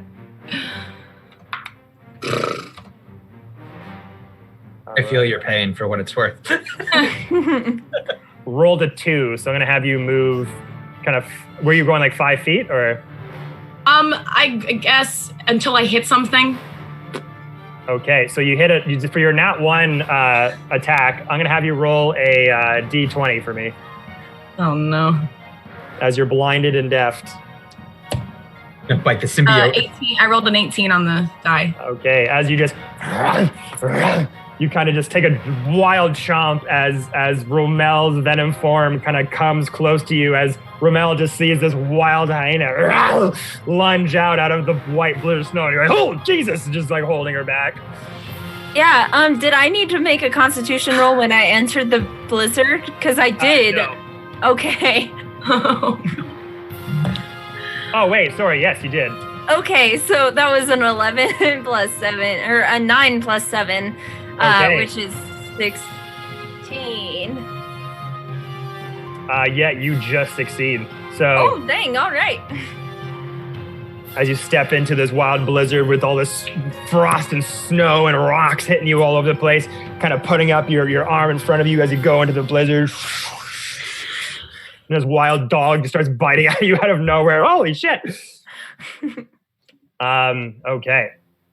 So that's the end of Kenzie's turn. Yeah. We come back to Orbis.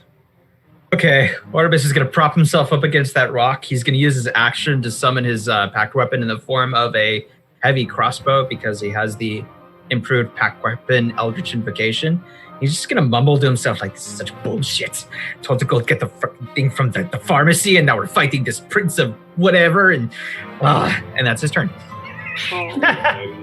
Oh wait, no, bonus action, flip him the bird again, 4 damage. 4 points of flippin' bird damage. That's right. Flippin' bird damage. 4 points of shame. Impactful.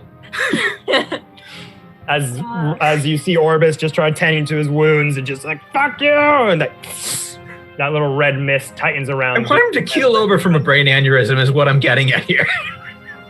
This is what I get for helping my friends tell them apart. This is bullshit, and just muttering to himself under his breath. Okay.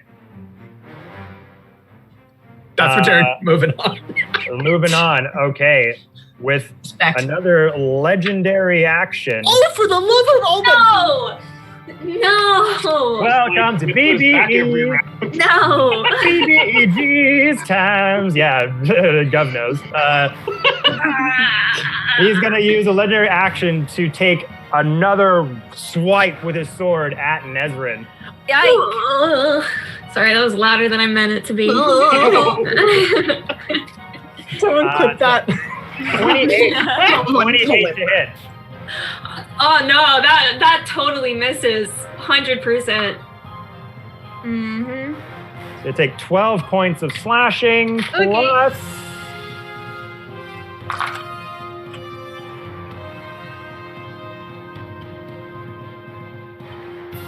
plus 17 points of cold damage. Okay. As the sword once again reeling from the giant hit from Rondry taking purchase and just getting through the blizzard, just sees your person emanate through the blizzard. Then their huge sword slash. This time not hitting bark, but Furbolg's flesh. Okay. Oh, sorry, at advantage because you are blinded. Oh, I gotta see if this crits or not. Oh, this fight, it is tough. And let's see if I can make the magic happen again, everybody. Huh. Nope. Not a crit, so you're okay. So that same damage still happens. Are you sweating yet? Okay. All right, so that was at the end of Orbis's turn, so now it's Nezrin's turn. Okay. I'm going to cast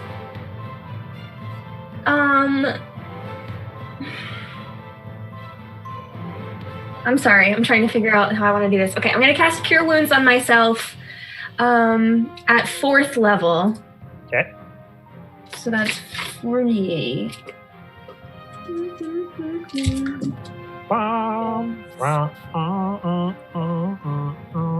Okay, so it gives me back 21 points. And then as a bonus action, I'm going to cast Guardian of Nature as a great tree. So a nature spirit answers your call and transforms you into a powerful guardian. The transformation lasts until the spell ends. Its concentration up to a minute.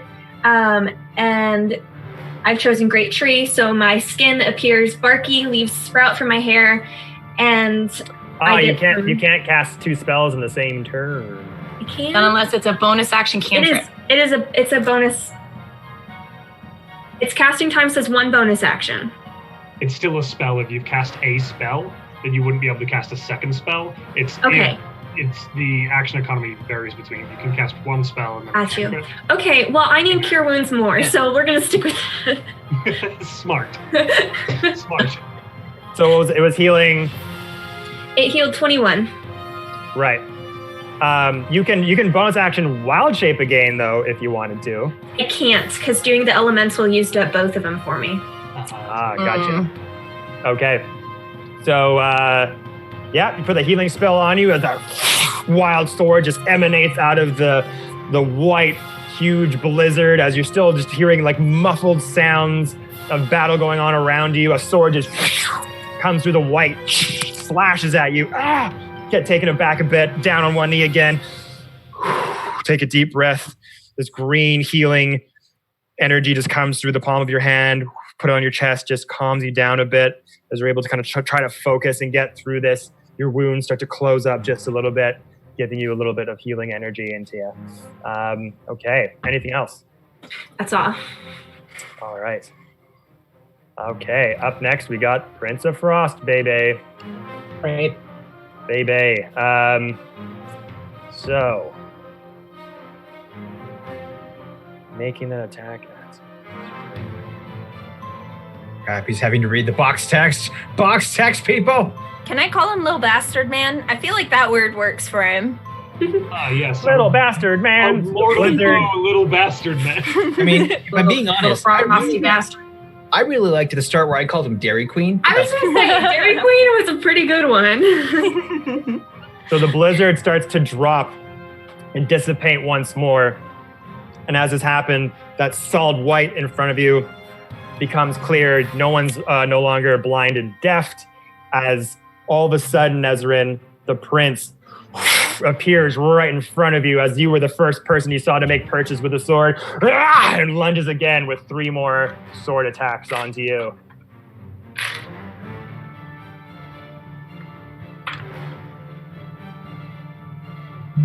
Okay.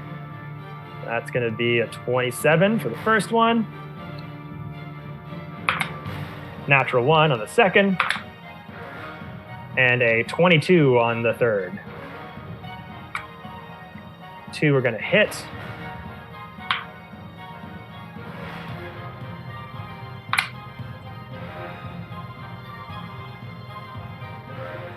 So that's 19 points of slashing damage.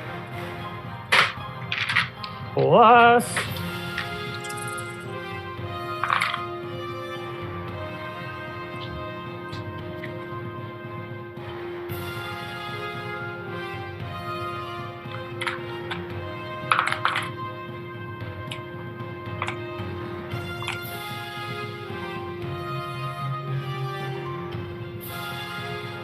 plus 28 cold damage.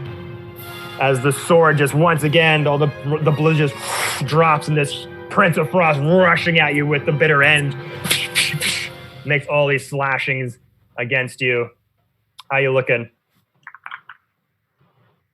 That was at me, right? Yeah, that was 19 slashing plus, Okay. plus 28 cold damage. Let's find out. Oh yeah, your girl is unconscious. Oh. So let's. Don't worry, let's I'll help you too. So, okay, you're down. But then the rest of you just see Nezrin once again. As soon as the blizzard drops, yet another companion, another adventurer.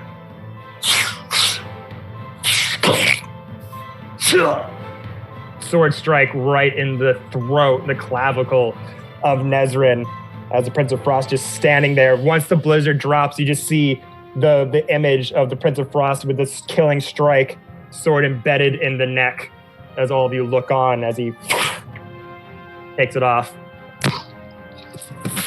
Drops once more.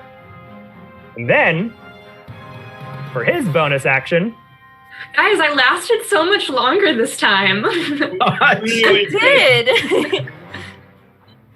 I'm very proud of you. once again disappears in a cloud of dry ice smoke behind Rondry this time. And I'm going to have you make a dexterity saving throw. Victor's even throw? Yes! That's right. Something you're good at. I'm good at those. Okay. Which also grants evasion.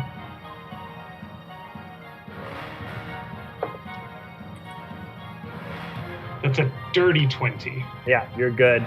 So you just take half damage for this. It's actually quarter damage because of the evasion. Oh, okay. So it'll be. That was pretty good. So 20 divided by 3, I guess. So. Oh, I'm sorry. Actually, I take no damage if I succeed on the saving throw that is a dex saving throw. Oh. Because he's a rogue. Because I'm a rogue, baby! There That's you my go. little boy. So once again, Rondry, you're kind of waiting for your moment to like, I got this. If I could just hit him one more time, I think I can nail this. And then as the blizzard goes down, you just see a sword embedded in Nesrin's throat as he takes it out and she pops down. Then the mist disappears. And the Prince of Frost disappears in dry ice right next to you. And as soon as you see once again that mist form, he's gonna come near me. You just instinctively jump in the air, kind of backwards, half gainer up, like Rey from Star Wars in that last movie going over the TIE fighter, just like a ballet dancer as Prince of Frost comes down behind you, nails down the ground, that wave of cold energy emits from him. Jump back on the ground, missing it entirely. All right, now he's done. And then we got the Wraith Commander. This little bean. He is going to make an attack at the hyena. Bring it. Bring it on. All right, and Lower AC, more hit points. Woohoo. that's not going to do anything. It's 2 attacks. So the first one is 10. First one's 10, second one. Nope. 22. Yeah. 22 would hit. You will take the d10 of damage. 9 points of slashing damage. I laugh at it.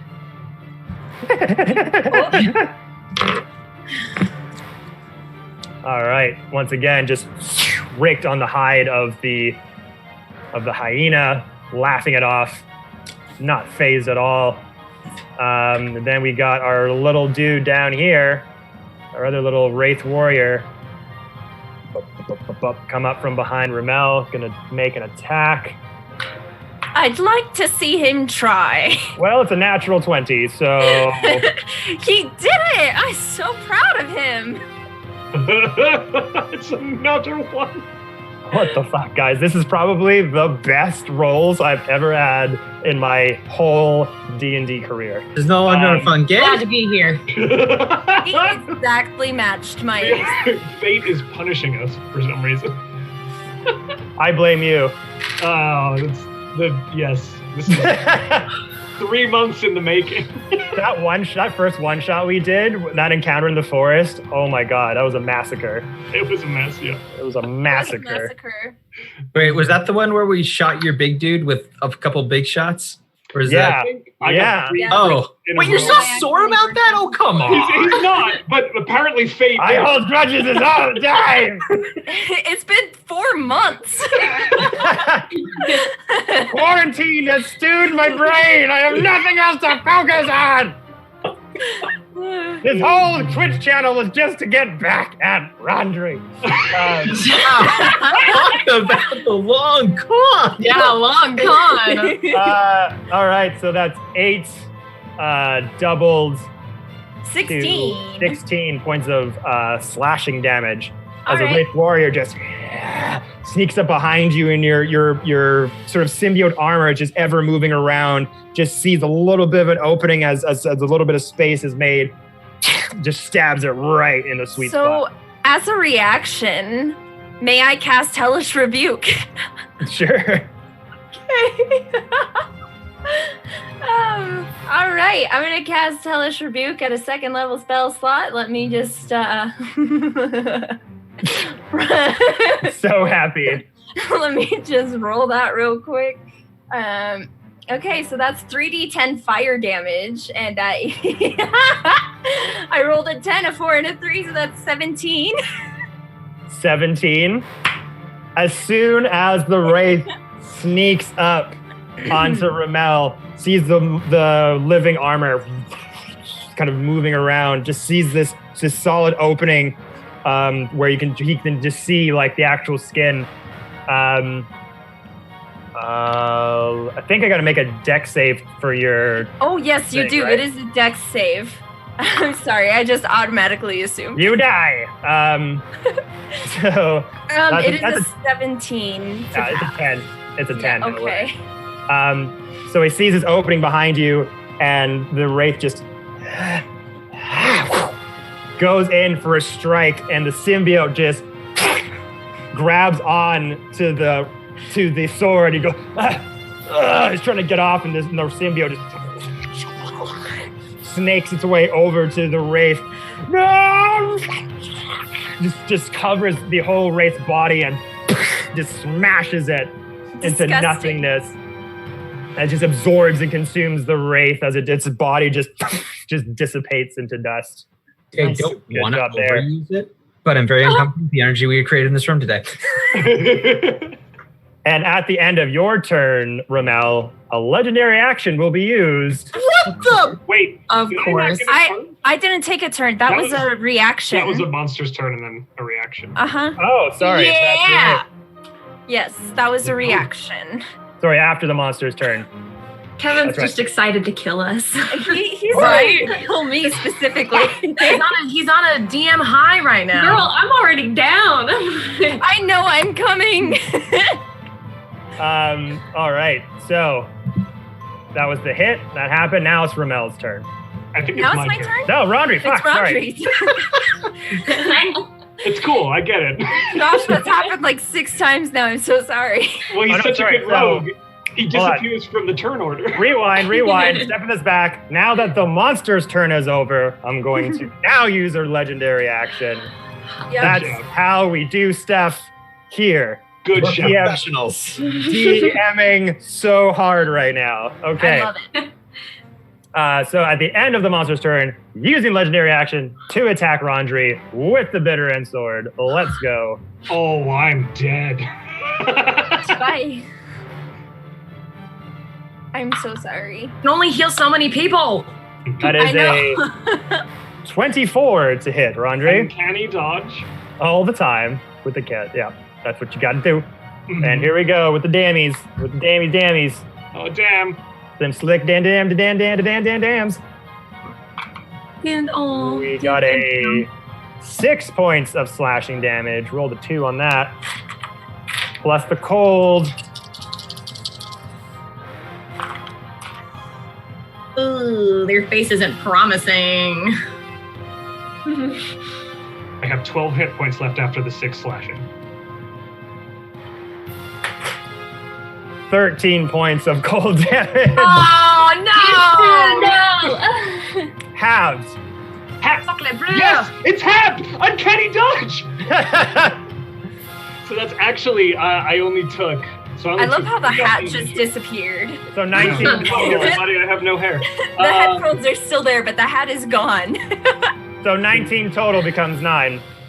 Okay, perfect, thank you. Ooh. I am still standing. He's alive! Oh, hold on, I need my hat.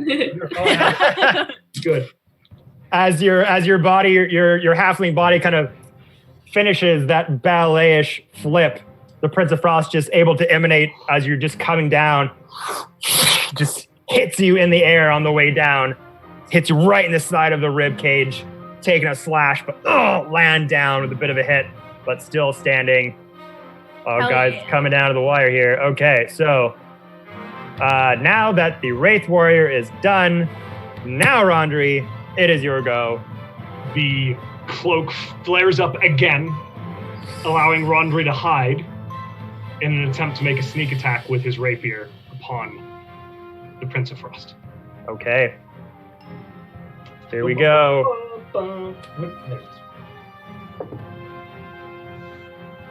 21. That'll hit. Okay, 4. You're hitting him with your scimitar? Rapier. Rapier, sorry. Oh, that's good.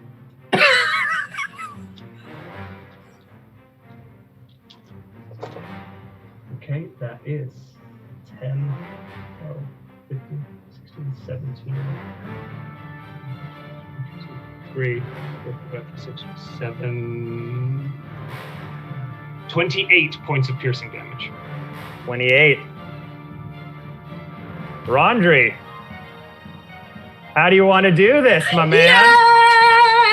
As he flashes, just for flavor, can Rondry land on the blade and drive his rapier into his face? You sure can. Hell yeah. That's my man right there. That's my man right there. Boom! So in this slow motion, Matrix-like moment, as he sees the blade sort of just take away from Nezrin's neck. You just look at him. He kind of looks back at you, and you're like, shit, he's gonna do it. Poofs in this dry ice smoke. Fly up. Half gainer backflip, your long, dusty coat waving in the wind, your hood up on your head, back foot gainer, Prince of Frost emanates on the ground. You're on the way down. Brings the bitter-edged sword. Has that gaping wound in his eye, huge mark from where you hit him next. And he just barely misses the distance range as he's just got his one eye to work with and just misses you as you land on his sword. You just slide down the blade and right into his, where do you want it? In his eye, in his throat, or? Where do you want it? Finishing off his other eye, like... Yeah. Come down on the, like, slide down the blade as if it was a guardrail with your own rapier. And just lunge at him, this little halfling, a hobbit moment. Through the back of the skull. Into the ground. And you've stuck your rapier through the dirt, so the hilt of your sword smashes into his skull as you both fall down, and he's just just trying to wiggle around from being pinned to the ground, and the part of his skull is just cracked, indented from the impact of the hilt as he's just blue blood just coughing up as he's wriggling around, pinned to the ground. Boom. His body then suddenly, you just start to see his skin start to crystallize.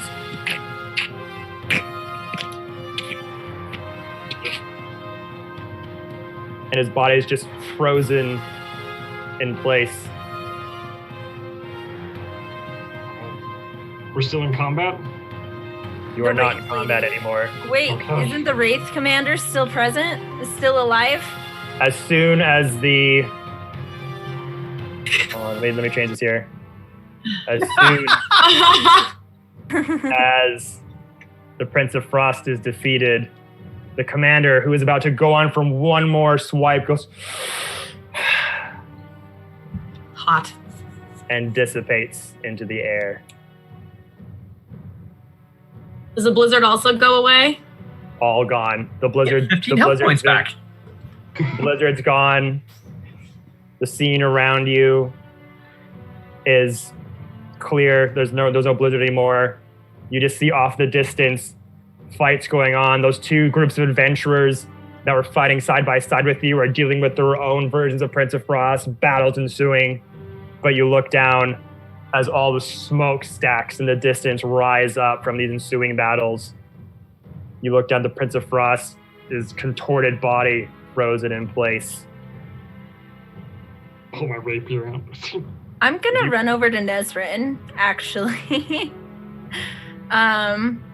And I am going to do life transference. I'm gonna cast life transference at a 4th level, so that's gonna be 5d8 healing. Let me check that real quick. I'm gonna shoot the frozen statue with my heavy crossbow. Yeah, that is going to be 5d8. So I take that amount of necrotic damage, and they regain the number of hit points equal to twice the necrotic damage I take. So that's 5, 10, 13, one more. That's 19 healing, or 19 times 2 healing for Nezrin, and 19 necrotic damage for me. Nice. Okay. Sweet. My. So as you go over Nezrin's unconscious body on the ground, the venom suit then starts to just starts to seep back into the pores of your skin, revealing the armor and the clothing that you had from before. Rondry, trying to pull his rapier up from under the ground, takes it off, and little chunks of ice come out of the skull of the Prince of Frost.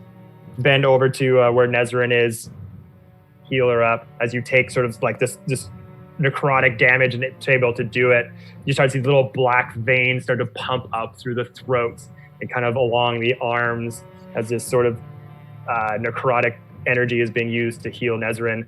Rondry, Nezrin gets 38 points back.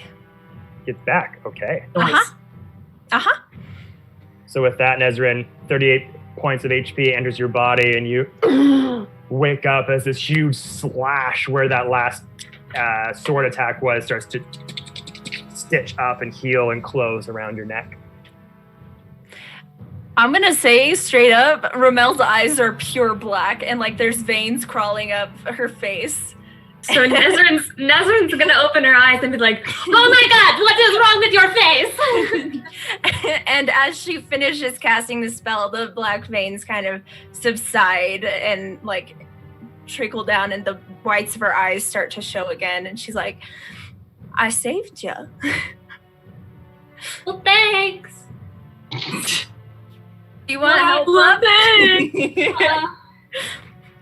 That was a scary little face you had there.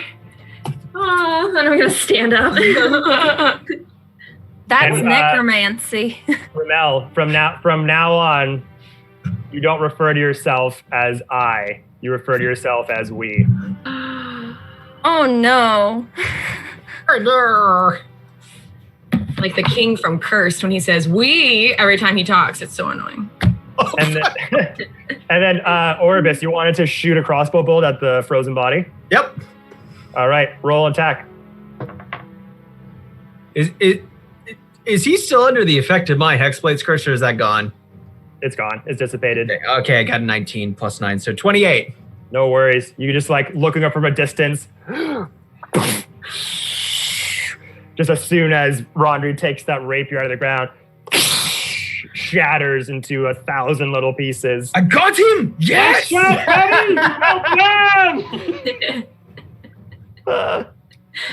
All right, so Taylor all Swift of you dance. are able to gather in the center of the room, or sorry, of this open grounded area. If you had anything you wanted to say to each other. Boy, Isk dodged a fucking bullet with that one, didn't he? That was bullshit. Yeah, that wasn't the most fun. I don't know. I had a pretty good time as I have a cigarette in my mouth. We need to have a talk later. You need like boundaries. I mean, it was kind of nice. It tingled. That's the magic. Okay, and he's just gonna pick up Rondry and like carry him under his like, we're going now. Well, how did we do this? And then as that happens, a portal opens up once more, similar to where you had entered before, and you see the visage of a hand step out through the portal, and you see Rory Bell's face and part body come out. Is everyone all right? Is you okay? You have really great timing. I mean, we're here. We did it. We did it. Who is it? I can't see. Orbis, put me down. Orbis is just gonna turn around so Rondry can see. Never mind. Because it steps out, and through the portal comes Isk Flam. All right, guys. Hey, how's it going? Did we win? Are we okay? We won. Well, I don't know about those two over there, though. And he kind of looks up and sees the Prince of Frost battling with the other two groups of adventurers. As the group off to the far, far right, you see their Prince of Frost suddenly huge explosion goes off, and you can see that Prince of Frost goes down. And as you look far off, sort of northward, you can kind of see the Prince of Frost Prime riding that blue dragon, having his battle with the other group of adventurers that were standing in that dilapidated hotel off in the distance. How far away is that dragon? Can I snipe him? I'm pretty sure I can reach that. All right. And that's where we're going to end the session, guys. Oh my goodness. Oh, that was close. Oh, Jesus Christ. I still have 65 hit points. Actually, I have 81 hit points. All right, rub it in. I have all my regular hit points. I went unconscious twice. I mean, I should say we have 81 hit points. Oh no. I don't like that. No. I don't like no. Oh, all right. Well, that was certainly a crazy battle. I have never rolled that many crits in my entire life. Oh, sure, okay. Oh, Jesus. You guys came very close there a couple times, but you survived. Good job. Big ups to Joy Rose, creative partner on Twitch, who helped create Prince of Frost there. Awesome homebrewed villain that we came up with. Awesome job, guys. Thank you guys so much for tuning in. Those of you in chat and who watched this hellacious battle take place. Next Sunday, August 9th, we're having our finale, our absolute final finale of this sort of first arc of one-shots as the first group I ever did a one-shot with from TikTok. D&D Mom, One-Shot Questers, and a bunch of others. are coming together to fight Prince of Frost Prime. So tune in for that next week and see how they fare. But yeah, guys, thank you so much for the players for joining me today. I really appreciate it. I hope you had a good time. Thanks to Feralborn Training for those awesome weapons. Getting to see the coat in action, the Whistler, all that stuff. The Venom symbiote was another Reddit treasure find that I found. And that was really interesting to see that all go down. But again, thank you guys so much. And hopefully we'll see these players again. This certainly it won't be the end for me. If they want to keep telling weird, funny, hilarious stories with me, I will gladly keep hosting. So thanks a lot, everyone. Have a great end to the weekend. And we'll see you all next week and this Tuesday for the Dicecream main campaign. So tune in then. But anyways, guys, thanks so much. Goodbye, everybody. Goodbye. Bye, everybody. Bye, everybody. Goodbye.